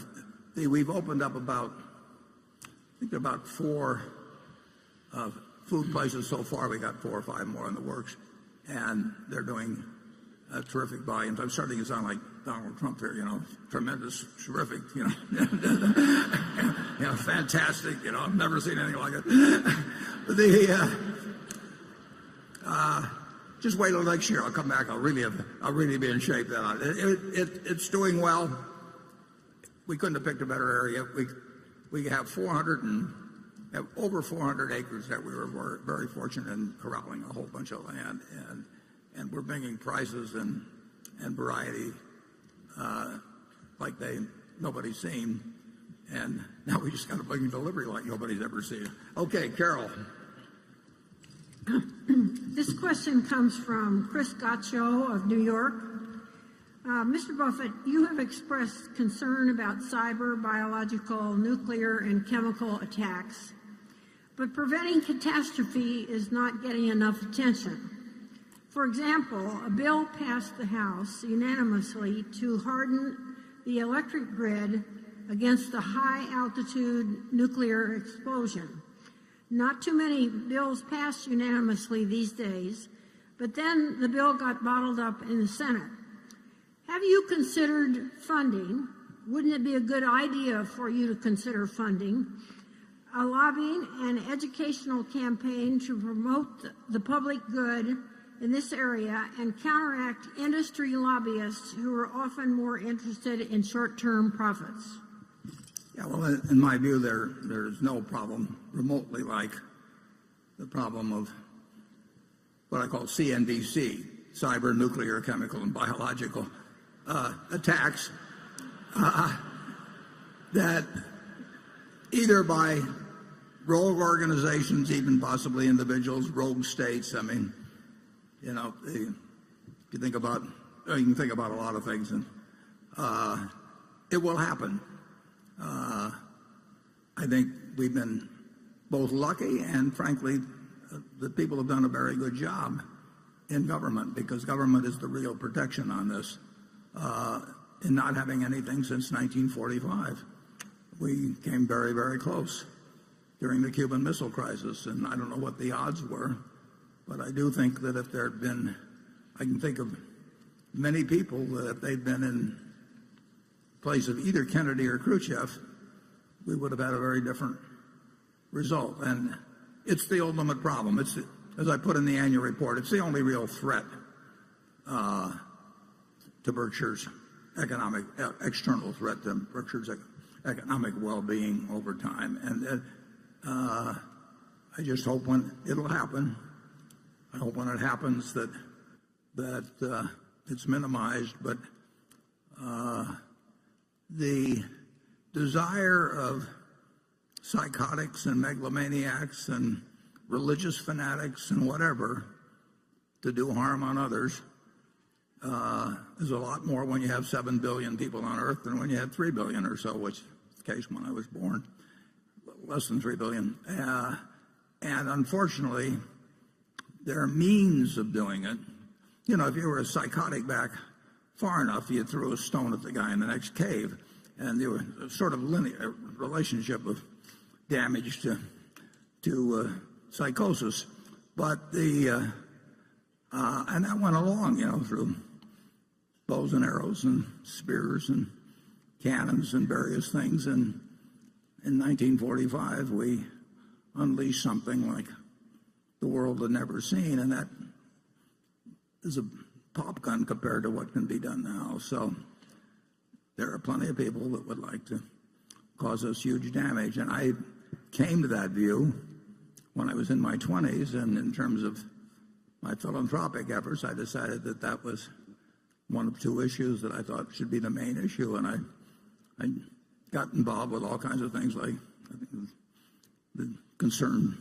You supported the Pugwash Conference year after year after year, frankly, all by yourself. Yeah, Union of Concerned Scientists, and I've given some money to the Nuclear Threat Initiative that is going to create a sort of a Federal Reserve System, a bank to uranium that will take away some of the excuse for countries to develop their own highly enriched uranium. So, but it's overwhelmingly a governmental problem when you're dealing, and it should be, and I think it actually has been the top priority for president after president.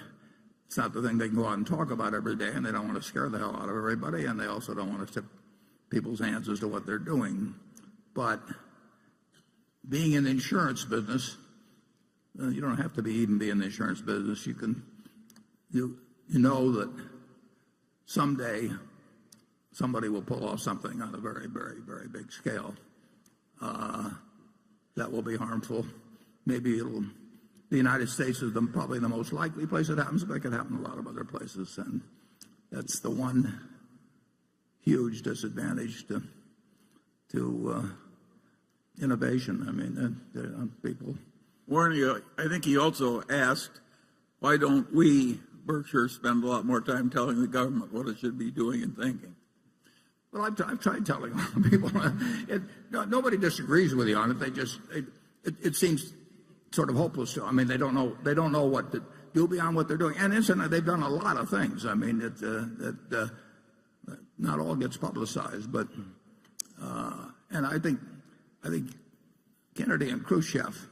I mean, Khrushchev shouldn't have been sending it over to Cuba, but at least he had enough sense when he knew Kennedy meant business to turn the ships around. But you can't count on there being Kennedys and Khrushchevs all the time in charge of things. And the mistakes that are made, I see the mistakes that are made in business or human behavior where people act so contrary to their own long-range self-interest that humans are very, they've got a lot of frailties.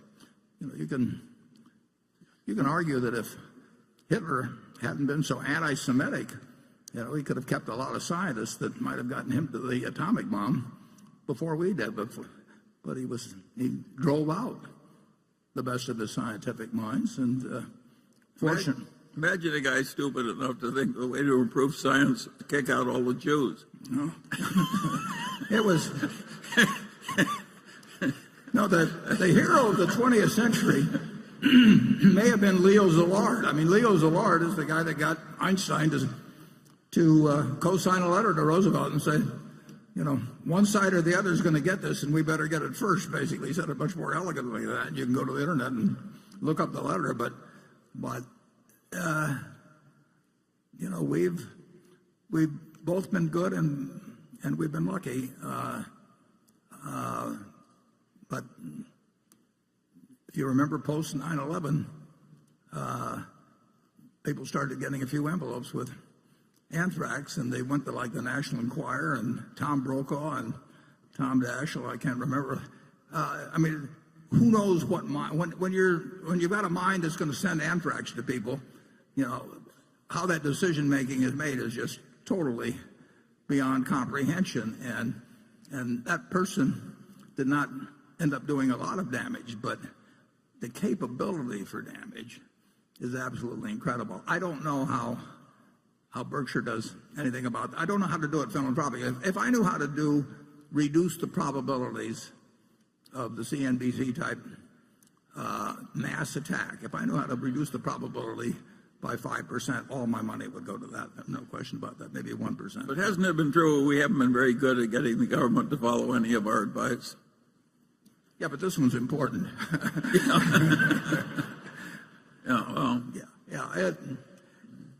Nobody argues with you about it. They just sort of throw up their hands, and some people work for a while on it and just get discouraged and quit.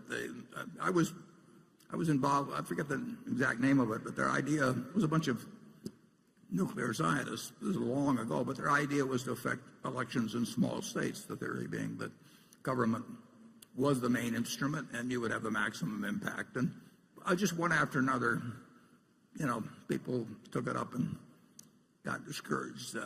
I don't think it's because we've had the wrong leaders. I think our leaders have been good on this. I think that any candidate. I do not worry about the fact that either Clinton or Trump would regard that as the paramount problem of their presidency. But I just don't know. The offense can be ahead of the defense, and you can win the game 99.99% of the time, but eventually anything that has any probability of happening, will happen. I wish I could give you a better answer. Charlie, have you got any? I have no hope of giving a better answer. That's what they all say to me. Yeah. Jonathan. The Lubrizol lubricant additives business is one of your 6 largest non-insurance units, but there's been relatively little disclosure about its performance since it was acquired nearly 5 years ago. Can you please update us on how the core business has done and how the competitive landscape and end markets have evolved since it was acquired?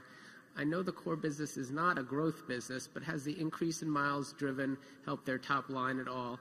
Could you also talk about the performance of one or two of their more important bolt-on acquisitions, whether it be ChemTool, the pipeline flow improver company, Warwick, Weatherfield, or Lipotech? Yeah. The additive business, there's 4 companies in it, basically, and it's a no-growth but very good business, and we're the leader.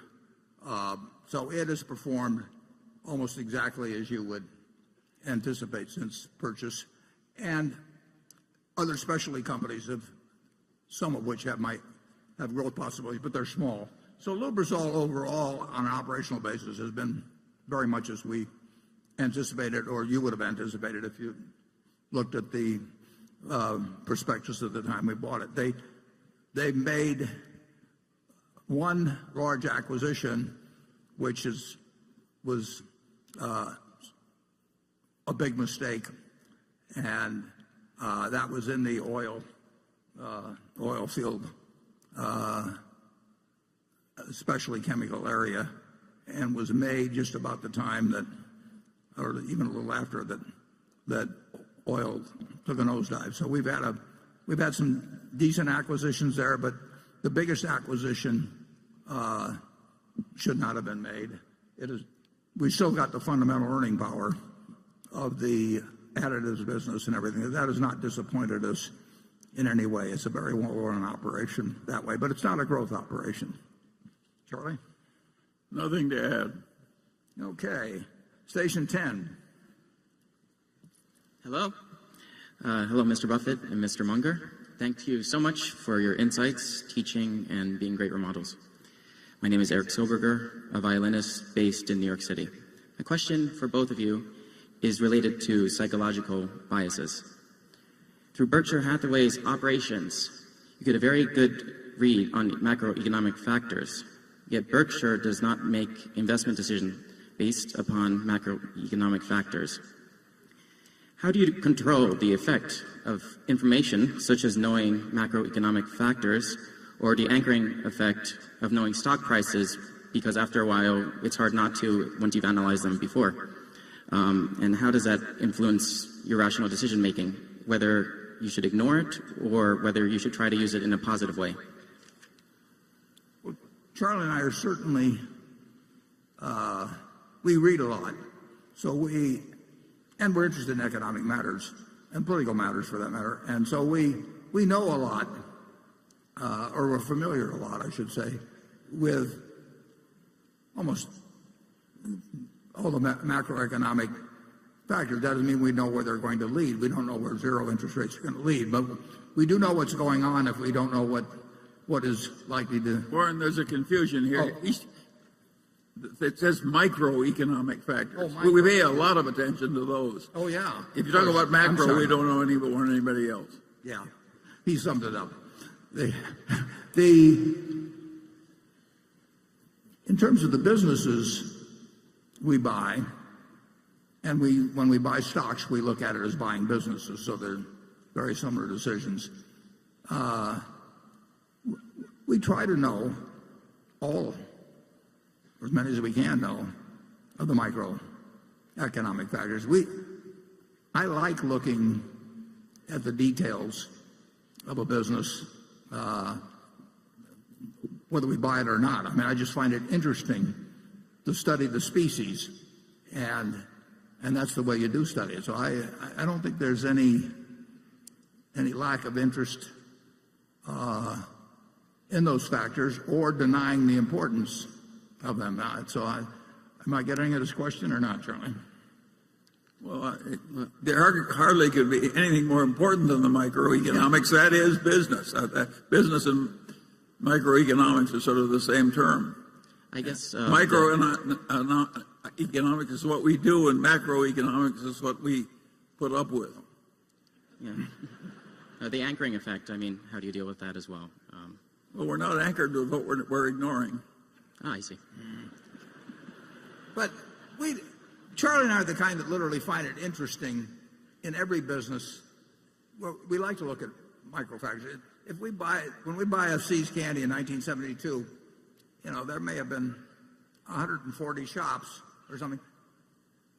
We'll look at numbers on each one, and we'll watch them over time, and we'll see how third-year shops behave in the second year. We really like understanding businesses. It's interesting to us, and some of the information is very useful, and some of it may look like it's not helpful. But who knows when some little fact stored in the back of your mind pops up and really does make a difference. So we're fortunate in that we're doing what we love doing it. I mean, we love doing this like other people like watching baseball games, and which I like to do too. But they just the very act, every pitch is interesting, and every movement, you know, whether the guy's, you know, a double steal is interesting or whatever it may be, and so that's what our activity is really devoted to, and we talk about that sort of thing. And we try and avoid the worst anchoring effect, which is always your previous conclusion. We really try and destroy our previous ideas. Charlie says that if you disagree with somebody, you ought to be able to state their case better than they can. Absolutely. And at that point, you've earned the right to disagree with them. Otherwise, you should keep quiet. It would do wonders for our politics if everybody followed my system.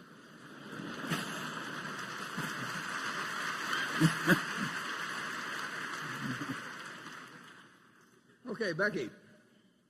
Warren, just a quick request. Would you please stop using CNBC as an acronym for mass destruction? What if I use NBCC? Then I've got a problem with Steve. This question comes from Matt Bandy in Dallas, Texas. He's asking about Seritage Growth Properties. He says, in December 2015, you filed a personal 13G evidencing a roughly 8% ownership position in the real estate investment trust Seritage Growth Properties, which to my knowledge is not paralleled as a Berkshire investment. Alternatively, in September 2015, Warren filed a personal 13G evidencing ownership in Phillips 66, which is paralleled as a Berkshire investment. My question is, how do you decide when making a personal investment for your own account versus an investment for Berkshire? I understand market cap and ownership sizing are the likely factors, but does it still not behoove him to invest for the shareholders' benefit in a company like Seritage that might have significant upside? And where are you putting your personal money to work? Right. I do not own a share, or never have owned a share of Phillips 66. I'm not sure where that person, what he's referring to. It may be that there's some way when the form is filled out that because I'm CEO of Berkshire, that on some line it imputes ownership to me or something. But the answer is I've never owned a share of Phillips. And Seritage is a real estate investment trust that had a total market value of under $2 billion when I bought it. And my situation is that I have about 1% of my net worth outside of Berkshire and 99% in it, and I can't be doing things that Berkshire does. So a Seritage with a $2 billion market cap is not really something that is of a Berkshire size. Plus, we've never owned a real estate investment trust to my knowledge or my memory in Berkshire at all. I mean, it's just not a... So I could buy that and not have any worry about a conflict with Berkshire.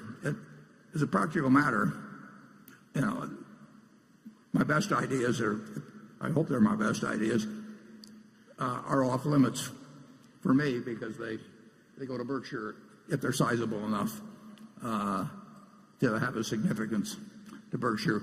We will not be making investments unless it's something very odd. We will not be making investments in companies with a total market cap of a couple billion. Well, we're our present size. But so every now and then I see something that's sub-sized for Berkshire that I'll put that 1% of my net worth in, and the rest of the stuff is off limits, basically, unless Berkshire's all done buying something. Or is it? I mean, I own some wells that I bought a long, long time ago, and Berkshire was not interested in.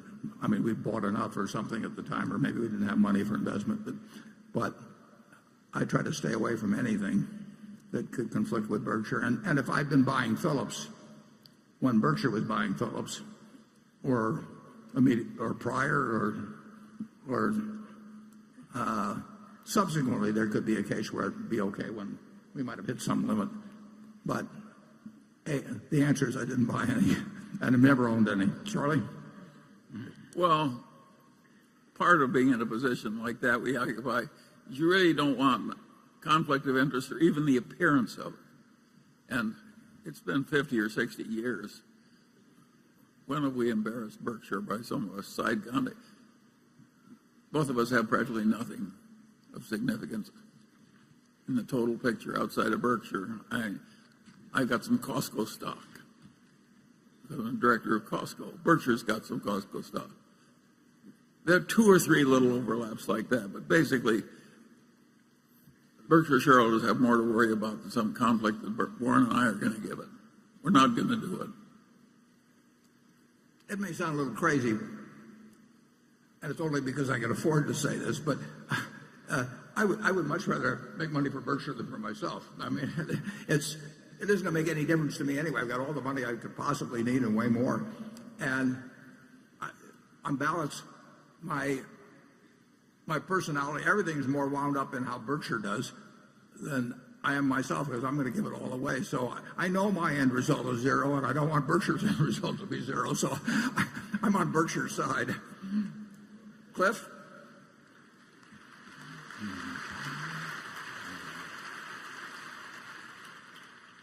One of the great financial characteristics of Berkshire today is its awesome cash flow.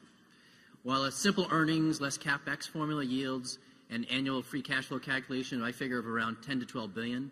In reality, it seems to be much higher, closer to 20 billion, and I think in part due to changes in the deferred tax asset year to year.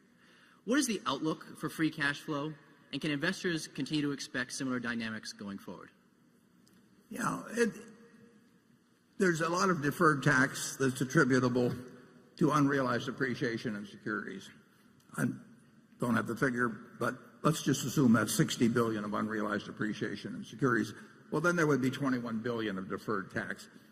That isn't really cash that's available. It's just an absence of cash that's going to be paid out until we sell the securities. Some arises through bonus depreciation. The railroad will have depreciation for tax purposes that's a fair amount higher than for book purposes. But overall, I think of primarily the cash flow of Berkshire as a practical matter relating to our net income plus our increase in float, assuming we have an increase. And over the years, float has added $80 billion plus to make available for investment beyond what our earnings have allowed for. And that's the huge element. We're going to spend more than our depreciation in our businesses, primarily number one, because of the railroad and Berkshire Hathaway Energy are 2 entities that will spend quite a bit more than depreciation in all likelihood for a long time. And the other businesses, unless we get into inflationary conditions, it won't be a huge swing one way or the other. So our earnings, the 17, not counting capital gains, but our earnings, which were whatever they were, around 17 billion, plus our change in float, is the net new available cash. But of course, we can always sell securities and create additional cash. We can borrow money and create additional cash. But it's not a very complicated economic equation at Berkshire. People didn't, for a long time, they didn't appreciate the value of float. We kept explaining it to them, and I think they probably do now. The big thing, the goal, what Charlie and I think about, we want to add every year something to the normalized, the normalized earning power per share of the company. And we think we can do it because we should be able to do it. We have retained earnings to work with every year to get that job done. Sometimes it doesn't look like we've accomplished much, and we haven't accomplished much. And other years something big happens, and we don't know ahead of time which year is going to be which. Charlie? Well, there are very few companies that have ever been similarly advantaged. In the whole history of Berkshire Hathaway, we've lived in a torrent of money, and we were constantly deploying it, dispersed assets, and we were rising up as we went along. That's a pretty good system. It's allowed for We're not going to change it. It's allowed for a lot of mistakes. I mean, that's the interesting thing. American business has been good enough that you don't have to really be smart to get a decent result. And if you can bring a little bit of intellect, then you should get a pretty good result. What you got to do is be aversive to the standard stupidities. If you just keep those out, you don't have to be smart. Thank God. Yeah. Thank God, right. Okay, section 11. Hey, Warren and Charlie. Thank you so much for your generosity and sharing your life's accumulation of knowledge and financial capital to the progress of humanity. Thank you for that. And Berkshire managers, thank you for building important companies and stewarding our financial futures. Thank you, guys. This is Bruce Wang from Microjig, traveling west from Orlando, Florida. Last year, you kindly shared with me the importance of getting the best reputation you can and behaving well. This year, I'd like to ask and preface with Bill Gates wrote, Warren's gift is being able to think ahead of the crowd. It requires more than taking his aphorism to heart to accomplish that, although Warren is full of aphorisms well worth taking to heart. And he also added that I've never met anyone who thought in business in such a clear way. Warren, what elusive yet obvious to you truth has allowed you to think ahead of the crowd and build a clear mental framework to produce a historically significant institution powerhouse brand? And Charlie, same to you. What obvious truth presents itself so clearly to you, but many would fervently disagree with you upon? I think I got the question, and I owe a great deal to Ben Graham in terms of learning about investing, and I owe a great deal to Charlie in terms of learning a lot about business. And then I've also been around. I mean, I've spent a lifetime, looking at businesses and why some work and why some don't work. As Yogi Berra said, you can see a lot just by observing, and that's pretty much what Charlie and I have been doing for a long time. And I mentioned pattern recognition earlier. And I would say it's important to recognize what you can't do. So we may have tried the department store business and a few things, but we've generally tried to only swing at things in the strike zone, and our particular strike zone. And it really hasn't been much more complicated than that. You do not need, you don't need the IQ in the investment business that you need in certain activities in life. But you do have to have emotional control. I mean, we see very smart people do very stupid things, and it's fascinating how humans do that. Just take the people that get very rich and then leverage themselves up in some way that they lose everything. I mean, that they are risking something that's important to them for something that isn't important to them. Well, you can say you can figure that one out in first grade, but people do it time after time. And you see that constantly, self-destructive behavior of one sort or another. I think we've probably, and it doesn't take a genius to do it, but I think we've sort of avoided the self-destructive behavior. Charlie? Well, there's just a few simple tricks that work well, and particularly if you've got a temperament that has a combination of patience and opportunism in it. And I think that's largely inherited, although I suppose it can be learned to some extent. Then I think there's another factor that accounts for the fact that Berkshire's done as well as it has, is that we're really trying to behave well. And I had a great-grandfather, when he died, the preacher gave the talk, and he said, none envied this man's success so fairly won and wisely used. Now, that's a very simple idea, but it's exactly what Berkshire's trying to do. there are a lot of people who make a lot of money and everybody hates them. And they don't admire the way they earn the money. And I'm not particularly admirable at making money running gambling casinos. And you know, we don't own any. And we've turned down businesses, including a big tobacco business. So I don't think Berkshire would work as well if we were just terribly shrewd, but didn't have a little bit of what the preacher said about my grandfather Ham. We want to have people think of us as having won fairly and used wisely. It works.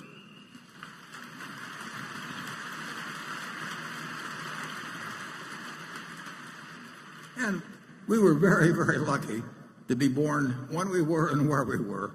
You know, and I mean, you could have dropped us at some other place in time or some other part of the world, and things would have turned out. And think of how lucky you were to have your Uncle Fred. Warren had an uncle who was one of the finest men I ever knew. I used to work for him, too. You know, a lot of people have terrible relatives. That's not an unimportant point. Just yesterday, we had a meeting of all my cousins and a whole bunch that we just get together at annual meeting time. There are probably 40 of us or 50 of us there. And they were pulling out some old pictures. And I had 4 aunts. They're all in these pictures. And every one of them, you know, I mean, you were so lucky if you had one like that. And I had 4. I mean, they just were, in every way, they reinforced a lot of things that needed some reinforcement in my case. I wish you'd had a couple more. But we'd be doing even better. But he mentioned my Uncle Fred, but my Aunt Katie worked in the store too. My Aunt Alice worked in the store. And you just couldn't have been around better people. I think Charlie would agree with that. Yeah, well, we were very lucky. Yeah. My grandfather was a little tough, however. Tell him what my grandfather used to do when he paid you on Saturday, Charlie. Well, that was very interesting. You know, Warren's a Democrat, but he came from different antecedents. I worked for his grandfather, Ernest, and he was earnest.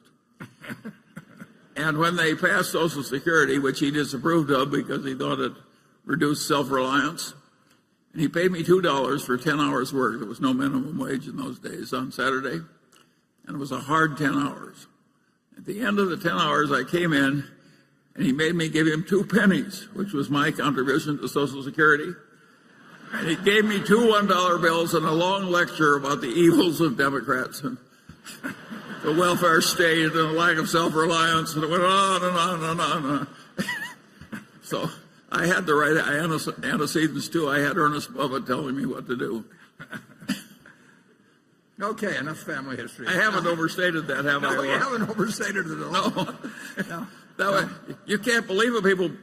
And he thought he was doing his duty by the world to do that. But we were lucky, Dad. The people we were around when we were young, we were very lucky. Andrew? Warren and Charlie, you're famous for making a deal over a day or two with nothing more than a handshake. You pride yourself on the small overhead of doing the diligence mostly yourself. Other successful acquisitive companies use teams of internal people, outside bankers, consultants, and lawyers to do diligence, often over many months to assess deals. Speed may be a competitive advantage. You've done some amazing deals. But does your diligence process also put us at greater risk? And if you're ever gone, how would you recommend Berkshire change how we approach deal making? Yeah, I get that question fairly often, often from lawyers. In fact, we talked to Munger Tolles, the law firm, and that was one of the questions I got, why we didn't do more due diligence, which we would have paid him by the hour for.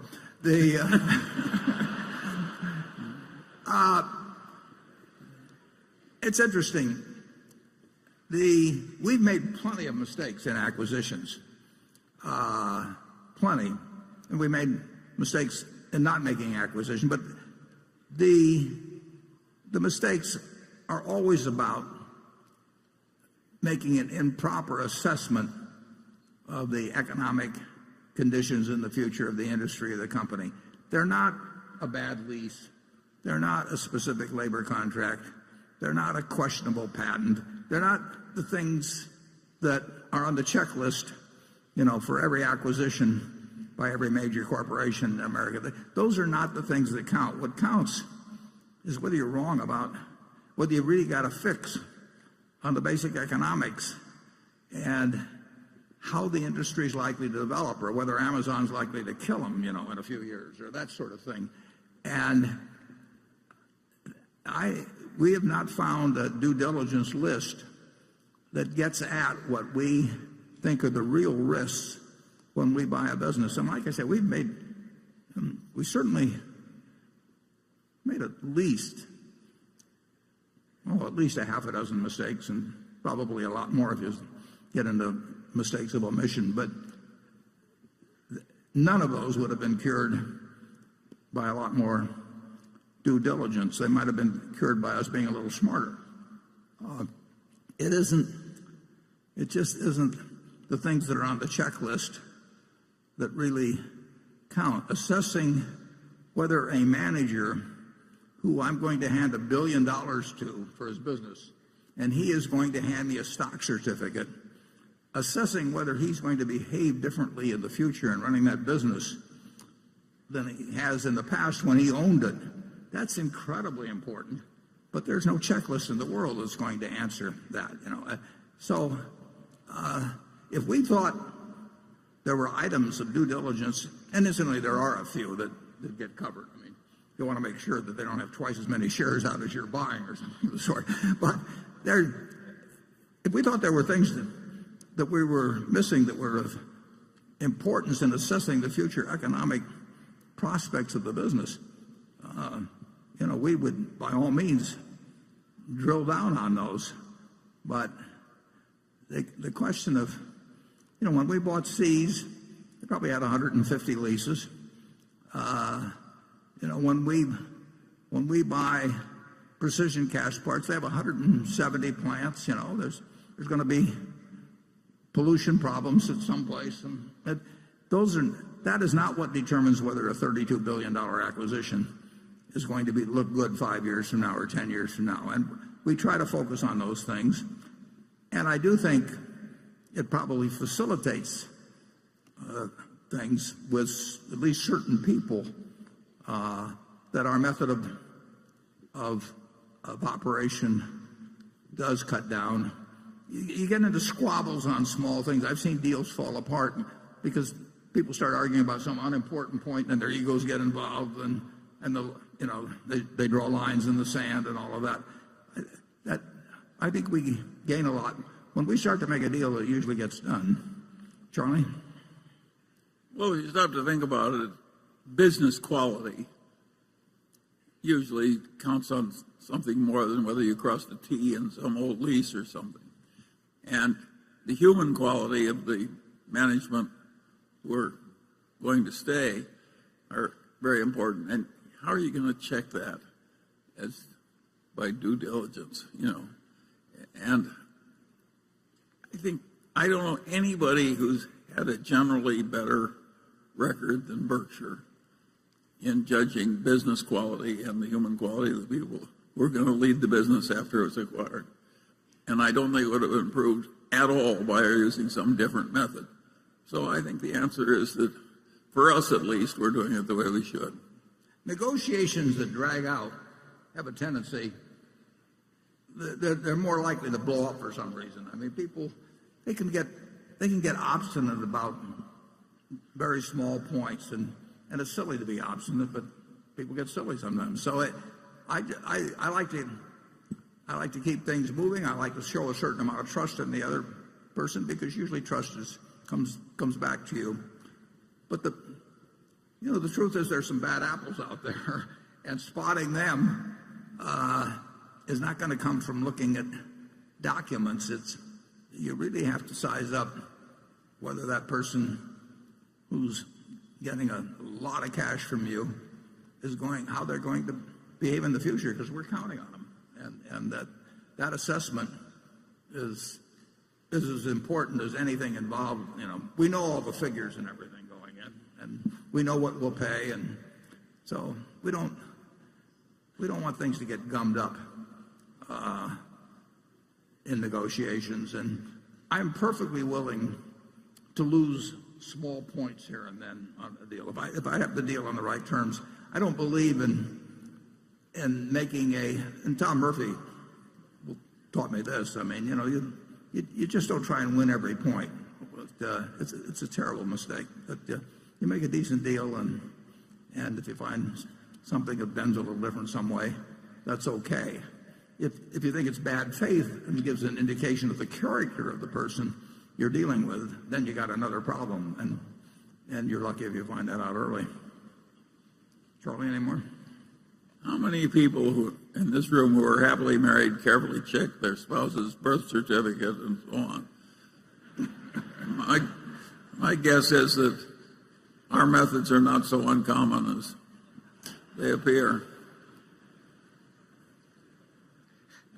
Yeah.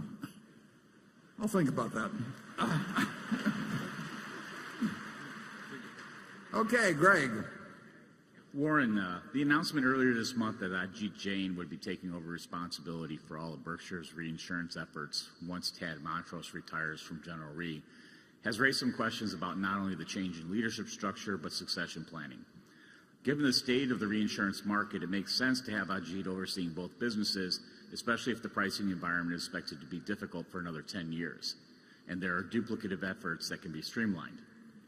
Given this move and the change in responsibilities we've seen at several of Berkshire subsidiaries the last few years, I was just wondering if you could give us some color on how succession planning is handled at the subsidiary level, and any insight you could give us into what led you to finally decide to have Ajit oversee both of Berkshire's reinsurance arms, and whether or not it will change the amount of work he'll be doing on the specialty side of the business would be greatly appreciated.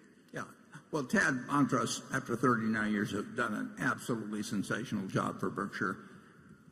Originally,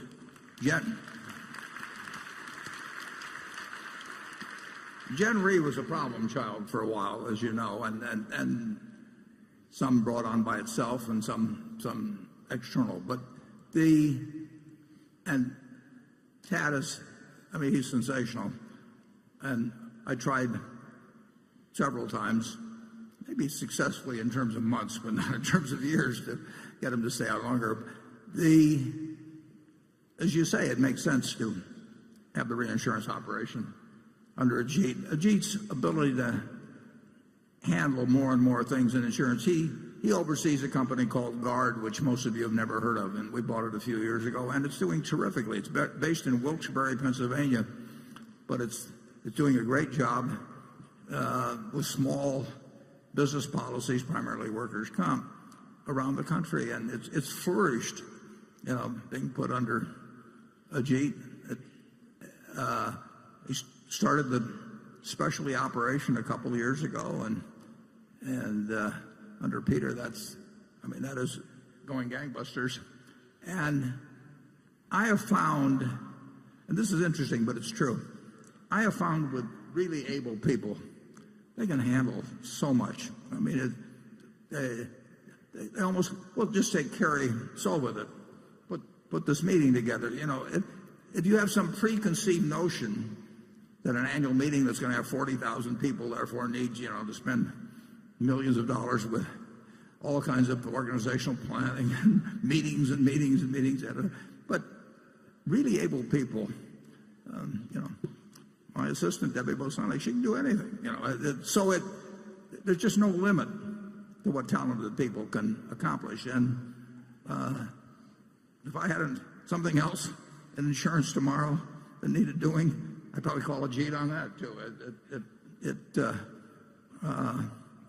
So it has no, in terms of my succession,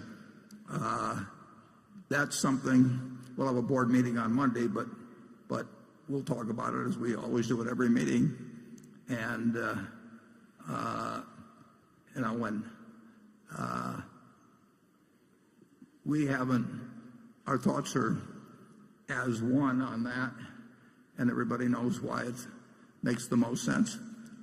But 5 years from now, something different could make sense. Well, that's one reason for not announcing any names. Who knows what happens in terms of the time when it happens, or what happens to the person involved. Maybe their situation changes. So it's not there are no tea leaves to read in the fact that Ajit is supervising Gen Re from this point forward. Charlie? Well, and there's an obverse side of that. Not only can the able people usually do a lot more, but the unable people, by and large, you can't fix. So I think you're forced to use our system if you have your wits about you. And we don't feel the need to follow any kind of organizational common view as to, you do this and you have only so many people can report to you or any of this sort of thing. Berkshire, every decision that comes up, we just try and figure out the most logical thing to do at that time. But we don't have some grand design in mind of like an army organizational charter or something of the sort, and we never will. Warren and I once reached a decision we wouldn't pay more than X dollars for something. And the man who was subordinate to both of us who was working on it just said, "You guys are out of your minds. This is really stupid. This is a quality operation. You ought to pay up for it." We just looked at one another and did it his way. We don't pay any attention to titles or anything. He was right, too. He was right, yeah, of course. Yes. Okay. Oh, sorry. If a charwoman gave us a good idea, we'd accept it cheerfully. Actually, one time the woman that does clean my office came in, and I think she'd been kind of wondering what I did, based on. And I'd see her frequently, and her name was Ruby. And finally one day, she decided to really get to the heart of the matter. And she said, "Mr. Buffett, do you ever get any good horses?" Apparently thought this is where I was really making my money, was at the track. Okay, station one. Yeah. Hello, Mr. Buffett. Hello, Mr. Buffett, Hi. Mr. Munger, Nirav Patel, Haverhill, Massachusetts. Thank you for taking my question. With Berkshire Hathaway being so well managed, why doesn't it have a highest credit bond rating? Let me take that one. Okay. The rating agencies are wrong.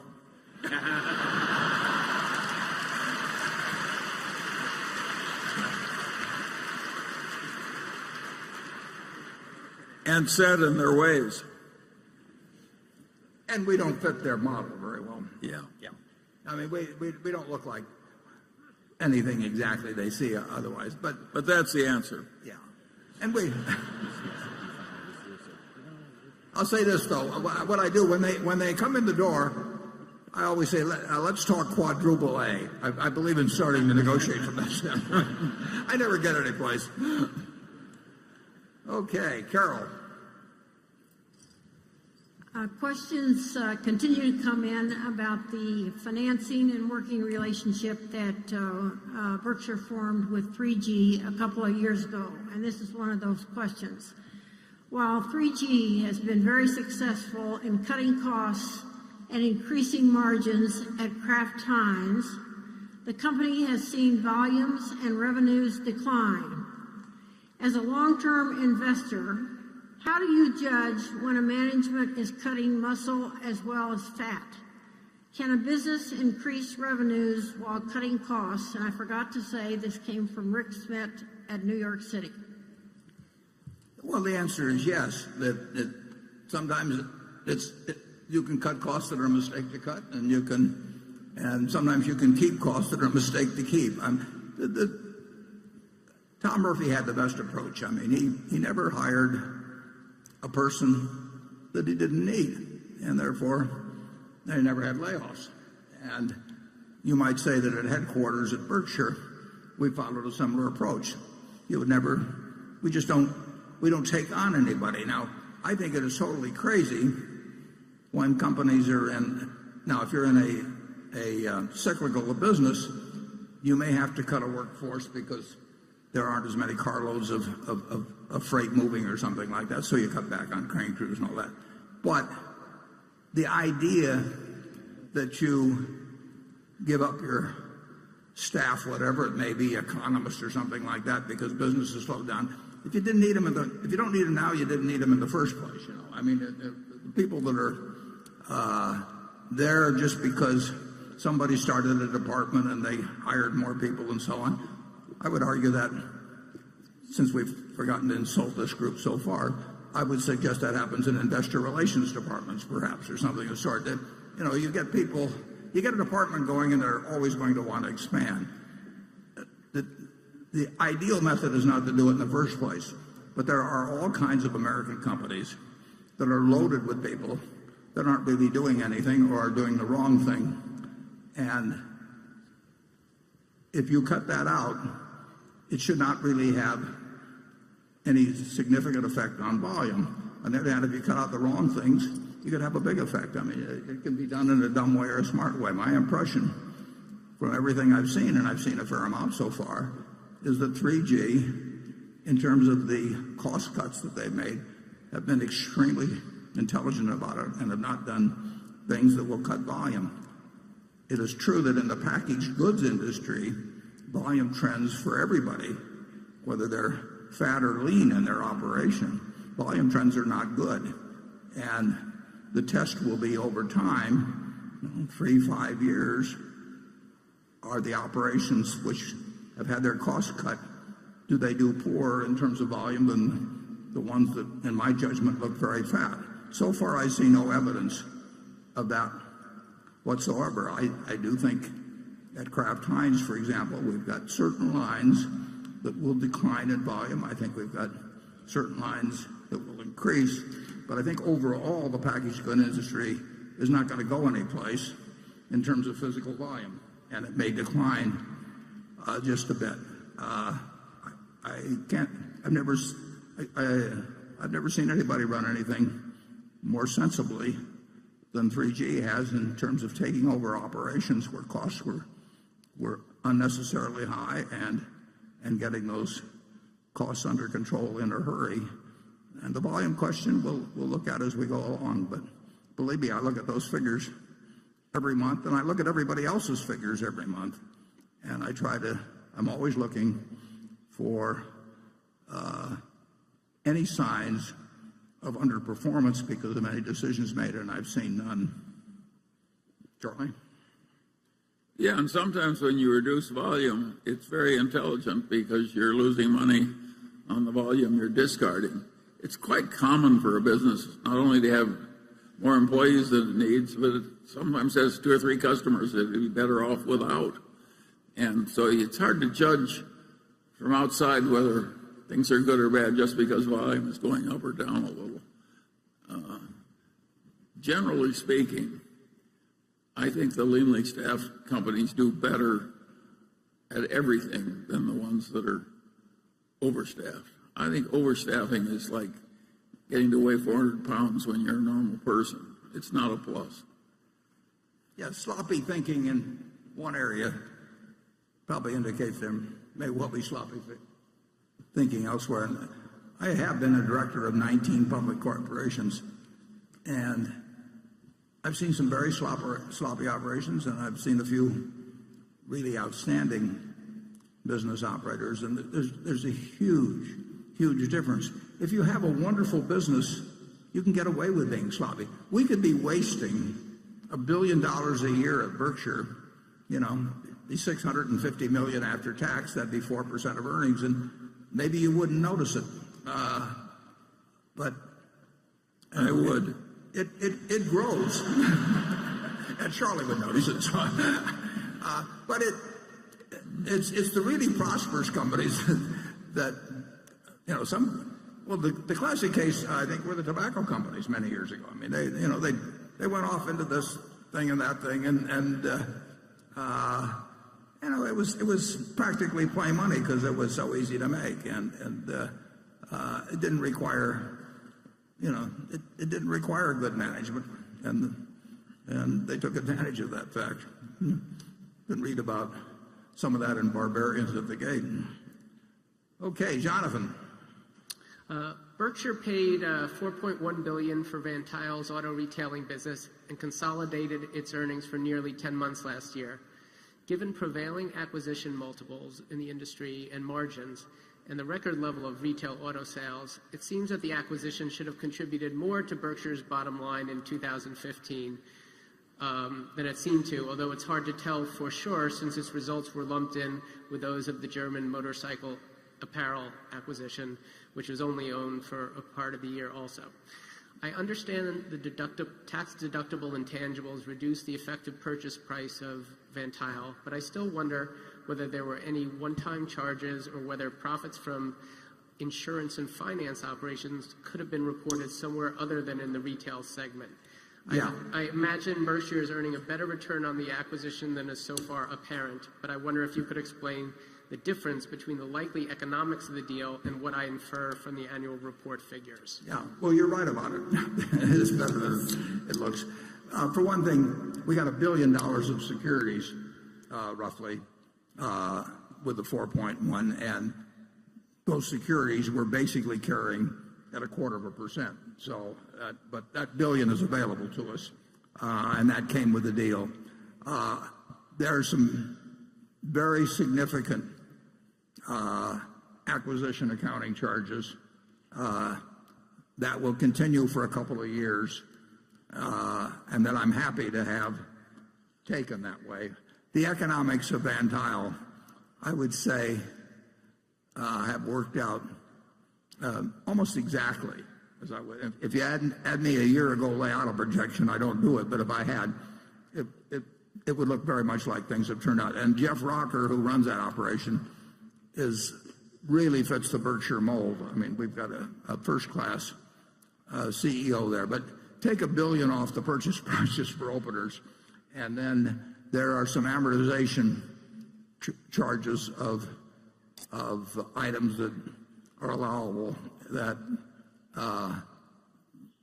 make you correctly see a fairly low figure against what it appears the acquisition price was.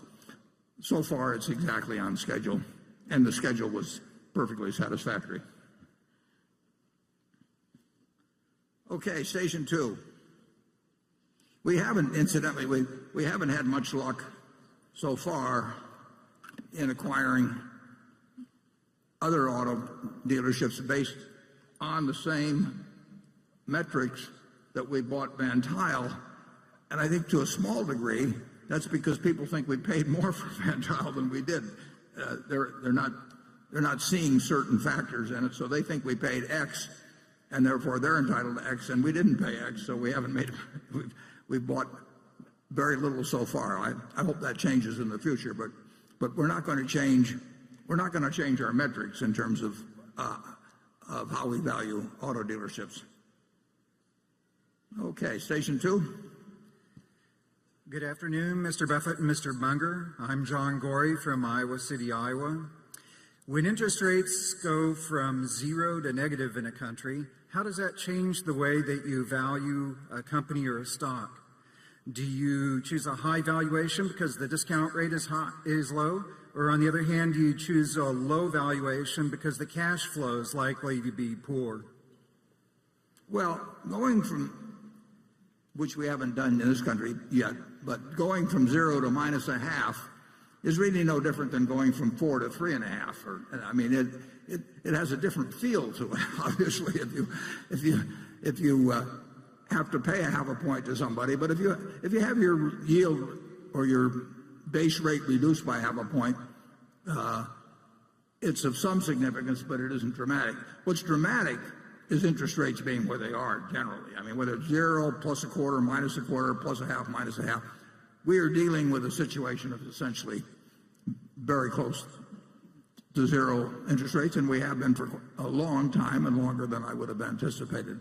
The nature of it is that you'll pay more for a business when interest rates are 0 than if they were like 15% when Volcker was around, and you can take that up and down the line. I mean, we don't get too exact about it because it isn't that exact a science, but very cheap money makes me pay a little more for businesses than when money was at what we previously thought was normal rates, and very tight money would cause me to pay somewhat less. I mean,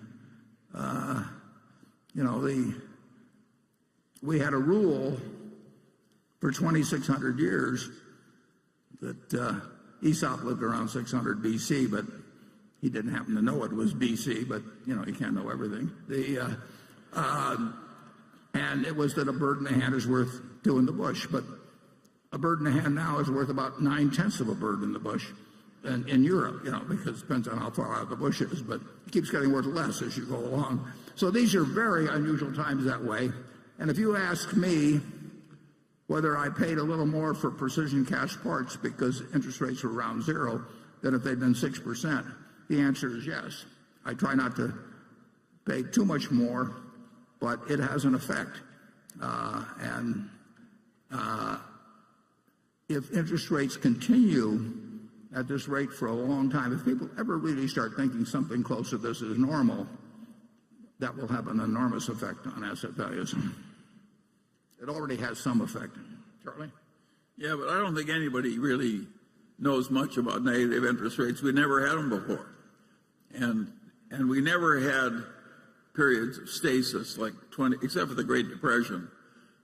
We didn't have things like happened in Japan.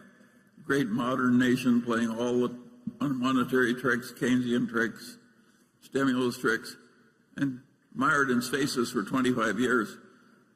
And none of the great economists who studied this stuff and taught it to our children understand it either. So we just do the best we can. And they still don't understand it. No. And our advantage is that we know we don't understand it. It's interesting though.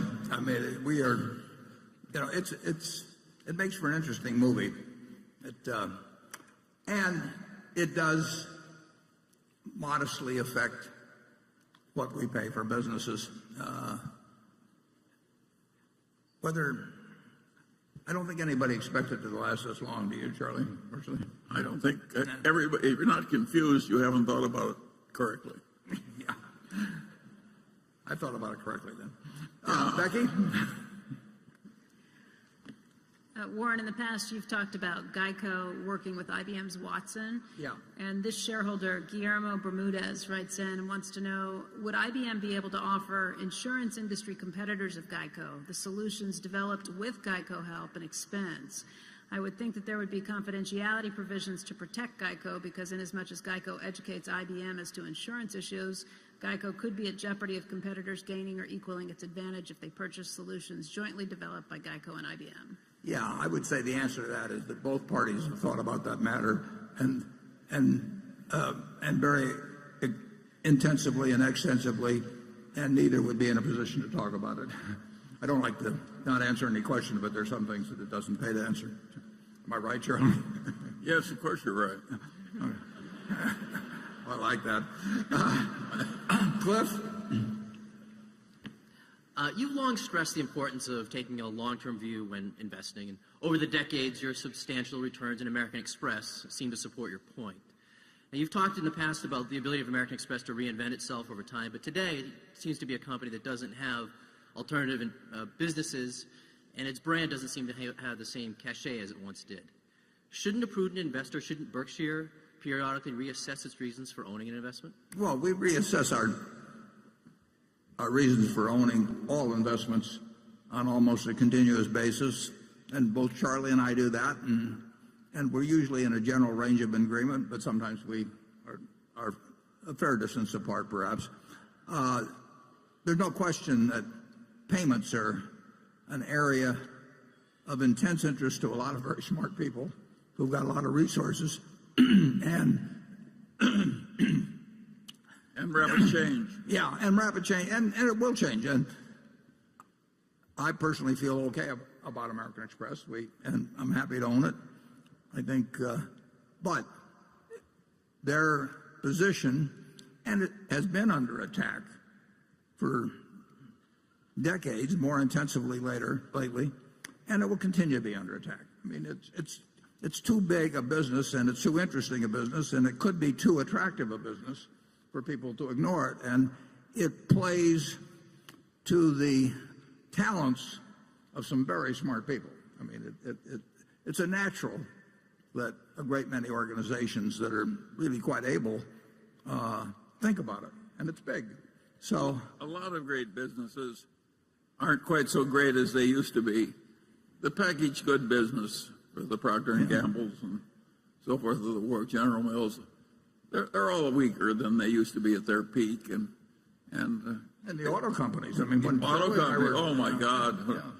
When I think of the power of General Motors when I was young, and what happened, they wiped out all the shareholders. I would no more have predicted that. When I was young, General Motors loomed over the economy like a colossus. It looked totally invincible. Torrents of cash, torrents of everything. And trying to hold down market share. Yes, because they were afraid they'd be too monopolistic. And so the world changes, and we can't make a portfolio change every time something is a little less advantaged than it used to be. But you have to be alert. You have to be thinking all the time in Yes. order to whether there's been something that really changes the game in a big way. And that's not only true for American Express. That's true for other things we own, including things we own 100% of. And we'll be wrong sometimes. We'll be late sometimes. We'll be wrong sometimes. But we'll be right sometimes too. But it's not that we're not cognizant of threats, but assessing the probabilities of those threats being a minor problem or a major problem or a life-threatening problem is, it's a tough game, but that's what makes our job interesting. I think anybody in payments probably who's an established long-time player with an old method has more danger than used to exist. It's just there's more fluidity in it. Okay, station 3. Hi, Mr. Buffett. Hi. Hi, Mr. Munger. I'm from Flagstaff, Arizona. My name is Mick Kelly. My family runs some cattle ranches down in Arizona, and that's kind of what my question pertains to. I'm curious on your thoughts as it relates to the expanding global population and investing in cattle, and if you think it's wise. Thank you. Charlie? I think it's one of the worst business I can imagine for somebody like us. There's nothing personal about this. Yeah. Not only is it a bad business, we have no aptitude for it. Some people have done well in it, Charlie. Boy, yeah, they have one good year every 20 years or something. I know you guys like steak. Very much. But not owning cattle. Yeah. No, it actually, I know a few people that have done reasonably well in cattle, but they usually own banks on the side or something. But I wish you the best in it. Yes. And I'm in Kiewit Plaza if you want to send anything along. Somebody has to occupy the tough niches in the economy. We need you. Yeah, thank you. Thank you. Yeah.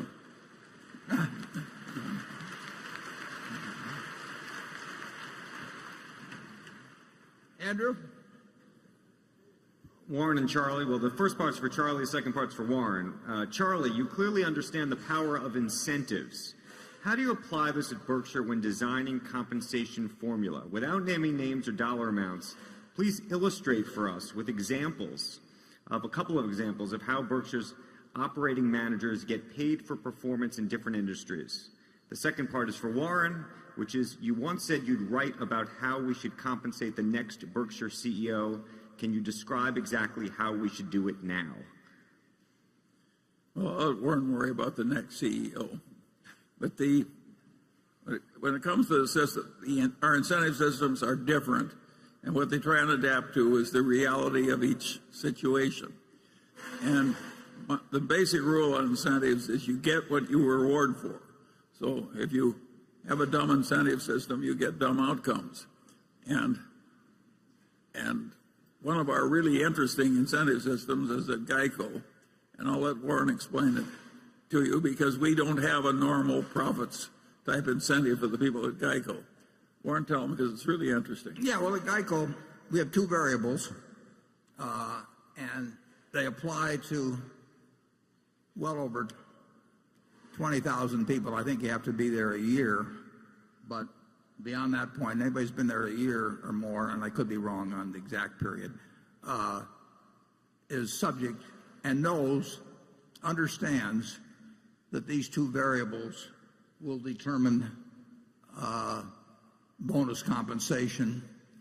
And as you go up the ladder, it has a multiplier effect. It's still the same two variables, but it gets to be larger and larger in terms of bonus compensation as a percentage of your base. But it's always significant.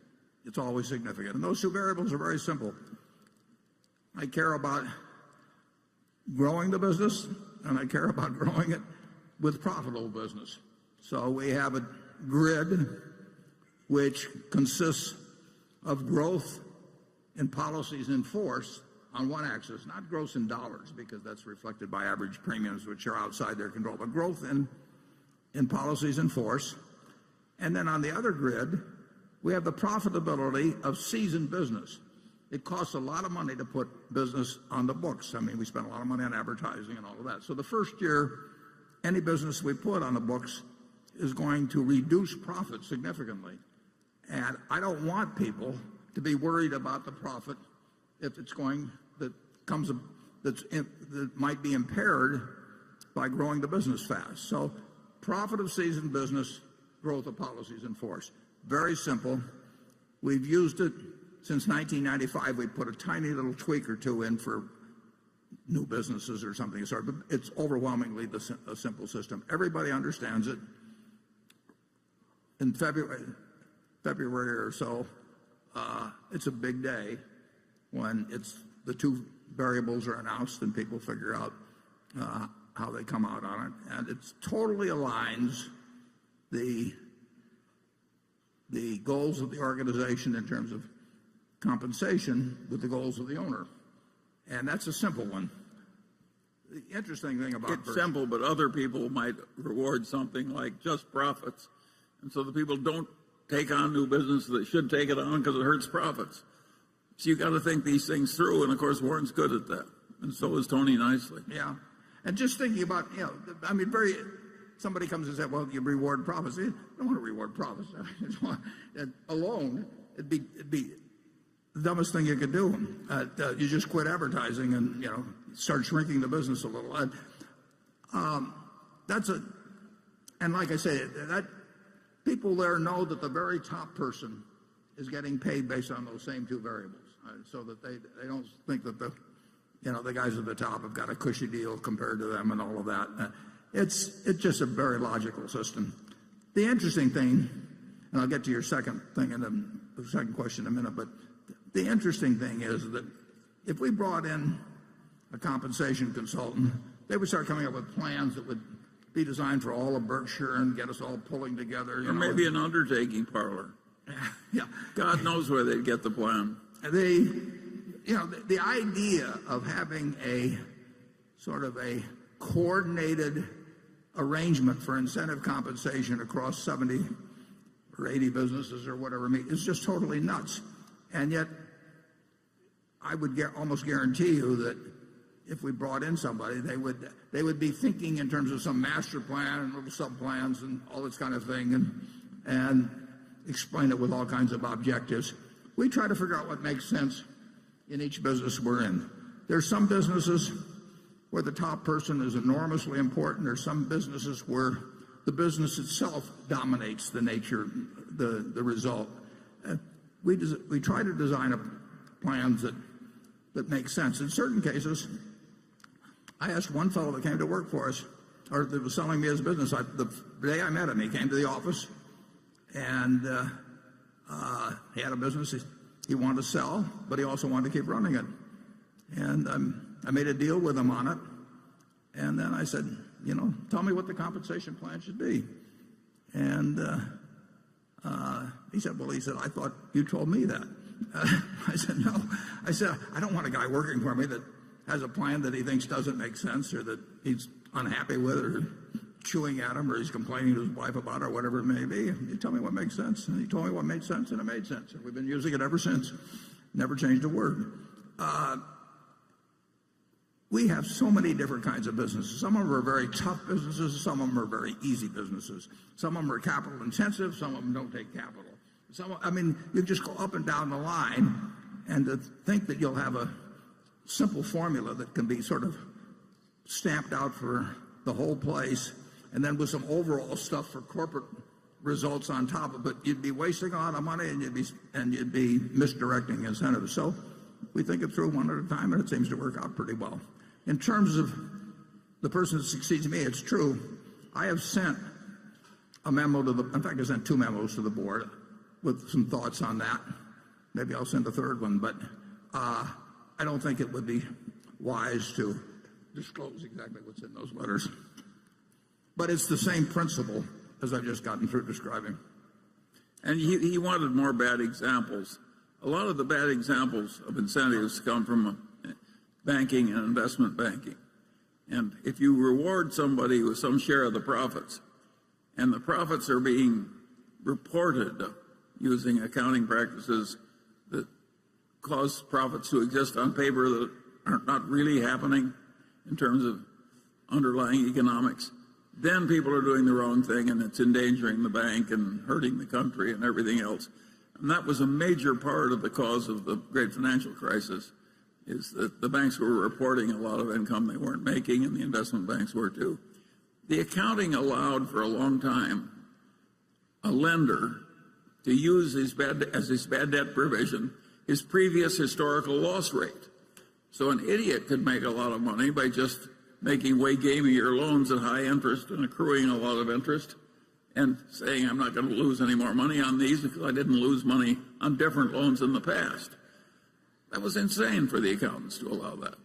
And literally insane. That's not too strong a word. And yet nobody's ashamed of it. I've never met an accountant that's ashamed of it. Another thing, possibility, is when you get the very greedy chief executive and who wants an enormous payoff for himself, and to justify it, designs a pyramid so that a whole bunch of other people down the line get overpaid in some relation, or get paid in relation to something they have no control over, just so it doesn't look like he's all by himself in terms of that fantastic payoff he's arranged for himself. There's a lot of misbehavior. We saw it. You saw it in pricing of stock options. I mean, people that, I literally would hear conversations in a boardroom where they hoped they were issuing the options, at a terribly low price. Well, if you got people interested in having options issued at a terribly low price, they may even occasionally do something that might cause that. And it's certainly, what could be dumber than a company looking for a way to issue shares at the lowest price? But compensation isn't as complicated as the world will like to make it, but if you were a consultant, you'd want to make people think it's very complicated and that only you could solve this terrible problem for them that they couldn't solve. We want it simple and right, and we don't want it to reward what we don't want. If you have those of you with children, just imagine how your household would work if you constantly rewarded every child for the bad behavior. The house would be ungovernable in short order. Okay, Greg. During the past several years, Burlington Northern has spent more than just about every railroad on capital expenditures. While the company reduced its CapEx budget from $5.7 billion during 2015 to $4.3 billion this year, it still represents around 20% of annual revenue, which we believe is at least a bare minimum for most railroads to continue to invest indefinitely. Other than maintenance CapEx, which is likely to account for around 60% of that total, what do you believe are the most likely additional investment opportunities for BNSF, realizing that the secular decline in coal, which has accelerated of late, and the complicated nature of crude oil shipments, where BNSF has already invested heavily the past few years, are likely to push it more towards other parts of the business? As I mentioned in the annual report, in the case of all railroads, merely spending their depreciation expense will not keep them in the same place. So depreciation is an inadequate measure of the actual steady state capital expenditure needs of a railroad, even in these fairly non-inflationary ways. And that's an important consideration in buying the business. We knew that going in, and it's been reinforced since. We spent a lot of money in 2015 because we had a lot of problems to correct, and that was when we spent the $5.7 billion. I would say that the true maintenance capex, if you're looking at $4.3 billion, is higher than 60% of that number when you really evaluate keeping the railroad in competitive shape to do just the same volume as it would be doing the year before. So there is an additional expense at BNSF that is not reflected in the figures. We also have a lot of intangible expenses at some other businesses that aren't real expenses. I mean, overall, I think that Berkshire's figures actually are on the conservative side in relation to real economic earnings, but that's not true at any railroad. They've also had something called positive train control, which amounts to a lot of money for the industry. I think we may be a little further along than most of them in paying for that, but that's $200 or $300 million a year, and maybe, I don't know, would it be close to $2 billion or something like that in aggregate. So it is a very capital-intensive business. We run at the BNSF, we run far more gross and revenue ton miles than any other railroad in North America, and that has obviously is a factor on capital expenditures. But I would say that it's very likely that we will spend more than depreciation, unfortunately quite a bit more than depreciation, to stay in the same place for a long, long time, as will other railroads. And that's a negative in the picture. We will always be looking for ways to use capital expenditure money to develop additional business, and we get that opportunity regularly. It's just a question of the size of it. And we did a lot of that in the Bakken, and we got benefits from it. We're not getting benefits as much as we thought we would at this point when the price of oil has fallen off. But that was a very sensible capital expenditure, and I hope we get the opportunity to do more. What's happening in coal with the decline, I mean, that doesn't really have anything to do with our overall capital expenditure budget, except we won't be spending a whole lot of money to expand in that arena. Does that answer your question okay? No, I was just thinking maybe with intermodal as well, if that's a longer term opportunity to invest more heavily there. Well, we're always open to it, but we would want, you have to see a fair amount of revenue coming from. We had a proposition very recently, which we worked on for many, many years, in terms of making the port at Long Beach considerably more efficient, and we spent a lot of money on that and spent a lot of time, and we would have spent a lot more money, a whole lot more money, if it had been approved. And recently, the court came out with a decision that was negative on it, and whether that kills the chance to do that or we look someplace else, we'll have to look at the situation. Our competitors there pretend to be environmentalists. It's a common practice now.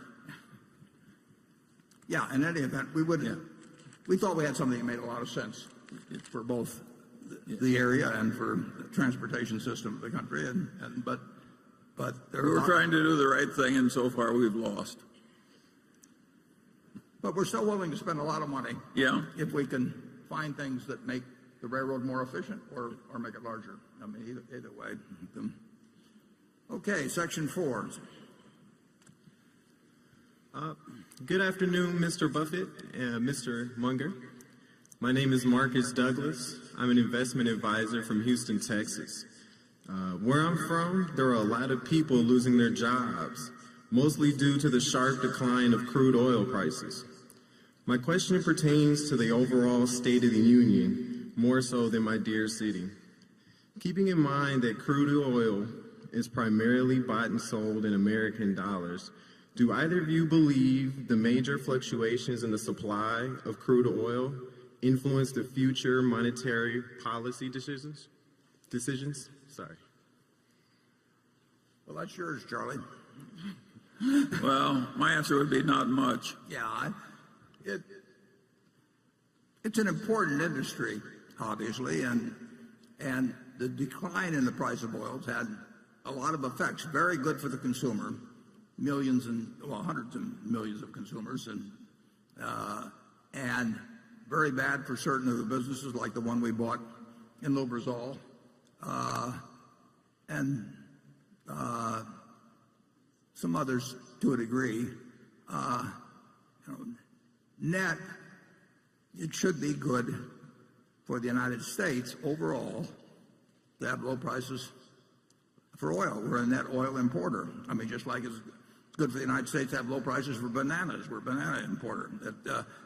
Anything we net buy is a plus when prices fall. But that oil is big enough and extends into so many areas that it also hurts plenty when the price of oil falls, and it particularly hurts capital values. So the consumer gets the benefit when he or she goes to the filling station, every 2 or 3 weeks or something like that, and it comes in relatively small increments.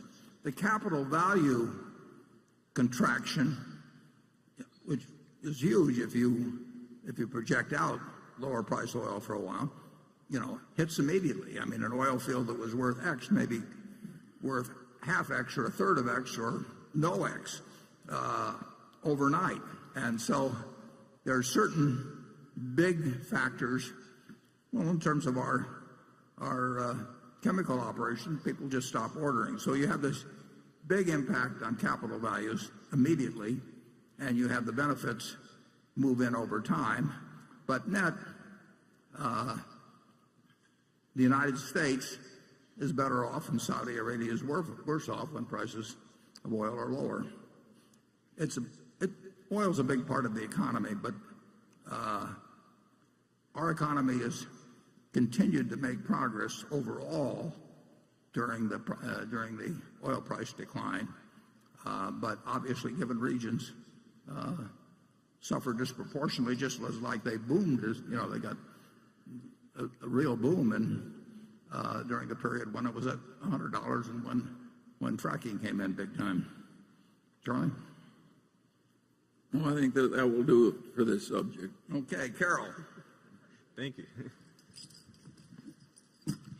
The question is from Larry Lebowitz of Boston.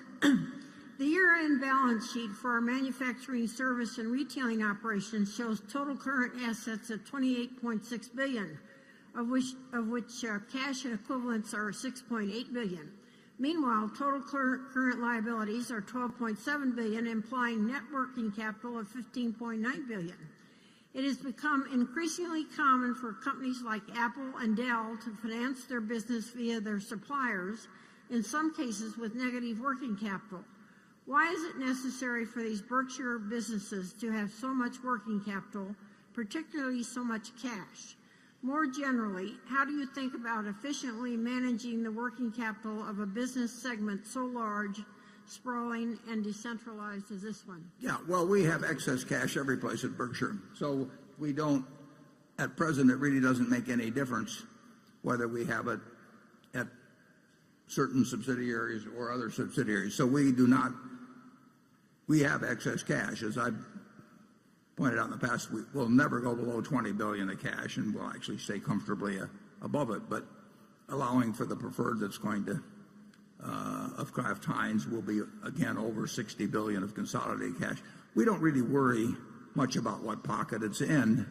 It's not making anything anyway at these levels. Now, if rates move higher, we've actually got the mechanics in process to do sweep accounts and that sort of thing. So I would pay no attention to the particular cash that's being held in that category there. The cash in Berkshire Hathaway Energy, the cash in the railroad, we have independent levels that we don't guarantee their debt, and they run with ample cash, and we would not look at sweeping that down to a minimum. But if you talk about 40 or 50 of our miscellaneous subsidiaries, we will go to a sweep account when rates get where it really makes any difference to do it. But right now, when you're getting zero, it doesn't really make much difference where you get zero. So I think the fellow's overanalyzed it a little bit, but I understand why he did it. Warren, one of his ideas is, why don't we imitate some of these other people and pay our suppliers a lot more slowly so we have more working capital? Yeah. Well, that's a big thing in business now. And last year, Walmart, for example, went to almost all of their suppliers, as I understand, and certainly the companies that we supply, and they basically had a list of half a dozen things that they wanted present suppliers to agree to, and one of those things was more extended terms. And each of our companies made their own decisions, but my guess is they got more extended terms from most of their suppliers, maybe a very high percentage of their suppliers, and they may have gone from, I don't remember the exact request, but whether they went from 30 to 60 days or what it was, but they got a meaningful extension.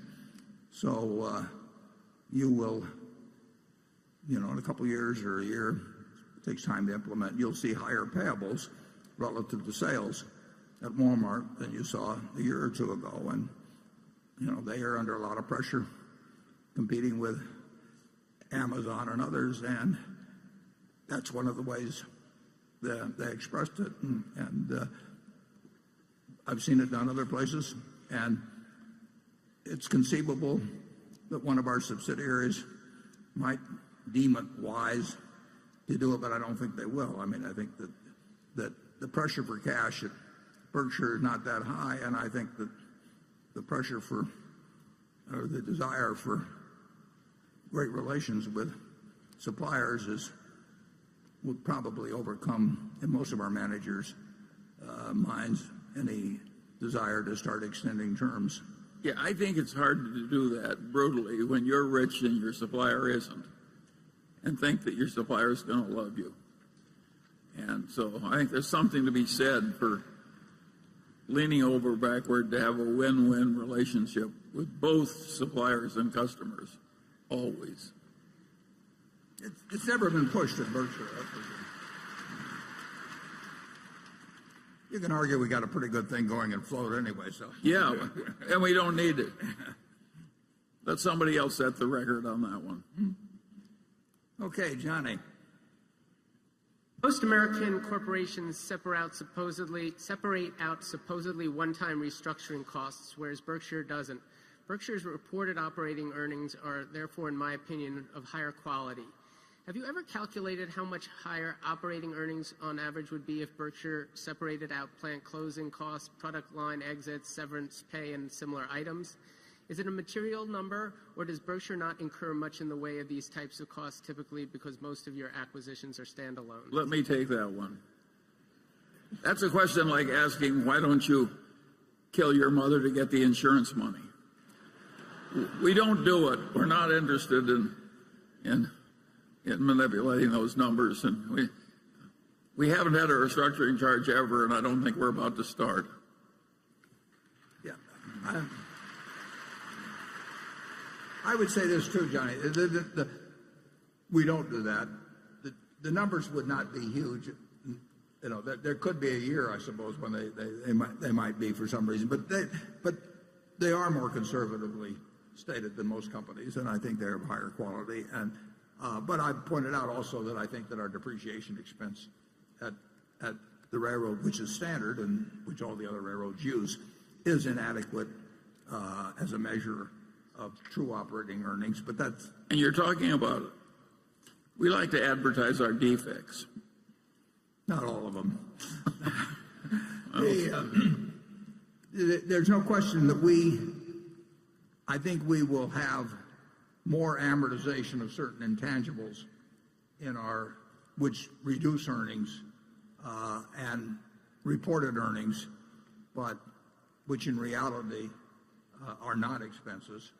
We'll have more of that than some companies, and I pointed that out. I never want to report one of these things where I have the whole adjusted earnings set out and say this is what you're supposed to pay attention to, because every one of those I've seen virtually results in some inflation of figures, and things are good enough at Berkshire. We don't need to inflate the figures. Okay, station 5. This is Martin calling from Germany. I'm a fixed income manager. We launched with Hendrik Leber a fund, and you have my sympathy. Yeah. The volume is about 650 million. We are 4.1% ahead this year. Obviously, my question is about fixed income. If I look in your annual report, it's about the volume of 25 billion. And if I add, let's say, the CDS, you were selling the CDS, and it's about a volume of 7 or 8 billion. So my concrete question is, the premium on your CDS is about 31 basis points at the end of the year. So mark to market, it's probably at the high teens or 20s. So would you consider to unwind this position? Are you allowed to do it? In the annual report you say no, but probably you can make exactly the contrary trade on it. That means you are buying protection. Is that a philosophy which you stand behind? Could you do that from the ethic point of view when the premium are extremely low, which is at the case that the spreads are, as I said, between 15 and 20 basis points? Can you get a Charlie, that sounds like it was designed for you. I think it was referring to, we have one position left over from 6 or 7 years ago or thereabouts that involves us selling protection on zero coupon municipal bonds with a nominal value, maturity value, which is, since they're zero coupons, is far off and not present value at all. I think 7.7 billion or something like that. And we're just sitting with that position because we like the position. And the gentleman mentions that our CDS is, that's an insurance premium against our debt that people buy.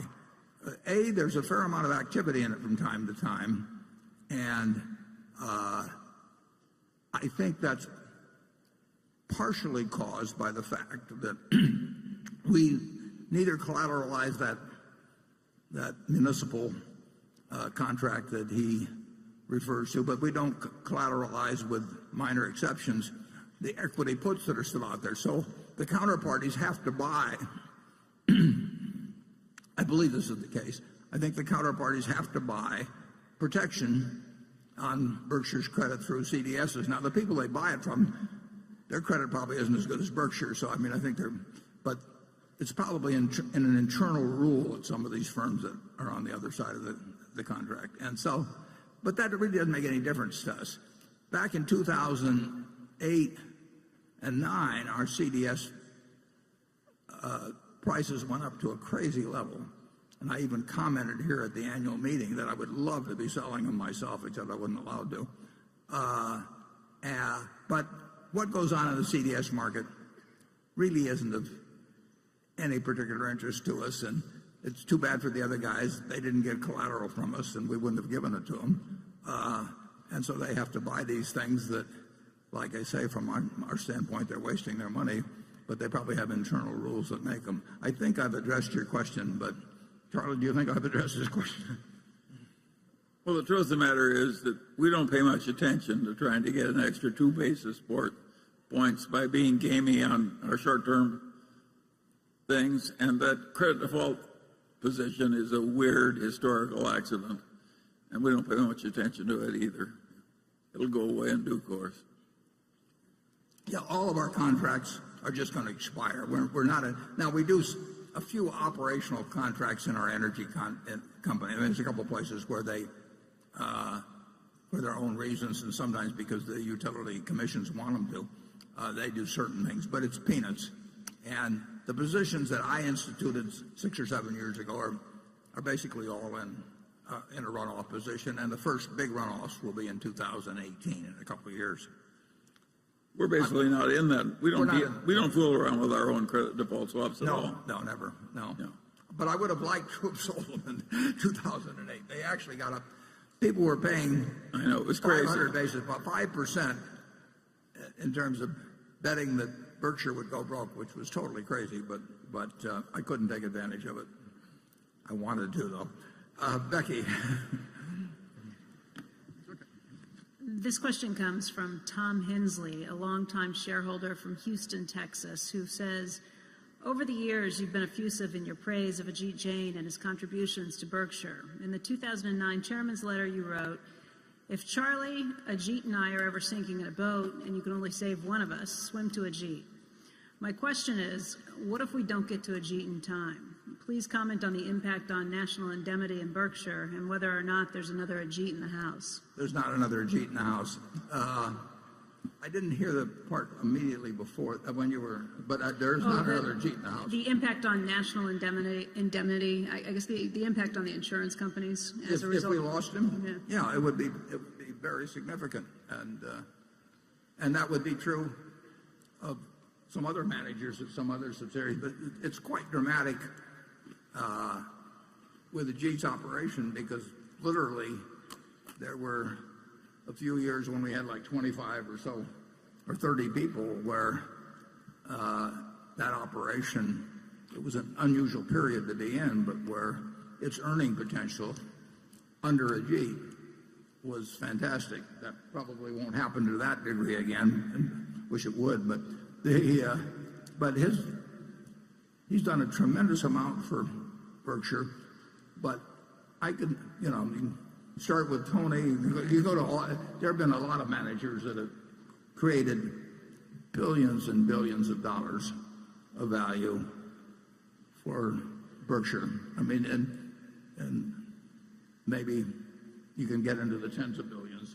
It's having a fantastic manager that has a large potential business available to them, and who makes the most of it. It's huge over time. You don't see it necessarily in a week or a month or anything of the sort. But when you're building capital value, I mean, think of the value of Jeff Bezos to Amazon. I mean, that it wouldn't have happened without him. And you're looking at huge values, and I can name other situations. The value of Tom Murphy and Dan Burke was the difference between zero and what they ended up with. I mean, they built that thing from a bankrupt UHF station in Albany. It wasn't that they didn't invent television or anything of the sort. They just managed it so well. So really outstanding managers, they're invaluable, and we want to align. Charlie and I can't do it ourselves, but we want to align ourselves with them, and then have them feel about Berkshire the way we feel about it. And if we do that, we have an enormous asset, and we do have in Ajit and a number of the other managers. Charlie? Yes, and Ajit has a longer shelf life than we do. He'd be particularly missed. Well, let's not give up here, Charlie.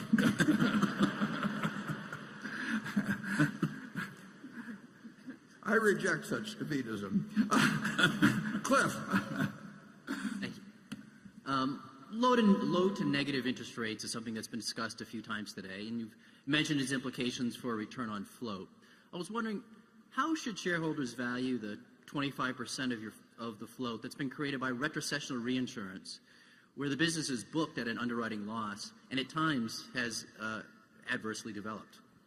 Cliff brings up some of our business in the insurance business, we take with either the probability of some underwriting loss in order to get to use the money for a very long period of time, and it would look under today's interest rates like we can't do much with that. There's two answers to that. We don't think it'll, for the duration of the kind of contracts we have, we don't expect these rates, but we could be wrong. But the second one also is that we do think that occasionally we will get chances, even in periods of low interest rates, to do things that will produce quite a bit, very reasonable returns. And so we are not measuring it against, double A corporates or anything of the sort. We're measuring it in the potential utility to us with our really pretty unusual flexibility in respect to the deployment of funds and this long period when we'll have an opportunity perhaps to come up with one or two things where we can deploy money at a rate that may be quite a bit higher than other people assume now that money can be deployed. Charlie? Yeah, we're willing to pay a little money now to have the certainty of having a lot of money available in case something really attractive comes up in a bit difficult time. It's an option cost. It's an option cost, right. And that option came in handy in 2008 and 9, for example. Did it ever? Okay, station 6. Hi, Charlie and Warren. My name is Mindy Jensen, and I'm from Longmont, Colorado. I work for the largest real estate investing social network online called BiggerPockets.com. We're seeing investors starting to get concerned that the real estate market is a bit frothy, similar to the run-up of 2005, 6, and 7 that led to the crash in 2008. Warren, in 2012, you told Becky Quick that if you had a way to easily manage them, you'd buy 100,000 houses and rent them out. How do you feel about the real estate market today? It's not as attractive as it was in 2012. We're not particularly better at predicting real estate markets than we are stock markets or interest rate markets, but there's certainly, and it's driven to some extent by these low interest rates, but there are certainly properties that are being sold at very, very low cap rates that strike me as having more potential for loss than gain. But again, if you can borrow money for very, very little and you think you're getting into some very safe asset, 100 basis points or 150 basis points higher, there's a great temptation to do it. I think it's a mistake to do that, but I could be wrong. I don't see a nationwide bubble in residential real estate now at all. I think in a place like Omaha or most of the country, you are not paying bubble prices for residential real estate, but it's quite different than it was in 2012, and I don't think the next time around the problem is going to be a real estate bubble. I think that it certainly was the cause in a very large part of what happened in 2008 and 9, but I don't think it will be a replica of that. Charlie? Nothing to add. Okay. Andrew? Warren, Todd and Ted now have been at Berkshire for several years. What have been their biggest hits and failures, specifically? And what have they learned from Charlie and Warren? And what are the biggest differences between you and them?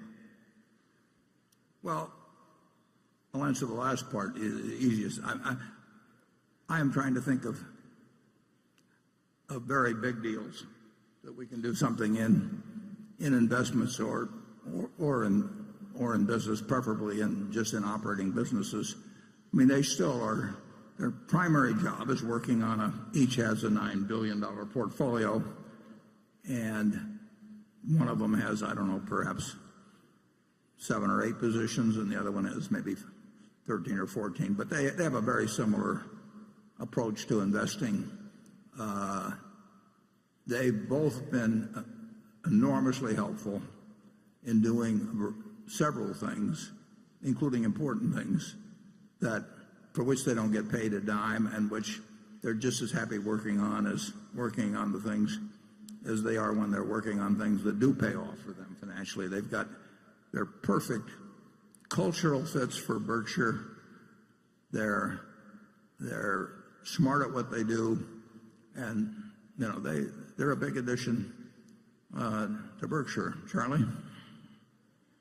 Again, I've got nothing to add. And did I cover the whole thing, Andrew, or was there a part I missed there?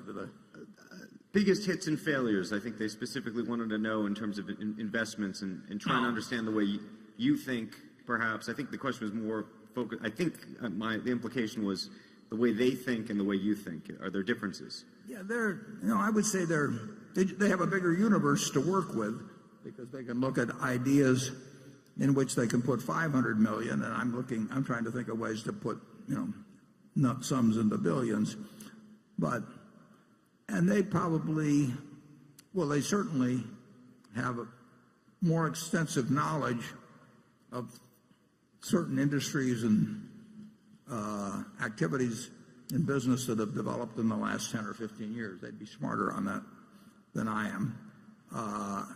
But their approach to investing, I mean, they're looking for businesses that they understand and that are going to, and through the stocks of those businesses, that they can buy at a sensible price and that they think will be earning significantly more money 5 or 10 years from now. So it's very similar to what I'm thinking about, except I probably add another 0 to it. And we don't want to talk about specific hits and failures. No. Okay, Greg? Yeah, we will never get into disclosing. We file reports every 90 days that show what Berkshire does in marketable securities, but we don't identify. I may identify whether it's mine or theirs, but we don't get into identifying what they do individually. Looking at Berkshire's finance and financial products segment, there was a fairly significant increase in the amount of cash carried on the group's books last year. After holding steady between $2 and $2.5 billion during 2012 through 2014, the amount of cash held at the segment spiked up to $5.4 billion at the end of the third quarter of last year and $7.1 billion at the end of 2015. This incidentally coincided with your acquisition of GE's railcar leasing unit, as well as the acquisition of several railcar repair and maintenance facilities. Sales and profitability were fairly solid last year, but don't really seem to account for the magnitude of the change in cash. And investments, debt, and other liabilities do not look to have changed significantly enough to account for the difference, perhaps accounting for about $1 billion of the increase. Just wondering where the additional $3.5 billion in cash came from, and whether or not the elevated level of cash at the end of last year is excess to the business or a new required level of cash for the operations. Well, I can't tell you where it came from. You'd think I would, $3.5 billion, but I can tell you why we were funneling money into the parent company and into the finance company. That money was basically dedicated to making the $22 billion portion of the precision cast parts purchase that was accounted for by cash. We actually borrowed $12 billion, but $10 billion was what was of the borrowing was there, and we pushed money from various sources depending on who owned what and that sort of thing. We pushed money into those two entities and eventually into the parent company to take care of the $22 billion that was coming due. Turned out to be at the end of January when the precision cash parts closed. There's really no significance to it other than that. Okay, station 7. Good afternoon, Mr. Buffett and Mr. Munger. My name is Jeffrey Eastup from Cranford, New Jersey. I just have a simple question for you. How would you explain IBM's moat? I'm not sure that's a simple question. No, I'm not either. Well, it has certain strengths and certain weaknesses, and I don't think we want to get into giving an investment analysis of any of the portfolio companies that we own. I think I'd probably better leave it there. Charlie? Yeah, it's obviously coping with a considerable change in the computing world, and it's attempting something that's big and interesting, and God knows whether it's going to work modestly or very well. Yeah. I don't think Warren knows either. No, we'll find out whether the strengths are strengths. Yeah. But, but it's a field that a lot of intelligent people are trying to get big in.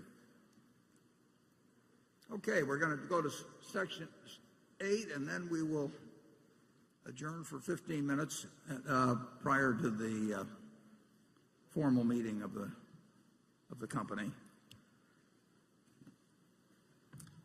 Are you ready? Section 8. Hello, everybody. Good afternoon. My name is Christian Campos. I'm from New York City. I'm a senior accounting major at Baruch College, part of the City University of New York. And Mr. Buffett, in your annual shareholder letters and during interviews, and even today, your sense of humor always shines through. Where does your sense of humor come from? Please tell us. Thank you. That's just the way I see the world. It's a very interesting and at times very humorous place. And actually, I think Charlie has a better sense of humor than I have, so I'll let him answer where he got his. I think if you see the world accurately, it's bound to be humorous because it's ridiculous.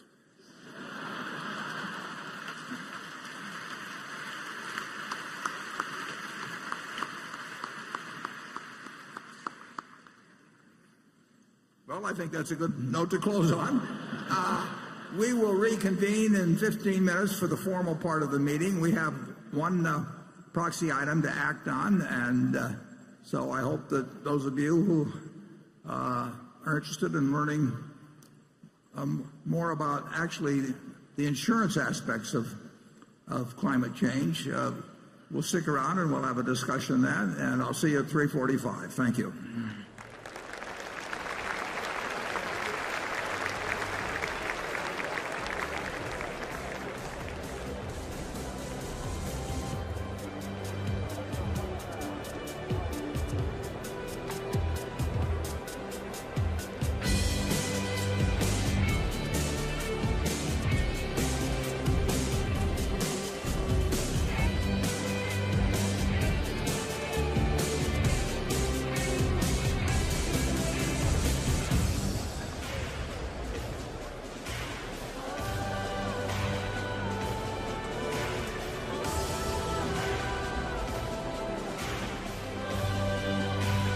And there you have it. Berkshire Hathaway Chairman and CEO Warren Buffett, along with Vice Chairman Charlie Munger, ending the question and answer period of the Berkshire Hathaway annual meeting. In just a moment, the formal shareholder session begins. Welcome back to Yahoo Finance, exclusive live stream of the Berkshire Hathaway annual meeting, coming to you live from the CenturyLink Center in Omaha, Nebraska. I'm Alexis Christoforous, joined once again by Yahoo Finance Editor-in-Chief Andy Serwer. And what a day, what an incredible couple of days here in Omaha. Andy, what was the highlight of this meeting today for you? Well, I don't think there were any red-hot zingers, Alexis, and it's sort of the totality of all of it. I mean, there were a lot of topics that he got to that Buffett and Munger addressed. And I think that, you know, the way I look at it is they had to sort of speak to a lot of things that people had serious questions about. Mm-hmm. Everything from global warming to sugar to interest rates, succession. And, you know, they're able to sort of handle all those really kind of tough questions, quite frankly, and weave in their wisdom and levity. And basically, you know, they're sort of charming their shareholders. But that's a little understating it, because I think that they were giving substantive answers and very sophisticated answers.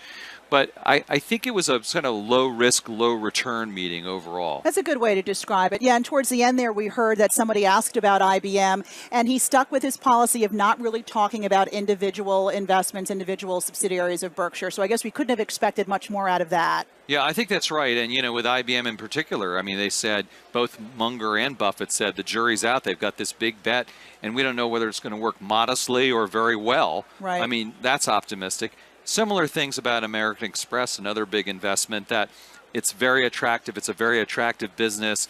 Even if it was less attractive, it would still be a good business to invest in. Yeah, and you know, it's very couched and nuanced. It is, and they're always ready, though, to say, hey, look, you know, we may fail. We've failed before, we may fail again. So the question of succession came up. We knew it would have to at some point. And again, sort of not a lot of clarity there. And he brings up a valid point. He said, listen, if we put a name out there now, and this person wouldn't need to take over for the next few years, their situation could change. So why put a name out there if you know, everything's still so fluid? That's right. And with succession, though, Alexis, he did talk up Ajit Jain, who's his right-hand man in the insurance business. And interestingly, Ajit Jain is a lot like Buffett in that he is super smart, whip smart, but also perceived to be a really decent guy and someone people really like to work with and work for. And I know Buffett really likes to work with Jain, and you know how important that is. Buffett always saying he only likes to work with people that he likes to work with. That's probably a pretty good policy in life, right? Yeah. You know, people talked about how they do their due diligence. And sometimes they've come under a little criticism, both Munger and Buffett, about do they do enough due diligence? And I really liked his answer, because he said, you know, at the end of the day, it's about this human being I'm going to be giving a lot of money to, and there has to be a level of trust there. And how do you do due diligence on a person? I mean, there are some of the obvious ways, but, you know, you have to have a little bit of faith, maybe a history with that person, and a relationship there that you believe in. I mean, he'll do two things, Alexis, to your point. He'll have a conversation with this person to get a feel for them, and then he'll take a look at this paper, their numbers, and he can just sort of tell very, very quickly, better than most mere mortals. Right. Both of those things, your character right. and your balance sheet and your income statement, and just make a very quick decision. That's what separates him from, like, the rest of everybody else, right? All the rest of us. All right, let's bring in Nicole Sinclair now, who's down on the exhibition floor. And Nicole, so much of this session was devoted to buybacks. Let me get your initial reaction to the question and answer session. Well, Warren Buffett has been outspoken in saying when his stock reaches 1.2 times book value, he will buy back stock. And he was asked if there's some flexibility in that. Would he buy back at higher levels? And he answered that he probably wouldn't, but he values the idea of if you have cash on hand, use it. If you think your stock is undervalued, put that cash to work, buy back shares. He doesn't see anything wrong with that. Of course, buybacks have been a controversial topic throughout this recovery. Many investors and analysts saying that buybacks have artificially inflated earnings per share. Buffett really defending the role of buybacks from a valuation perspective, but really sticking to his 1.2 times metric when he's going to buy back stock. At these levels, though, Berkshire, in his mind, very cheap by historical standards. Also talked a little bit about capital-intensive investments, and it's not something that Berkshire Hathaway traditionally has done, but with precision cast parts and with Burlington Northern Santa Fe, he's now, and the renewable energy space, he's now entered those kinds of acquisitions. What did he have to say about that? Yeah, he got a lot of questions about BNSF, about precision cast parts, particularly because BNSF has had to have a lot of investment to boost its business. He thinks, of course, this is a shift away from the core insurance business, which is still a very important part of Berkshire. He highlighted the value of businesses that don't require a lot of investment, but also said, you know what, there's only so much upside you can have there. We have these other opportunities. He remains very positive long-term for the future for BNSF, for precision cast parts. He's very bullish on the aerospace cycle, of course. And remember, keep in mind, Berkshire, 10 1/4 of their businesses, if you include that Kraft Heinz steak, would be listed as Fortune 500 companies if they were independent. So he's really talking about huge portions of our economy that he's really bullish on. He's bullish on the future of America. He's bullish on the future of industry and the industrial sector. And that really came through in today's session. All right. You know, we should just let folks know you're in front of a house that's actually indoors. You're not in suburbia. You're in front of what's called a Clayton Model Home. It's one of the subsidiaries of Berkshire Hathaway. And that's why there's a price on it as well, because shareholders get a discount on that house if they buy this weekend. It's 10 grand off the regular price. Just one of the benefits, I guess, of being a shareholder and attending the meeting. All right, I want to take a look now, both Andy and Nicole, at one of the questions that was asked during the question and answer session. Take a listen.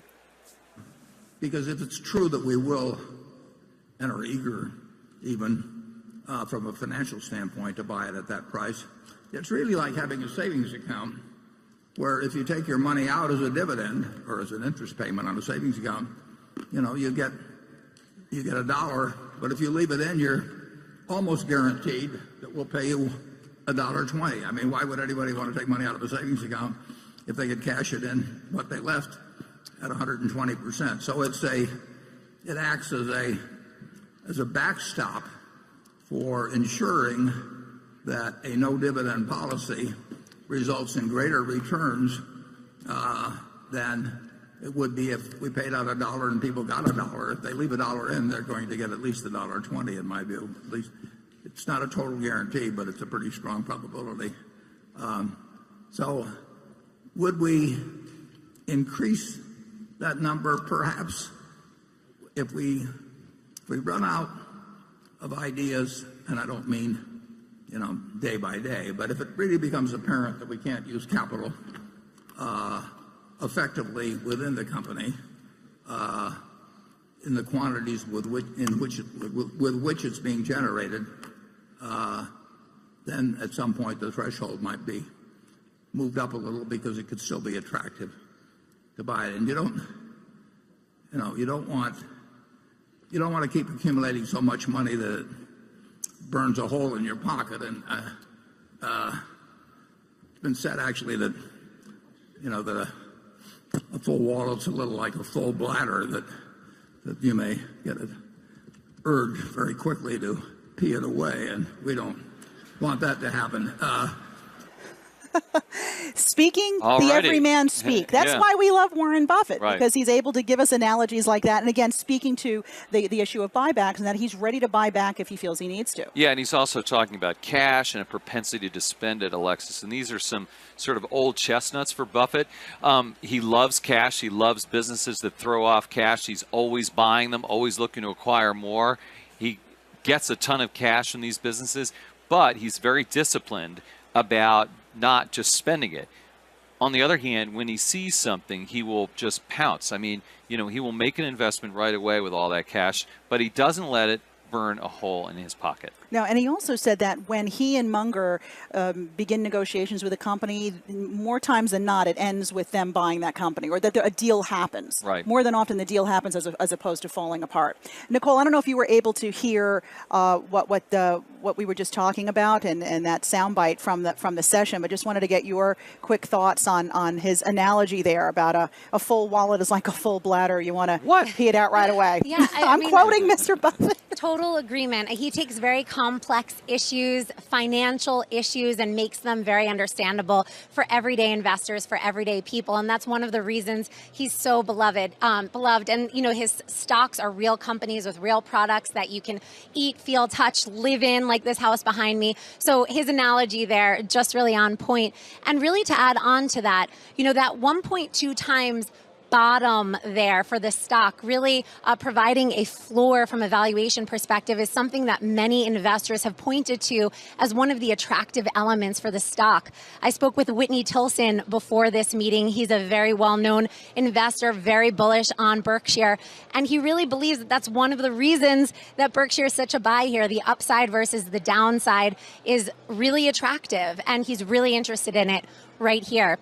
And, you know, if you take a look here at some of the topics really being talked about on Twitter, on social media, we were monitoring all your tweets real time. Succession was a lot of interest. We see here the future. Everyone's wondering what's next for Berkshire.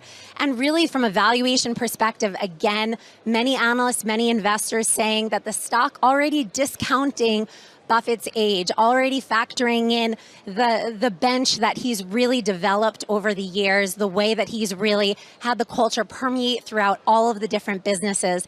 And so that's really important as we think about the stock going forward. All right, Andy, you wanted to add something? Yeah, I mean, it's interesting, Nicole, that you said that, because there's a lot of reasons why this stock could be higher. I mean, you know, first of all, you have to, you know, get over the fact that it's $220,000 dollars a share. Class I mean, A shares, that's not a valuation. That's just the actual price, of course. But it could be a lot higher for a couple of reasons. What if Buffett was 45 years old? I mean, imagine. That's number one. Now, they were complaining, Buffett and Munger, or actually it was a question, responding to a question about the fact that the company is not rated AAA, which is kind of surprising. That's right. What? And that's because it's kind of complicated. It's a category of one. Right, there's no other company like Berkshire Hathaway. It's a holding company with insurance operations that has big investments. What? I mean, that's like nothing. So, in other words, if it was less complicated, if the CEO was younger, if it had a AAA rating, you know, would it be $500,000 a share? Who knows? If Buffett lives for a long time, it probably will get to be $500,000 a share. I mean, it could. I don't really know. I mean, when you make predictions like that, they invariably don't come true. But, you know. You just said it. well, you know, it's funny because I remember, I'm old enough to remember when it was $8,000 and $3,000 You should have gotten in. I know, and it seemed outrageous. And you're like, oh, my goodness, you know, this thing could never go higher. Thousands of dollars, a stock trading for thousands of dollars. This is impossible. It could never go higher. And, you know, now it's a six-figure stock.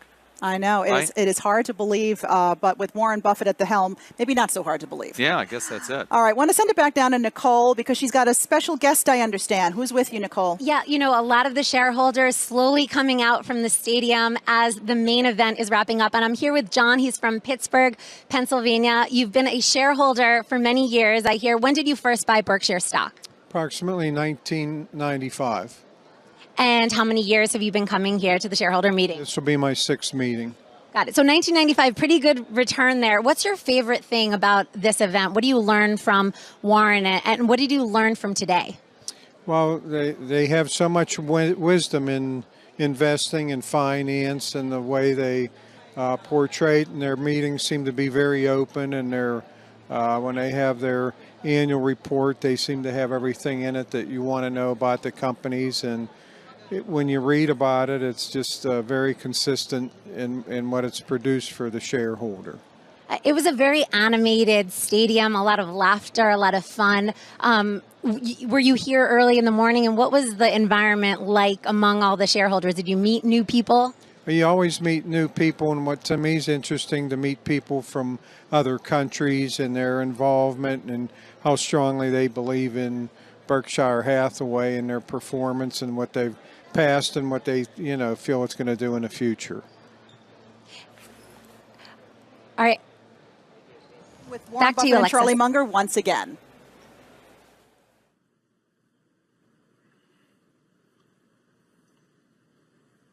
How old is Hanson, do you know?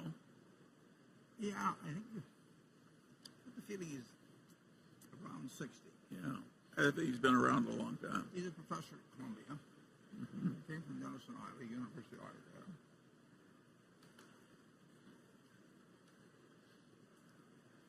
He's fixated on Berkshire Hathaway's losing too much money on insurance. Well, I think. No, what do you? Because we don't understand global warming. We'll find out.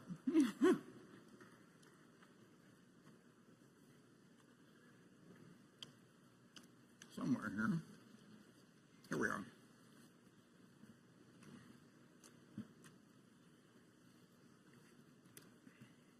Okay, if everybody will please settle down, we'll proceed with the meeting. Meeting will now come to order. I'm Warren Buffett, Chairman of the Board of Directors of the company. I welcome you to this 2016 Annual Meeting of Shareholders. This morning I introduced the Berkshire Hathaway directors that are present. Also with us today are partners in the firm of Deloitte & Touche, our auditors. They're available to respond to appropriate questions you might have concerning their firm's audit of the accounts of Berkshire. Sharon Heck is Secretary of Berkshire Hathaway, and she will make a written record of the proceedings. Becky Amick has been appointed Inspector of Elections at this meeting.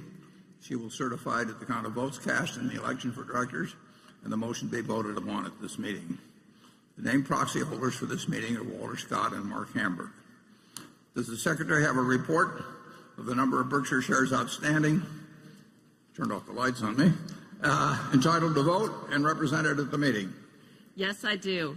As indicated in the proxy statement that accompanied the notice of this meeting that was sent to all shareholders of record on March 2nd, 2016, the record date for this meeting, there were 807,242 shares of Class A Berkshire Hathaway common stock outstanding, with each share entitled to one vote on motions considered at the meeting, and 1,254,393,030 shares of Class B Berkshire Hathaway common stock outstanding, with each share entitled to 1/10,000th of one vote on motions considered at the meeting.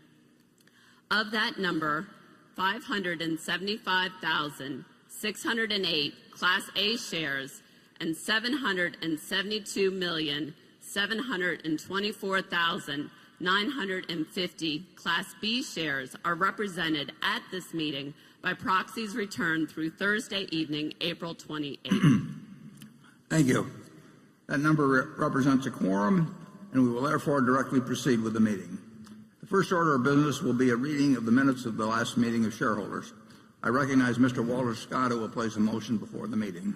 I move that the reading of the minutes of the last meeting of shareholders be dispensed with and the minutes be approved. Do I hear a second?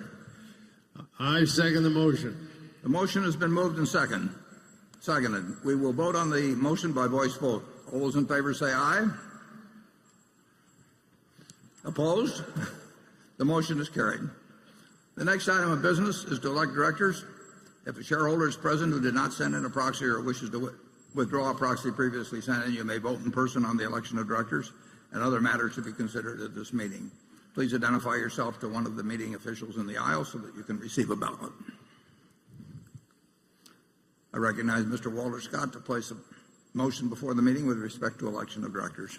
I move that Warren Buffett, Charles Munger, Howard Buffett, Stephen Burke, Susan Decker, William Gates, David Gottesman, Charlotte Guyman, Thomas Murphy, Ron Olson, Walter Scott, and Merrill Whitmer be elected as directors. Is there a second? I second the motion. It has been moved and seconded that Warren Buffett, Charles Munger, Howard Buffett, Stephen Burke, Susan Decker, William Gates, David Gottesman, Charlotte Guyman, Thomas Murphy, Ronald Wilson, Walter Scott, and Merrill Whitmer be elected as directors. Are there any other nominations or any discussion? The nominations are ready to be acted upon. If there are any shareholders voting in person, they should now mark their ballot on the election of directors and deliver their ballot to one of the meeting officials in the aisles. Ms. Amick, when you are ready, you may give your report. My report is ready. The ballot of the proxy holders in response to proxies that were received through last Thursday evening cast not less than 643,789 votes for each nominee. That number far exceeds a majority of the number of the total votes of all Class A and Class B shares outstanding. The certification required by Delaware law of the precise count of the votes will be given to the Secretary to be placed with the minutes of this meeting. Thank you, Ms. Amick. Warren Buffett, Charles Munger, Howard Buffett, Stephen Burke, Susan Decker, William Gates, David Gottesman, Charlotte Guyman, Thomas Murphy, Ronald Olson, Walter Scott, and Merrill Whitmer have been elected as directors. The next item of business is a motion put forth by the Nebraska Peace Foundation. The motion is set forth in the proxy statement, and will the projectionist please put up number 9. Here we are. The motion requests that our insurance business issue a report describing their response to the risks posed by climate change, including specific initiatives and goals relating to each risk issue identified. The directors have recommended that the shareholders vote against the proposal. I will now recognize, and I think it will be up in Area 1, I will now recognize Dr. James Hansen to present the motion, but I believe maybe the gentleman from the Nebraska Peace Foundation may be introducing it, and he may introduce Dr. Hansen. To allow all interested shareholders to present their views, I ask the initial speaker to limit his remarks to 5 minutes, and then the microphone at Zone 1 is available for those wishing to speak for or against the motion. Subsequently, Zone 1 is the only microphone station in operation. For the benefit of those present, I ask that each speaker for or against the motion limit themselves, with the exception of the initial speaker, to 2 minutes and confine your remarks solely to the motion. And the motion should be left up on the, let's see, is that up there or not? Yeah, okay, the motion should be left up there. In a sense, incidentally, it asks us to present a report about the risks to the insurance division by climate change, and I did address this subject in the annual report. That would be a report, and it was a report that was concurred by Ajit Jain, who is number one expert on insurance risks. So that does represent the view of our insurance division and myself as the chief risk officer.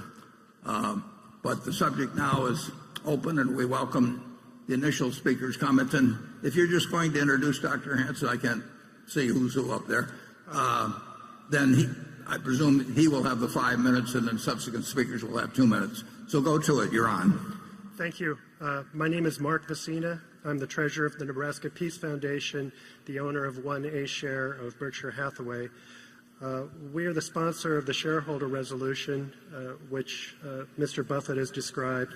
In so doing, making the recommendation to develop a risk analysis and report on it, we're following the lead of the Bank of England, which last September published a comprehensive report on climate change risks facing the insurance industry and recommended that its regulated companies conduct reviews of the risks and make this available.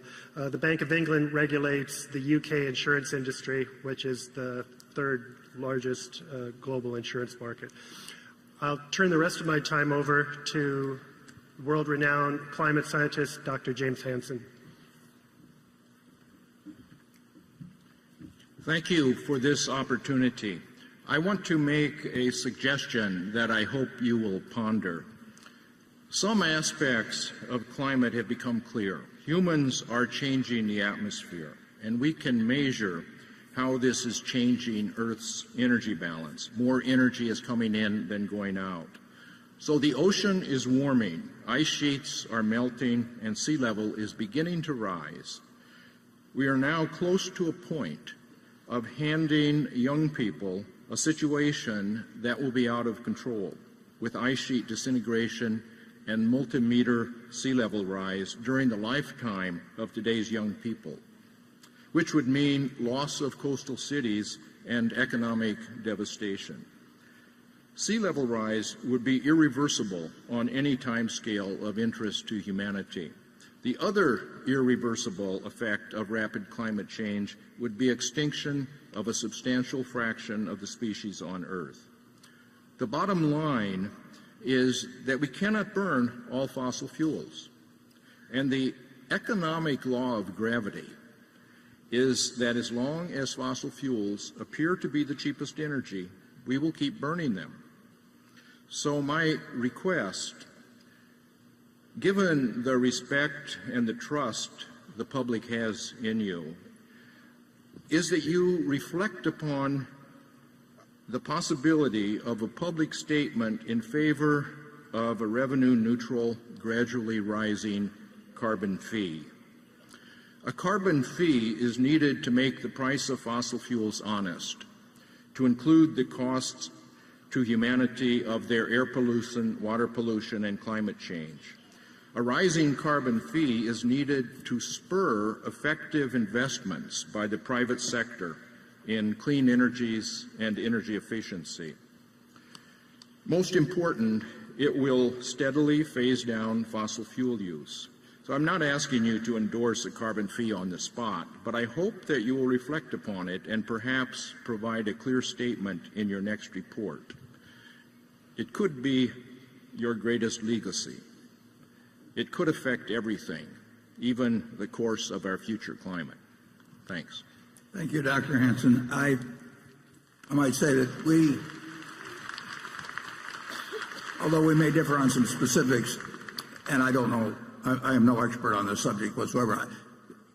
I don't think you and I have any difference in the fact that it's important that climate change, since it's something where there is a point of no return if we are on the course that you think is certain and I think is probable, that it's a terribly important subject. But the motion that was put forth was relating to the insurance aspects of it. And we have discussed, believe me, we have thought and discussed insurance aspects, and I've in effect given a report which was asked for by this within the annual report. So it is really not the issue before the shareholders is not how I feel about whether climate change is real or whether a carbon tax is appropriate. It's whether it poses a risk to our insurance business. And I recognize the Bank of England read that report, but we respectfully disagree with them in terms of, not in terms of the importance of climate change, but in terms of the risk to our insurance business. We are not forced, we don't write policies for a long period of time. We're not forced to write a policy on anything. So our judgment is made as propositions are presented to us, usually as to whether for 1 year we are willing to accept a given risk for a given price. And that obviously climate is enormously important in our activities, hurricanes being the most important probably, although we also get involved in earthquakes. But that is what the proposal is about, and we've given a response to that. And it does not mean that we differ on the importance of climate change to the human race. So with that, I'd be delighted to hear from the various seconders. Hello, my name is Jim Jones. I'm the Executive Director of the Cady School of Insurance at Illinois State University. I would like to express my concerns based on 3 hidden risks associated with climate change. The first relates to stranded assets of insurers investing in fossil fuels. The second is a more insidious risk related to climate change. This risk is associated with the long-term liabilities associated with property, life, and health lines of business. And I realize that a number of intelligent people and experts don't see a long-term liability, but they're missing one important part, is that primary insurers are not able to withdraw or reprice entire books of business. Following hurricanes Katrina, Rita, and Wilma, new hurricane models were developed in Florida, and they attempted to get the recommended rate approvals for that. They were not allowed to, and so many insurers began to withdraw from that market. 10 years later, that about 40% of the underperforming business is still on the books of those insurers. And this could play out in several other states that are exposed to climate risk. For a reinsurer, the value of reinsurance with their customers is a long-term business. The reason why this is so important is because, according to my count, 156 of your reinsurance customers have filed climate change disclosures. And these customers are looking for long-term interest being protected by their reinsurer. And if not, there's a potential for a relationship default risk that could occur if they perceive your reinsurance as just being one-year contracts that can be repriced or withdrawn, and you enter into that world of the expanding market competition of alternative reinsurance, which just last year was $72 billion, and earlier this quarter we set a record of $2.2 billion in cat bonds. Thank you. I would point out that we have not been asked ever, to my knowledge, to write long-term contracts.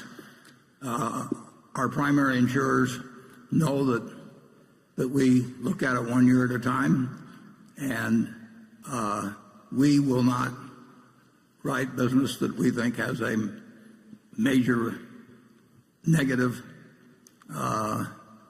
probability, and they don't expect us to. It's way less a relational business than in the past. It's much more a transactional business, but we will not write. If we lose a customer because they want us to do something stupid, we lose the customer. And there is not in our business, I'm not speaking for other reinsurers, but in our business, and I believe with most other reinsurers, they are not going to do something that they think is terribly disadvantageous to them just to maintain a relationship. That's not really a relationship, and be a subsidy. So that does not strike me, frankly, as a factor at all of any negative consequence at Berkshire. We, in terms of what happened after Katrina,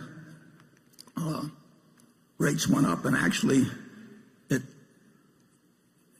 the hurricane experience in Florida has been better than any period since before 1850 that we have any records on.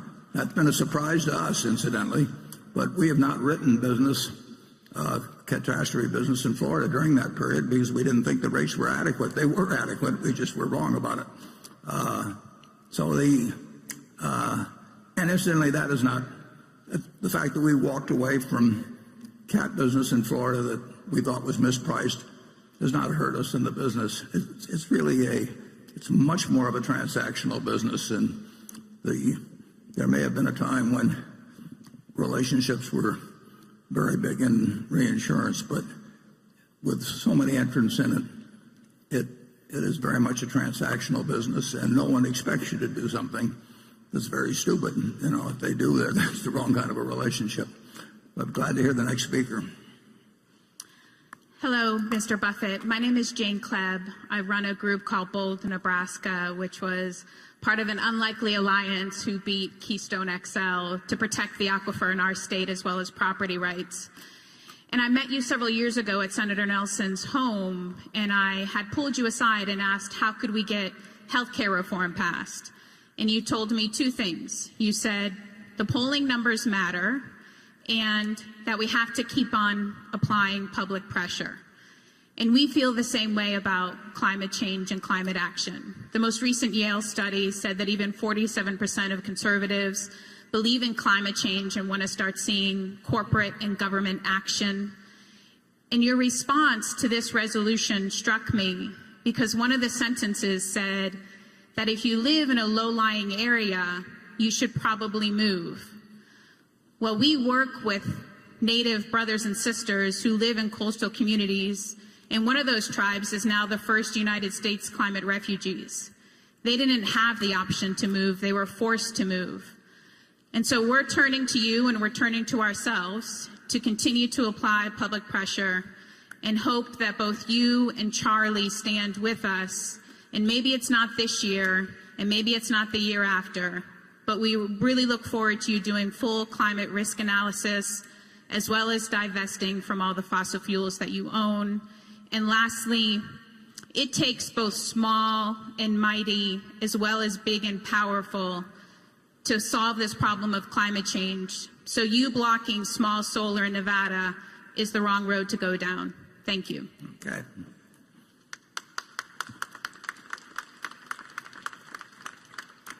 I think you'll have a reasonable time to move, but I would say if you're making a 50-year investment in low-lying property, it's probably a mistake. I actually said you may, as a homeowner in a low-lying area, you may wish to consider moving. And I would say that if you expect to be there for 10 years or so, I don't think I would consider moving. But if I thought I was making a 100-year investment, I don't think I would make it. I think it gets to the question, we have a shareholder proposal that says what are the risks to the insurance division from climate change. We're not denying climate change is an incredibly important subject. We're not denying its existence, but it will not hurt our insurance business, and it's immaterial compared to other things that could affect our insurance business. And that is the issue before the meeting. I'll be glad to hear from the next speaker. Good afternoon, Mr. Buffett. My name is Kay Karn. I've been a shareholder for more than a decade, basically my investing life. Today, someone said that you think ahead of the crowd. With regards to this resolution, you're saying that the Berkshire insurance business will just raise rates the next time the policy is renewed, and that makes sense. But you agree that climate change poses a major problem for our planet. I would say that climate change poses a major problem for the stability of our global financial markets if the political action continues at its current pace with regards to this issue. I personally agree with Dr. Hansen that a carbon fee is the solution to address this issue.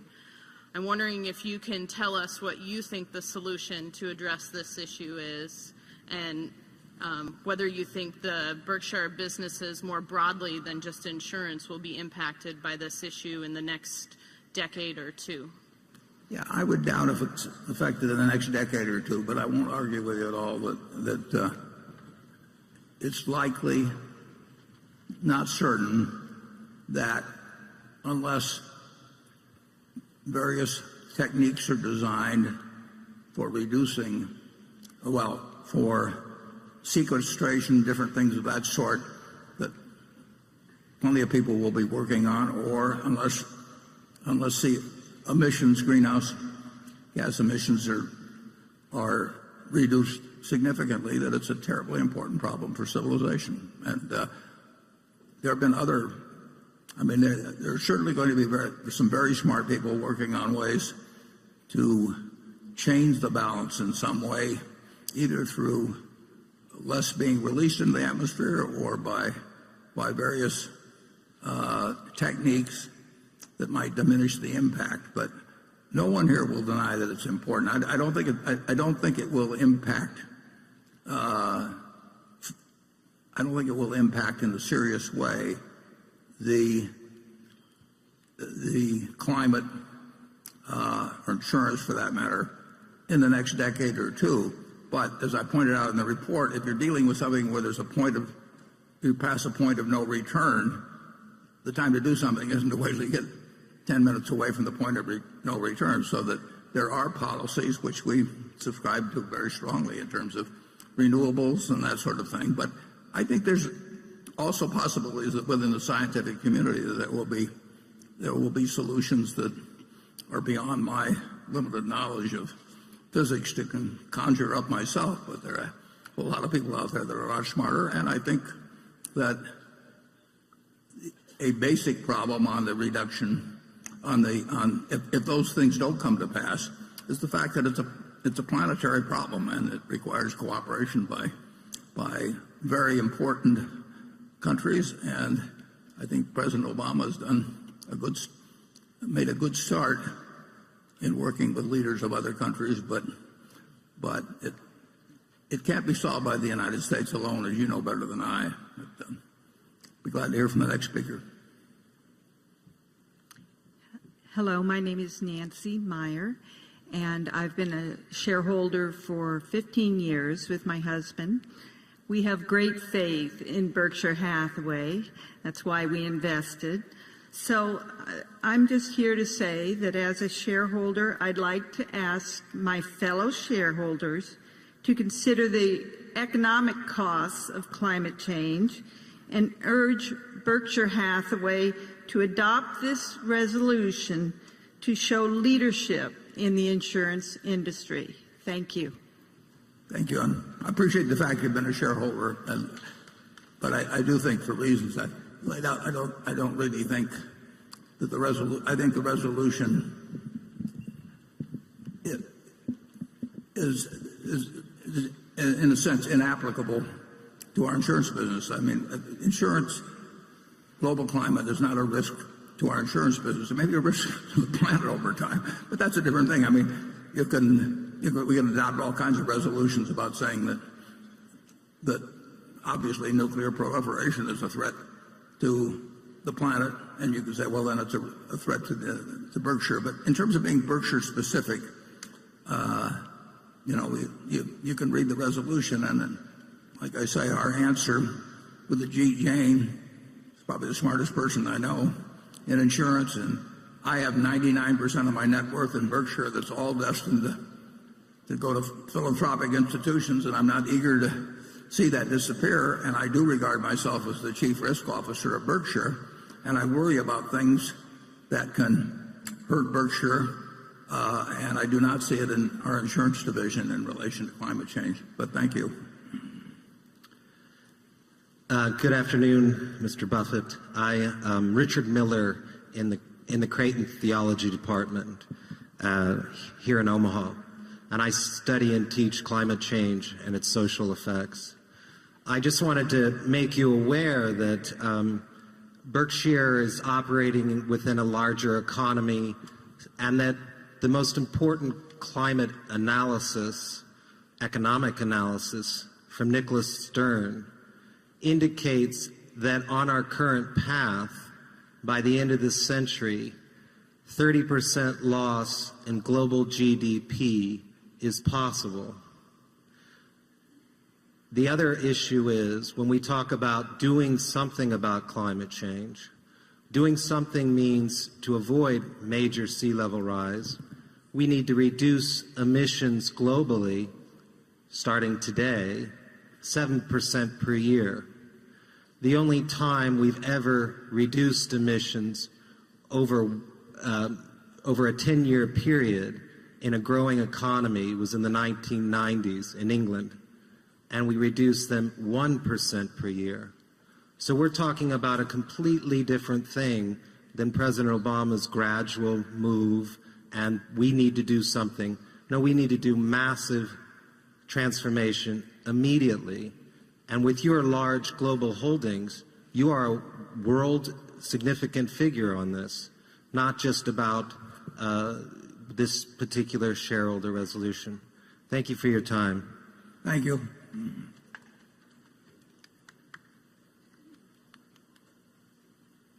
Is that complete the speakers? Say that again? Are you the final speaker? Yes, I think those are all the speakers. Okay, well, thank you. Charlie, do you have anything you want to say? Well, yes. We're in Omaha, which is considerably above sea level. And we have no big economic interest in this subject. In our insurance companies, we don't write much of that catastrophic insurance we used to write many years ago. So we're asked as a corporation to take a public stance on a very complicated issues. We've got crime in the cities. We got 1,000 complicated issues that are very material to our civilization. And if we spent our time at the meeting taking public stands on all of them, I think it would be quite counterproductive. And I don't like the fact that the people that constantly present this issue never discuss any solution except reducing consumption of fossil fuels. So there are geoengineering possibilities that nobody's willing to talk about, and I think that's asinine. So you put me down as not welcoming.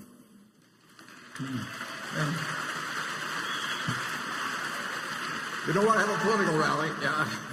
The motion is now ready to be acted upon. If there are any shareholders voting in person, they should now mark their ballots on the motion and deliver their ballot to one of the meeting officials in the aisles. Ms. Amick, when you are ready, you may give your report. My report is ready. The ballot of the proxy holders in response to proxies that were received through last Thursday evening cast 69,114 votes for the motion and 531,724 votes against the motion.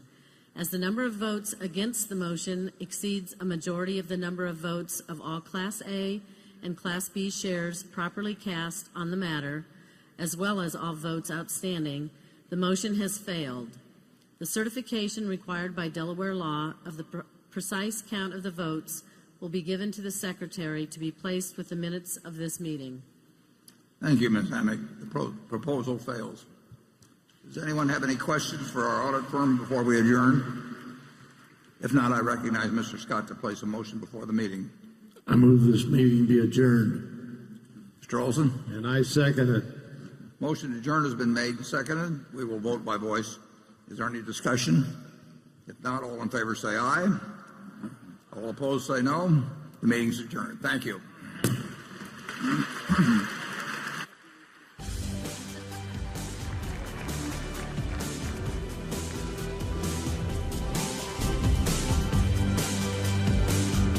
That concludes the live stream of the Berkshire Hathaway 2016 annual meeting. Thank you for watching. A replay of the entire event will begin shortly if you missed any of the stream.